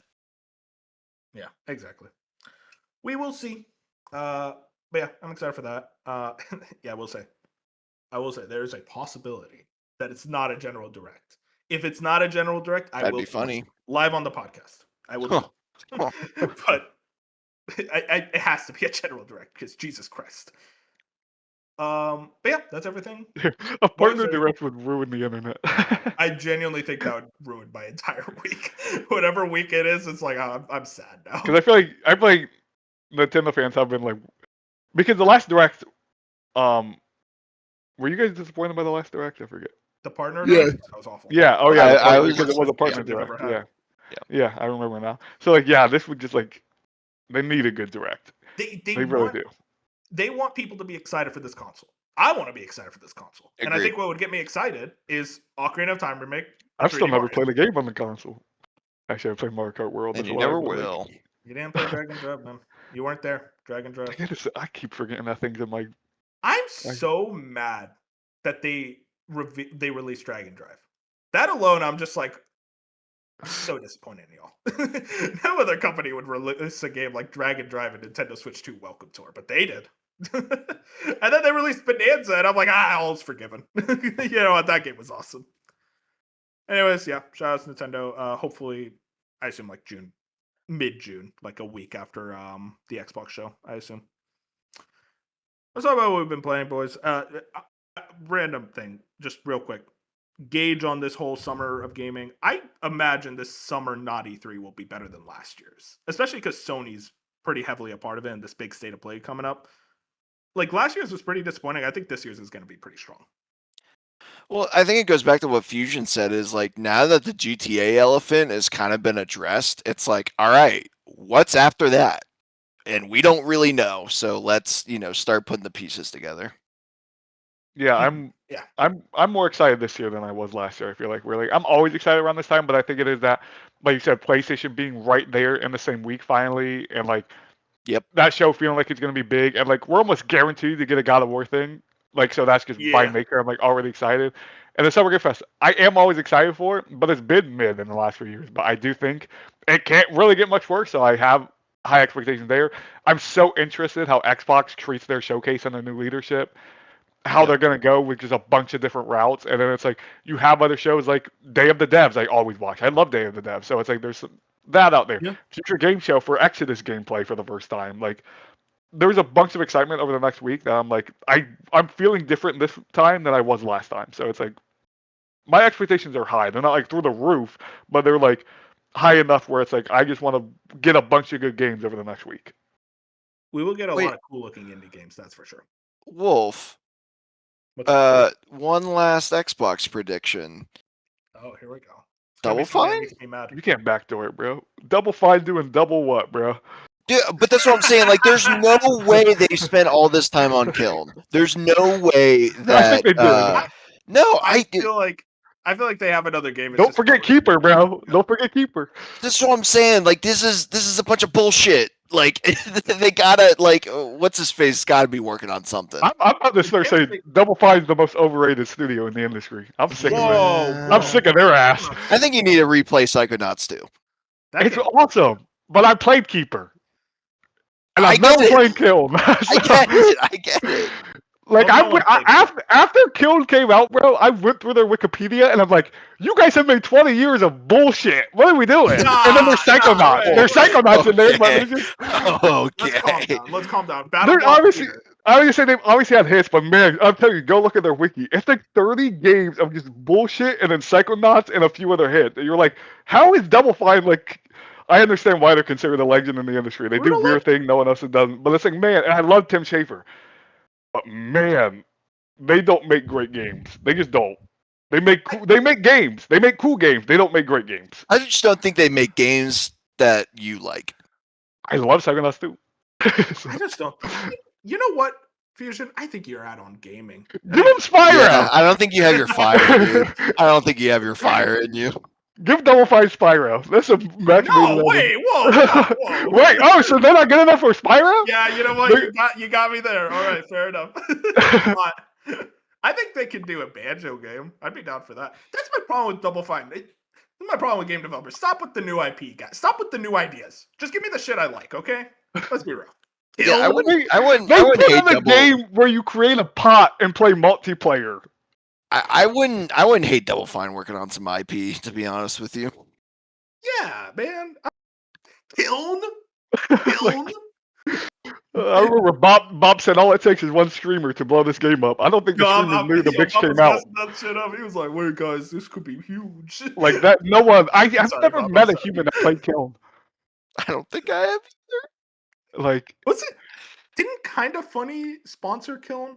Am I crazy for that? I would probably. I mean, they probably did like yeah, they probably did like a launch day stream. Yeah. I don't think they ever talked about it after that. Like, I don't think anyone cared about this game. I am like, and I'm gonna be the person that brings up Steam Chart real quick.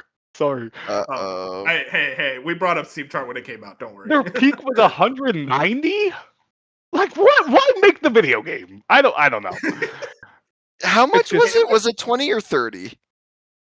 That I don't know. I don't know if I can see. Like that game needed to be $8. I'm sorry. it was too much money. Dude, I will say this. Wait, would you say 190 for the all-time peak? Yes. Different budget. Concord's all-time peak was 697. I think that's a win for us Sony bros. I think the fuck it's not. It's like the 24-hour peak is. Buddy, Kiln did not get a special edition controller. All right. It was a good one too. Yeah, just you wait. They could announce it any day. Yeah, they're gonna make it with their pottery machine. Man, it's just gonna be a lumpy piece of clay. Hopefully, Tim Schafer never finds this podcast. Yeah, really. I love Tim Schafer. I love Tim Schafer too. No, I don't think you do Fusion. I don't think you do. I do. I just have always been confused with the narratives around Double Fine. I really have. I think you need to go play Brutal Legend. Go play Brutal Legend. Go hang out with Blackjack. They made a lot of class. I think I agree with the ideology of what you're saying, though, Fusion, of just like, they'd be better off if they just made IP games. Yeah, anything. It's like anytime they make something of their own thought, it's just not good. If they were under Xbox, they'd be dead. They would not exist. Yeah, I think we're aligned on. Let's talk about what we've been playing instead of talking shit about.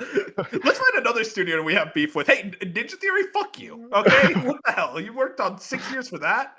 Anyways, Was it Sad Cat, Mad Cat, Fucking yeah, the fuck ass cat Mega studio. Cat. Mega Cat? Mega Oh, buddy. Yeah. No, Sad Cat's the good studio. That's replaced. Mega Cat. Yeah. Right. So we've been playing. Bob, you already talked a lot about Forza. Just quick update there. Yeah, I beat the map. I've done all the objectives. I've kind of working through the seasonal content. It's funny. I don't know, or Fusion. I don't think you'll know him, but Wolf, does Shoji Kodo ring a bell to you? Like in the game mess community? I Oh, don't even know Shoji if- Kodo. Yeah. I know Shoji. Oh, I know him. I thought you were talking Yeah. about a developer. No. I was confused. I thought you were talking about like a Japanese guy. It's like Shoji Koto. No. Is he like a- So he's awesome. he is the one person that has Couple been kills. pushing me on the Forza leaderboards. Like, this is the only guy who's capable of like actually getting me to grind the leaderboards. And so like literally every day, there's not a good way to check. So I'll go in and I check every icon. I'm like, this motherfucker got a new car. He's beating me to the point where both of us, if not myself, we're like top 1,000 in the world on so many events because we're just going back and forth at each other that we kind of have to get to that level. So it's like, what? 4 or 5 million people, 6 million people have played the game, and we are in the top 1,000. I think my highest is like I'm 318 on one of the events, and I just look at it, I'm like, dude, that's crazy. Like, what am I doing up here? So is there a car meta? Like, is there like? Yes. Oh, you there is. gotta run the Corvette. Corvette's broken this season. Yes, Yeah, that's why Bob always they're beats me legit in is. these things, and it's because he's got a meta car. So Yeah, the Forza, no, it's not pay to win. It's like the fastest car in the game is the Honda AE something 86 Forza edition. Honda? But dude, you should look at it. You'd be like, why is this the fastest car in the game? I'll have to pull up a picture of it. But it can go like 324. Just look up like Honda Forza Horizon 6 fastest car. It can go 324, but you can only get it if you beat like 10 of the Explore Japan objectives, which literally took me the majority of the game. Like, it took forever. But then, so I got that, and then, so that one you don't pay for, and then the Miata, which is another one that people, like, you do have to pay for it, but it just randomly spawns throughout the map, and it's like, you just buy it with credits. So, either way, I have completed most of the objectives in Forza, so now it'll just be something I check in on, but I still play a decent amount of it. People are saying the Toyota AE86 FE. Sorry, did I say Honda? I meant Toyota. You did say Honda. Okay, good. Yeah. I hate Honda, so What that's the good hell? to know Toyota's there. Yeah, it's the car is just busted. And like the thing is, it's like, and I think I told you this, Fusion, but it's like, you just got to get a custom tune. The community knows way more about cars than I do, and they're like, yeah, just change your settings to this, and I'll have like a downloaded like tune for it, and then you just put that on. It's like, okay, great. Funny car. Yeah, it's good that it's a Japanese car is the fastest. Imagine like Forza in Japan, it's like, oh, the German car is broken. It's like, oh, okay. Well, you hate Honda, so.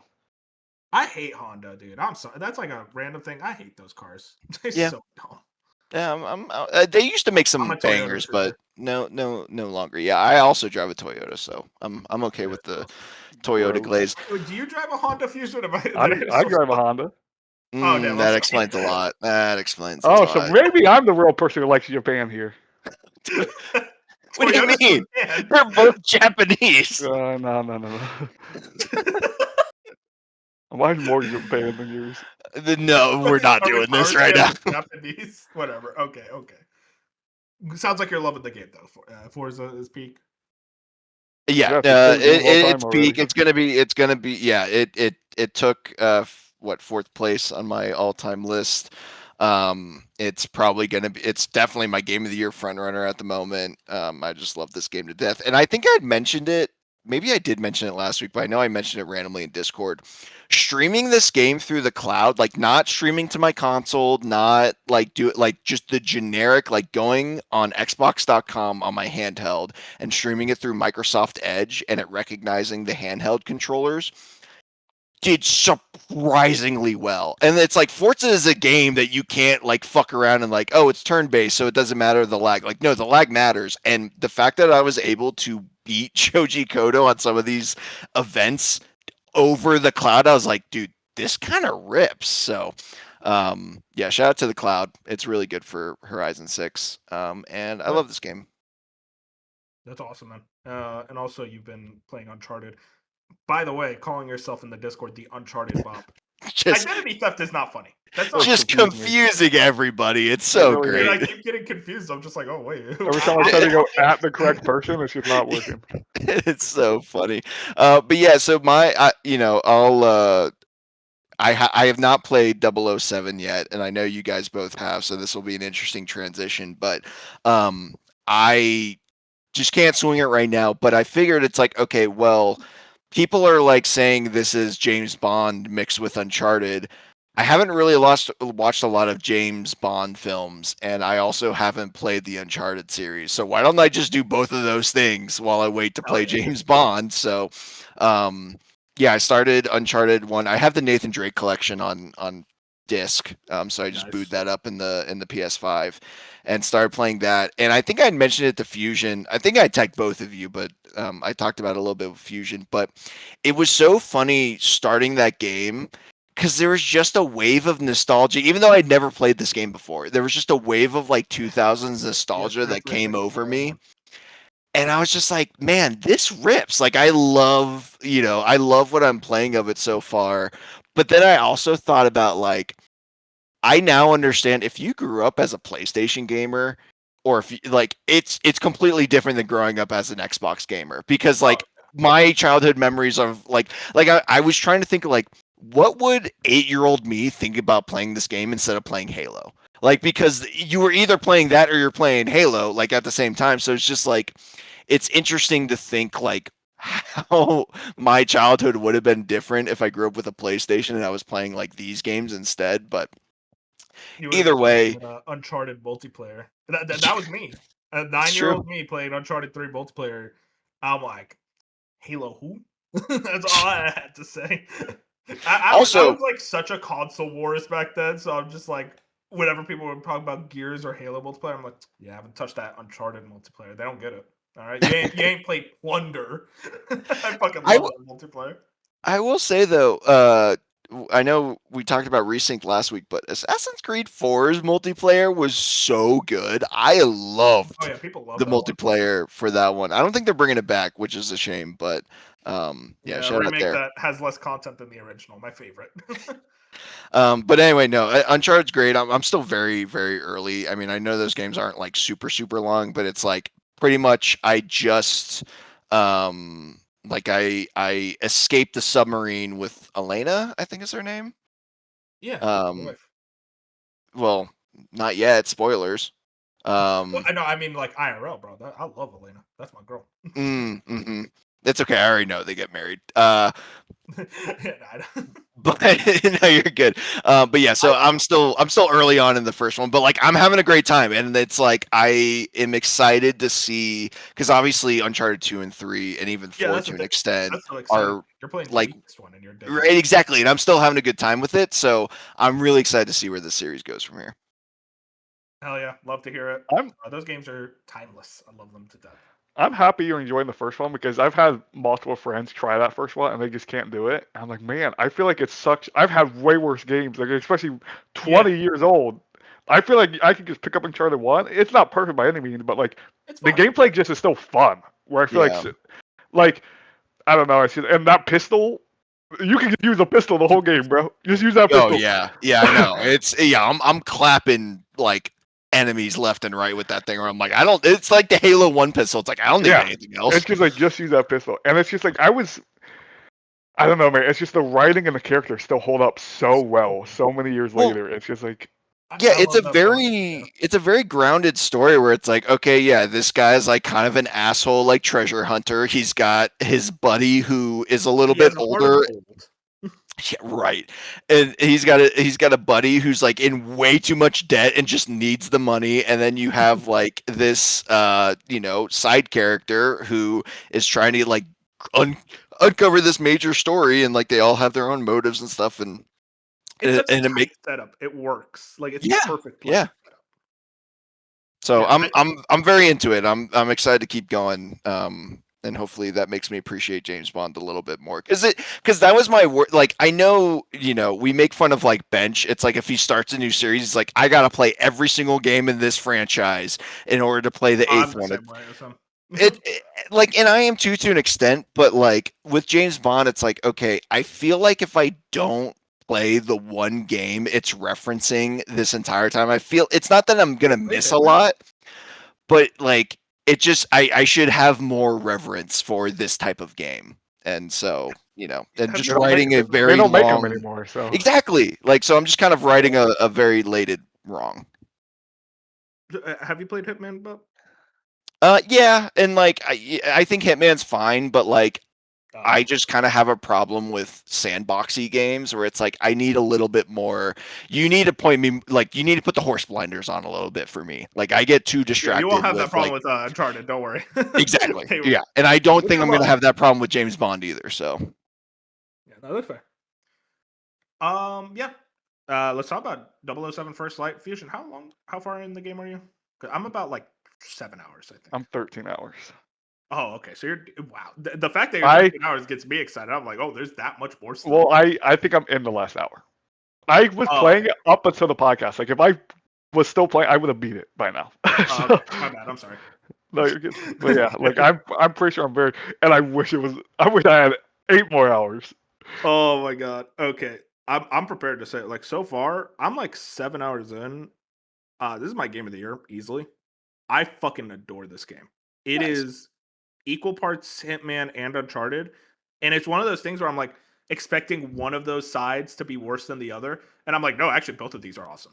Like like the Hitman stuff where you're looking around this area and like trying to like sneak by and do stealth and use your gadgets, all top tier. Like it's basically Hitman, but with like, hey, check out these gadgets that you can use. And it's like also I don't know about you, Fusion. It's also less complicated than Hitman, so I don't feel that like decision paralysis that I always Mhm. have with Hitman, where I'm like, do I want to do this? And then just default to like the just choking them out, taking the disguise, yada yada yada. Yeah. Whereas this is like, there's like like you have a lot of options, but like I'm almost feel like I'm always taking like the correct route, even though I'm not really. Like there's so many different ways I could do things, but I'm almost like all these feel so in depth that if you said like this is a linear game, these are your only options, I would fully believe you. It doesn't feel like one option is less interesting than the other.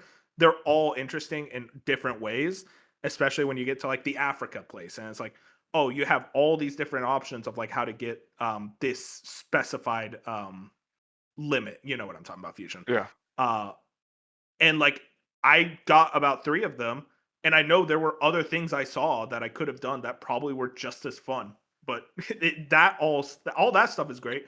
And then they hit you with the license to kill, which by the way, coolest thing ever. Like license to kill is one of the hardest lines in fiction. And getting that, and it's like, okay, now it's Uncharted, and now you're like throwing your gun, and you have this combat system that is so Dude, the strong. It's hand-to-hand brutal, but it's combat is insane. it's so fun. It is so visceral. All these different things. I will say, I keep fucking up the sidestep because I keep Me thinking too. dodge I is do too. circle. Okay, because I keep thinking it's circle, and I'm just like, oh shit. So like, I always get hit by grapplers, but otherwise, I'm like having the time of my life. I love like emptying an entire. This is a small thing. I love how all the guns have so little ammunition. Like there's so little in them, Mhm. so like you're They're constantly forcing you to like pick something up, like yeah. Uncharted So like I mechanism. throw a gun, I grab an AK. Oh shit, it's already out of ammo. Throw that, and like my favorite thing to do, especially like the melee combat sections, Fusion, is just like I just keep throwing stuff. I keep throwing bottles. I keep throwing bricks at these people. It is so visceral, so exciting, so much fun. Shooting, I will say, is not like immaculate, but it works. It's good enough and it's fun enough to where It I'm not like dreading it. I'm like, oh, this is strong. I'm having fun shooting, popping heads. Interesting, because I don't think it's obviously amazing, but I think like it's substantially better than the Hitman shooting. Like Oh, I it's better than feel the Hitman. weight Yeah, of the guns, and also Hitman's so something small that I feel like not a lot of people appreciate, and I love is the one-shot headshots. You get that headshot, they're yeah, down. Just they are yeah. humans. It's You know amazing. what I mean? One-shot headshot. And So if also, you get they like do a lot of damage to you too. Like I'm yeah, scared when I get into so COD. I'm it's like, like oh shit! Like when you just get those times where you hit like 4 headshots clean in a row, it feels so good. I'm like, I it just feel feels like so being good. fun, man.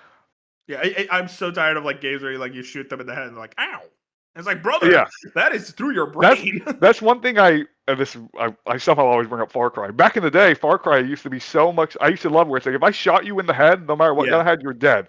And it's like in recent Far Cries, they've become more spunky. But it's like I love that. I love when a game you're fighting human characters. Everyone's human. Everyone feels realistic. Where it's like, yeah, if I shoot you in the head with my gun, you're done. You're just not moving. You Mhm. know what I mean? It's so clean, especially because there's a lot of scenarios in this game where they throw a lot of enemies at you, like an Uncharted scale Oh yeah. siege on you, where it's like if it wasn't one-shot headshots or if the enemies couldn't die as realistically and quick as they did, I feel like it would get frustrating. But the fact that enemies can go down in an instant if you're good enough, it just feels so good and you never feel frustrated with it. And you have the gadgets to like help with that too, where like I'm throwing out the poison dart and like getting this guy to throw up, and then I like stun the other guy with my like laser watch. And my favorite Hmm. thing, dude, I love how interactable the environment is, where I'm shooting gas canisters and steam pipes, and like I'm shooting down like this guy's cover, and he's falling down from the ledge, and it's like it's not just point and shoot simulator. It's like no, like you are utilizing the Yeah, environment around you to get around these like big shoot boxes, and it's just and feels incredible. the environments in hand-to-hand combat, where you're literally throwing Yeah. people up against walls, throwing them at bookshelves. Books are coming off the wall. Oh You're my slamming god, their I heads on love the them. desk. You're using bottles, like you said, bricks, whatever you find. It's just like it feels like you're Break through the glass genuinely too. you're like everything you're using everything in your power to survive. Where you're like, I don't care what I Yeah. gotta use, I'm fighting dirty, I'm doing whatever. That's James Bond to me, where it's just like those moments where everything goes off the rails and you just have to improvise. That's what I think makes the combat feel so good, where it just feels like you're improvising Mhm. constantly in those. And then you have the And I stealth do. that like Oh, the stealth is amazing. where it's like It's so fun. it's you and I love the stuff. I'm actually super excited to hear that you're as high as you are right now because 13 hours in, I would also say this will be my game of the year at the moment. Like I Bro, am loving this video game. it's And so I thought because there are some slow parts here where yeah, I have I was issues. thinking. I was just saying, I did this game not perfect. There's some slow parts, especially early on, where I'm like, I felt like specifically you we're gonna be like, man, it's just way too slow. Like we're not No, moving because fast enough. But I loved I, it. I I think it's like Uncharted to me. The reason Uncharted works for me because it's like, yeah, that has slow parts, but like I like the characters and the story and the writing and everything enough to where like it doesn't bother me. And also, I'm like, it's a linear game too, Yeah. which just helps me. Like, if it was open world making me sit through these, I'm like, oh, bro, let me go do stuff. I'm like, no, actually, I'm having fun. I'm enjoying this whole ride. I just love the vibe, the setting, the spy setting. Like, that's awesome. Spies are so cool. How are there not more spy video games? That's what Like I I'm saying. always feel that We way. have no spy games, no pirate games. Like, come on, like just make them. Exactly. It's dumb. That's just a complaint about the gaming industry, though. Yeah. But like this game brings it out of me of like I'm just like having the time of my life. I do want to bring up one thing that I saw a lot of people complain about is the driving. It's not that bad. It's fine. Like It was yeah, it's better than not I Forza expected, Horizon. genuinely. Like, It's not Forza Horizon. Oh, shocker! Like it's not gonna be like a What? racing game. Yeah, it's not gonna be a racing game level of quality, but that's fine because you're in a car for like of my 7 hours. I think I was in a car for like 10 to 20 minutes, if even. So it just doesn't bother me. And like the one thing I will give it is, yeah, it kind of sucks that like it is a little on rails that you can't really move around as much in the racing or the driving segments. It's not that bad. Like it really isn't like a case. Again, they're so quick that it's hard to really look at it as a massive complaint. yeah, they're Um, there to either give you a big set piece moment or to just progress the story narratively between yeah. characters as you're driving from point A to point B. Like that's what the driving in the game's used for. Mhm. I do want to bring up, and I'm curious how you feel because you're playing on PC. I'm playing on PS5, base PS5. My big issue right now is I do think the performance is a little rough. I've had 2 game crashes. Specifically, it always crashes when I press the touchpad for my menu. So it's very funny. Like I'll press the touchpad, I just see the load screen. I'm like, oh, okay. You're like, oh, there it And, goes. yeah, and also the loading screens are so fucking long. Like this is the longest loading screens I've felt in a game in a while, and I wonder if that is just a PS5 thing right now. I would say I've had zero issues, literally zero. Okay. Like I've ran into Okay. not a single crash, not like long loading. I've had nothing to complain about. Okay, making me feel inferior. No, but which I did see, like Digital Foundry did make a video on the base PS5 about specific things where I was a little like, man, this doesn't feel like it was the best port thing over here for PS5. Yeah, that's why I think. So I do feel a little news bad for cycle is console still players, quick. but like I still haven't. You're one of the few people I've ever heard that said it's crashing, so that really sucks. But like at least on Twitter and stuff, I haven't seen much of like the console player base being like, man, I'm getting crashes nonstop, blah blah Oh blah. yeah, it's not like it's not unplayable. It's totally fine. It's just like I noticed things, you know. Yeah. Well, and I feel like it is. IOI is just like they are more of a. There are certain developers I think that are PC centric, and I think there are other developers that are console centric, and I just think of IOI as like more of a PC centric Yeah, dev. I'm their not sitting Hitman here games are like. great on console too, but like they do feel a lot better on PC from what I've Oh played. yeah, So like, yeah. Hitman was pretty good on console, but I assume that's like after years of updates. So I hope Yeah. so. Well, and like, guys, I hate to bring this up, but just like Fusion, I feel like this game would be so much better with path tracing, right? I was literally gonna bring it up. Where's the path tracing? Like it's ridiculous. That's an inside joke because Bench won't play this until it has. Bench was going for the He viewers that didn't listening. know it was in the game, or that it wasn't in the game. He was going to play this game day one up until last week when I broke the news to him that path tracing wasn't there, and he said. He went on a whole rant about how IO is one of the worst studios ever, and they lied to him, and blah blah blah. I'm like, bro, what are we talking about? So He he's does not know playing First, it. no. First, he didn't believe you. Oh Then yeah, he had to told me I go look lied. it up. He had to go look it up and confirm it, and then you posted like the screenshot. And then he's like, "Oh, actually, it doesn't look that good. Like I'm waiting for it to be." And I'm like, "Dude, you were so full of crap." We love you, Bench. Yeah, I don't know, but yeah, I guess the lack of path tracing is a major negative. But you know, I'll live. Yep. 9 out of 10. Yeah, but no, I mean, I feel like I said everything I wanted to. I love this game to death. I'm gonna finish it by next week, most likely. Easily my game of the year right now. I played a lot of great games this year, including one I'm gonna talk about in a second. But I'm just like, dude, I want the gaming industry to just have more games like this. Dude, Just we need more games like this. Linear, fun romps that everyone's like talking about. Like, oh, dude, remember this moment? Like, cool, fun stories. Like, this is the shit I want. You know, I don't want 100-hour like kill the guy. It's like, yeah, we've lost the pure art of just an action adventure game that's linear. That doesn't have open zone. That doesn't have just like go off here and get side quests. Like I was playing in grade, like even Pragmata to an extent. There was like a bunch of side stuff you could do in there. I'm like, man, like I don't care that much about this stuff. Just give me a point A to point B. And I feel like it's hard to make a longer game that way. And we are in a spot in the industry where people refuse to buy even games like 007 because it might be 14 hours long. And they're like, I'm not spending $70 on that. So we are in a spot where like a lot of gamers will not buy a game if it's under a certain amount of hours. But man, there is something special about that just point A to point B video game where you're going through the motions and you're still like, I still want. The great thing about 007 is they're getting me to point A to point B, but they're not side quests and obnoxious open zone stuff, but there's ways you can go through the level. And it's like that is just so good. I'm going to go back and just replay a bunch of these levels and just try out the different things. Like I want to that was and I've never felt that for Hitman, but I'm just so in love with this game. I'm like 3 hours into this game, I immediately said, make it a trilogy. I'm like, I don't care. I'm ready for 007 from IO. Put Hitman on the back burner. I love Hitman. I'm ready for this to be the next decade of IO, which is insane for me to sit here and think about. Where I'm like, man, that's crazy. I want it all. I hate licensed games. Like I don't like licensed games, but this is one where I'm like, no, actually, you guys should do this for the next decade, please. Do you guys have a lot of familiarity with the Bond? I've never watched James Bond. I watched GoldenEye. That's interesting. Okay, never watched it, and I purposely I did not watch it going into this because I want this to be my version of James Bond. I don't care about the movie. I don't want to sit here and nitpick a game maybe because they didn't get the right skin color of a certain character. I don't care. I want IO's James Bond to be my version of James Bond. But that does make me more excited for the new younger James Bond movies that are coming out from Denis Villeneuve. He's making a new James Bond. Like the franchise is rebooting essentially, and it's like I'll go into those coming from being able to play these games, and that does excite me. But I could care less about any of the old James Bond movies. That's so funny, Fusion, because like my thought process through playing this, I'm like, I love this so much. I'm gonna go watch the Sean Connery James Bond movies Yeah, now. no, Like, I want to watch them all. I'm like, this is just my.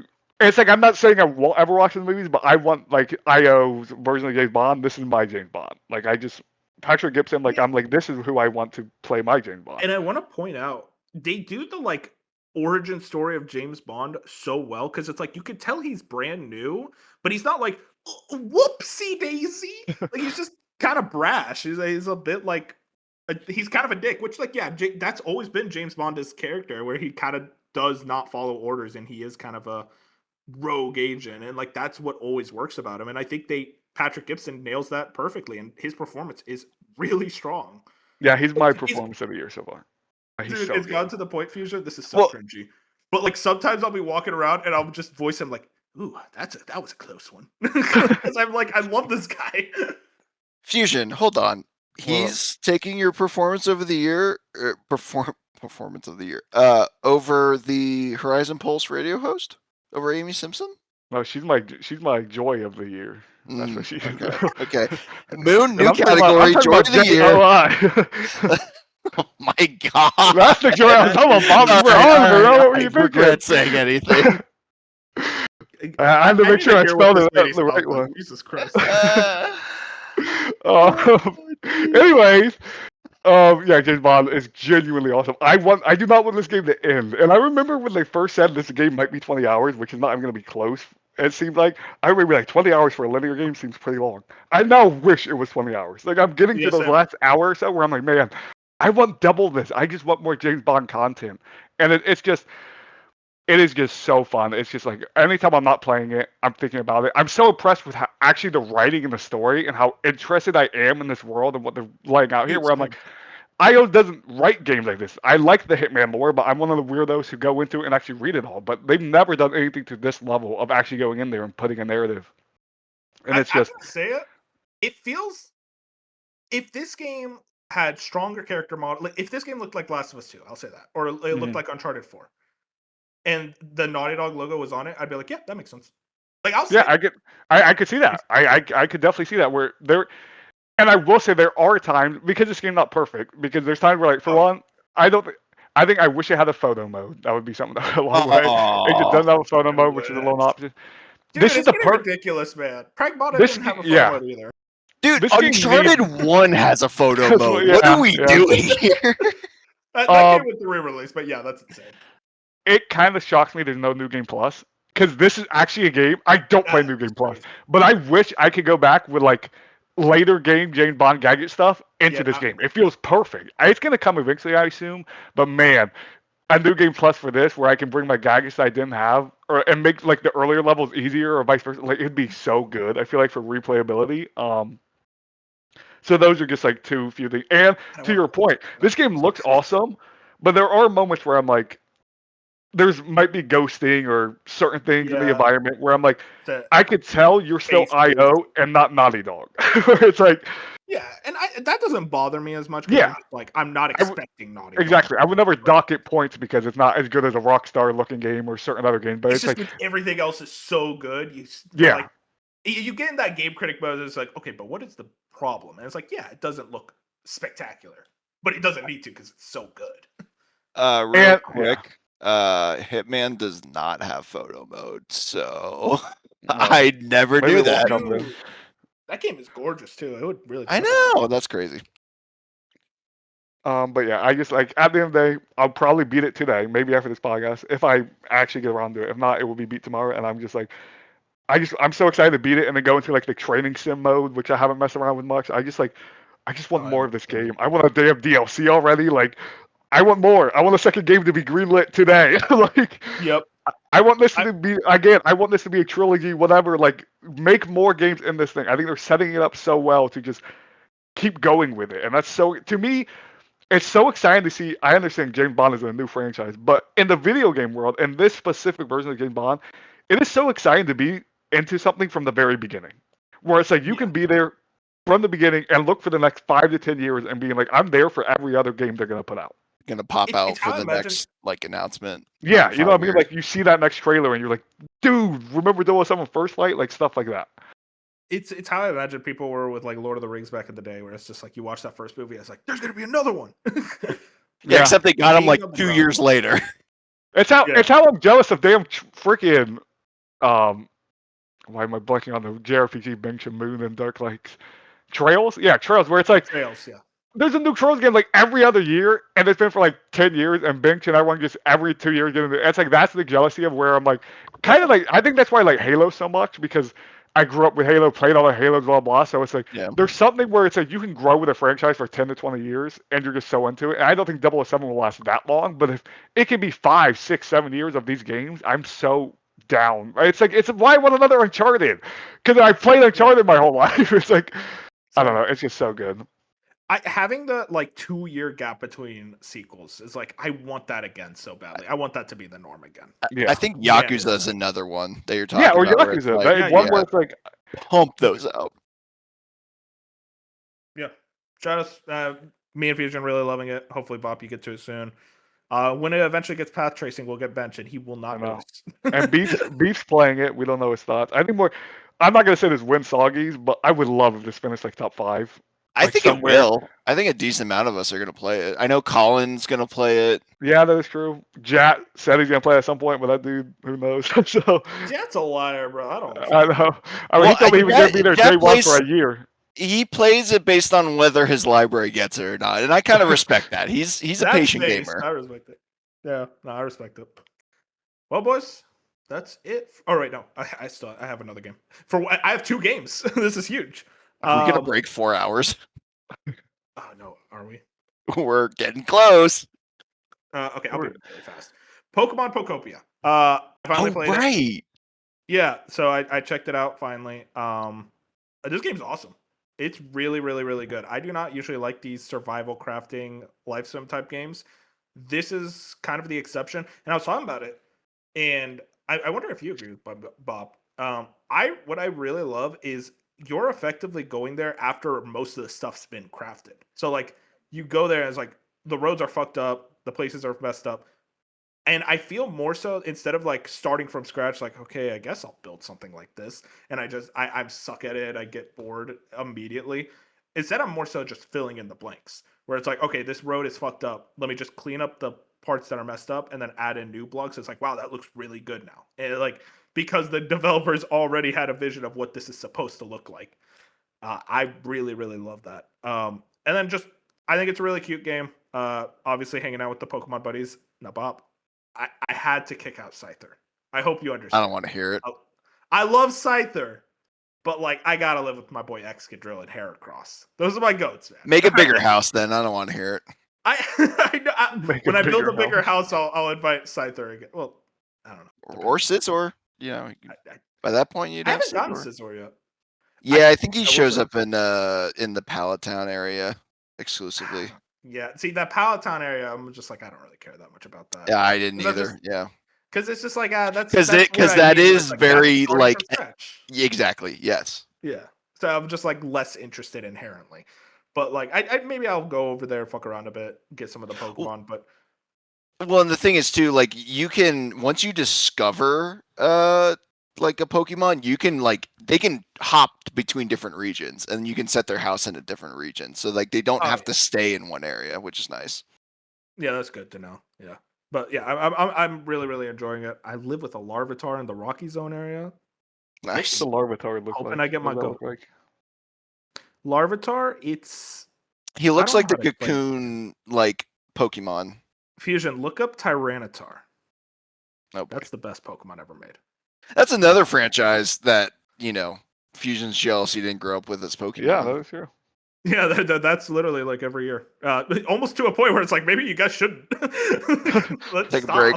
But no, that is 100% true. That is one of those franchises where it's like, I wish there was a time where like I was playing Pokemon, so like I just like I don't know. There's certain franchises where I look at other things and I'm like, I don't really have. I have some. Obviously, I have Halo, Call of Duty, I guess, but like specific ones. But it's like I just love being there from the start. Granted, none of us were there from the start of Pokemon because they're 40 years old or however long it is. But it's like I just love when you can be there from the start, or at least near the start, and just grow with something and be excited for everything that's coming with it. That's the cool thing about Pokemon specifically is that like every generation is someone's start. So like, Bop is a Gen 3 guy. It's gonna be Gen 10 for me, bro. Well, yeah. Weewa. But yeah, no, Pokopia back at it, really digging it. I will say, Bob, though, one issue I have, and this is more of a me thing, I do feel very overwhelmed, and I wish things were just a bit cleaner to just have like a nice like activity board I could put where it's like, okay, I want to put this, I want to do this, I want to do this, like something. And I guess I could make notes outside of the game, but like I want to do it in the game. Like there's just so much stuff across all the different regions. Also, this time gating stuff, man. All right, listen. This won't be done until tomorrow. Fuck you, man. Just have it done today. Like, I could wait 15 minutes for like the small houses, but like every time I build something that's like medium sized, they're like, okay, it's not going to be done until tomorrow. It's like, you lazy ass Pokemon. What am I paying you for? Like, let's get to work, guys. Well, But for me, outside of that, like really it fun. always felt like, like while the time gating was annoying, I could always find something else to do. Oh yeah, that's true. There's a lot more stuff to do, but just like personally, like wish, because it's like I have ideas of what I want to do with this house that I'm scared I'm gonna forget tomorrow when it is ready. Fair. But I totally get what you're saying. And I did want to Like echo Coco. too, like because I had the same exact thoughts about the areas where it's like, oh yeah, I do love that it's kind of someone already designed this and I just have to clean it up and like fill it back to what it was. And then if I have any ideas on top of that, I can add them myself and make it better. But yeah, I'm 100% with you because I don't have a creative bone in my body. And if they were way too sandboxy, I'd be fucked. So I'm glad that they give you a template to work off of. 100%. And also there was one other thing. Oh yeah, I do think there's not a lot to talk with these Pokemon about. And that's one thing I do think Animal Crossing does better, where like I am interested in talking to the villagers. Like they always have like fun things but they have beef with one another. So far it's like they seem pretty chill.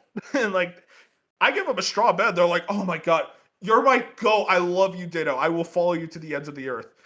Like I go to the torch chick and I'm just like, "Can you make bricks for me?" And he's like, "Yeah." And it's like, "I finished those bricks." It's like, "Cool, can you make more?" And it's like, okay. I feel like at a certain point he should be like, "No, dude, I've done enough for you." But they seem pretty chill with this. I a little bit of like, I don't want to say pushback, but just like I want them to have conversations more so often. But otherwise, I am really enjoying this game a lot. How far are you? I got to the Rocky Mountains biome. Okay. He has more hours already than Rebirth. You're a decent amount in. Unironically, I might be. No, not yet. I think you will be, but not yet. I will be, yeah. But yeah, thank you guys for joining me, boys. Almost 4 hours. We didn't make it. Don't worry. Wait, what was your other game? Gosh, how did we almost hit 4 hours? That is crazy. We were very sporadic. Pocopia and something else. 007 was his No, that was it. Yeah. Oh, got it. Because next week's podcast has to be longer. I mean, it's going through every reveal of 17 shows. You don't think it's going to be longer? I'm going to tell you why it won't be. It's because probably Bench is going to be on. And he doesn't yap as much as y'all. That's true. He'll be like... But also, like, we'll know what it is, too. Like, I think there's more of us, like, being like, what studios does Xbox have? Rather than be like, all right, so this is what showed up. I should have prepared better. I was very busy. No, you're fine. It's all good. I had a lot of fun, though. It was great. The last 2 weeks, us three have put in 7 hours of podcast. Yeah. We're yappers, man. And meanwhile, Bench, God forbid, he gets on for 1. Anyways, thank you guys for joining me. Had a ton of fun. I think we're going to head out, though. If you guys want to find us, YouTube, Spotify, Apple Podcasts, wherever your favorite podcasts are found. Also, check us out on Blue Sky and Twitter at A Slice of Gaming, all one word. Like the podcast, helps us out a ton. With that, we're heading out. Good night, boys. Good night. Go buy 007, please. 007. Buy leaderboards in Forza, you won't.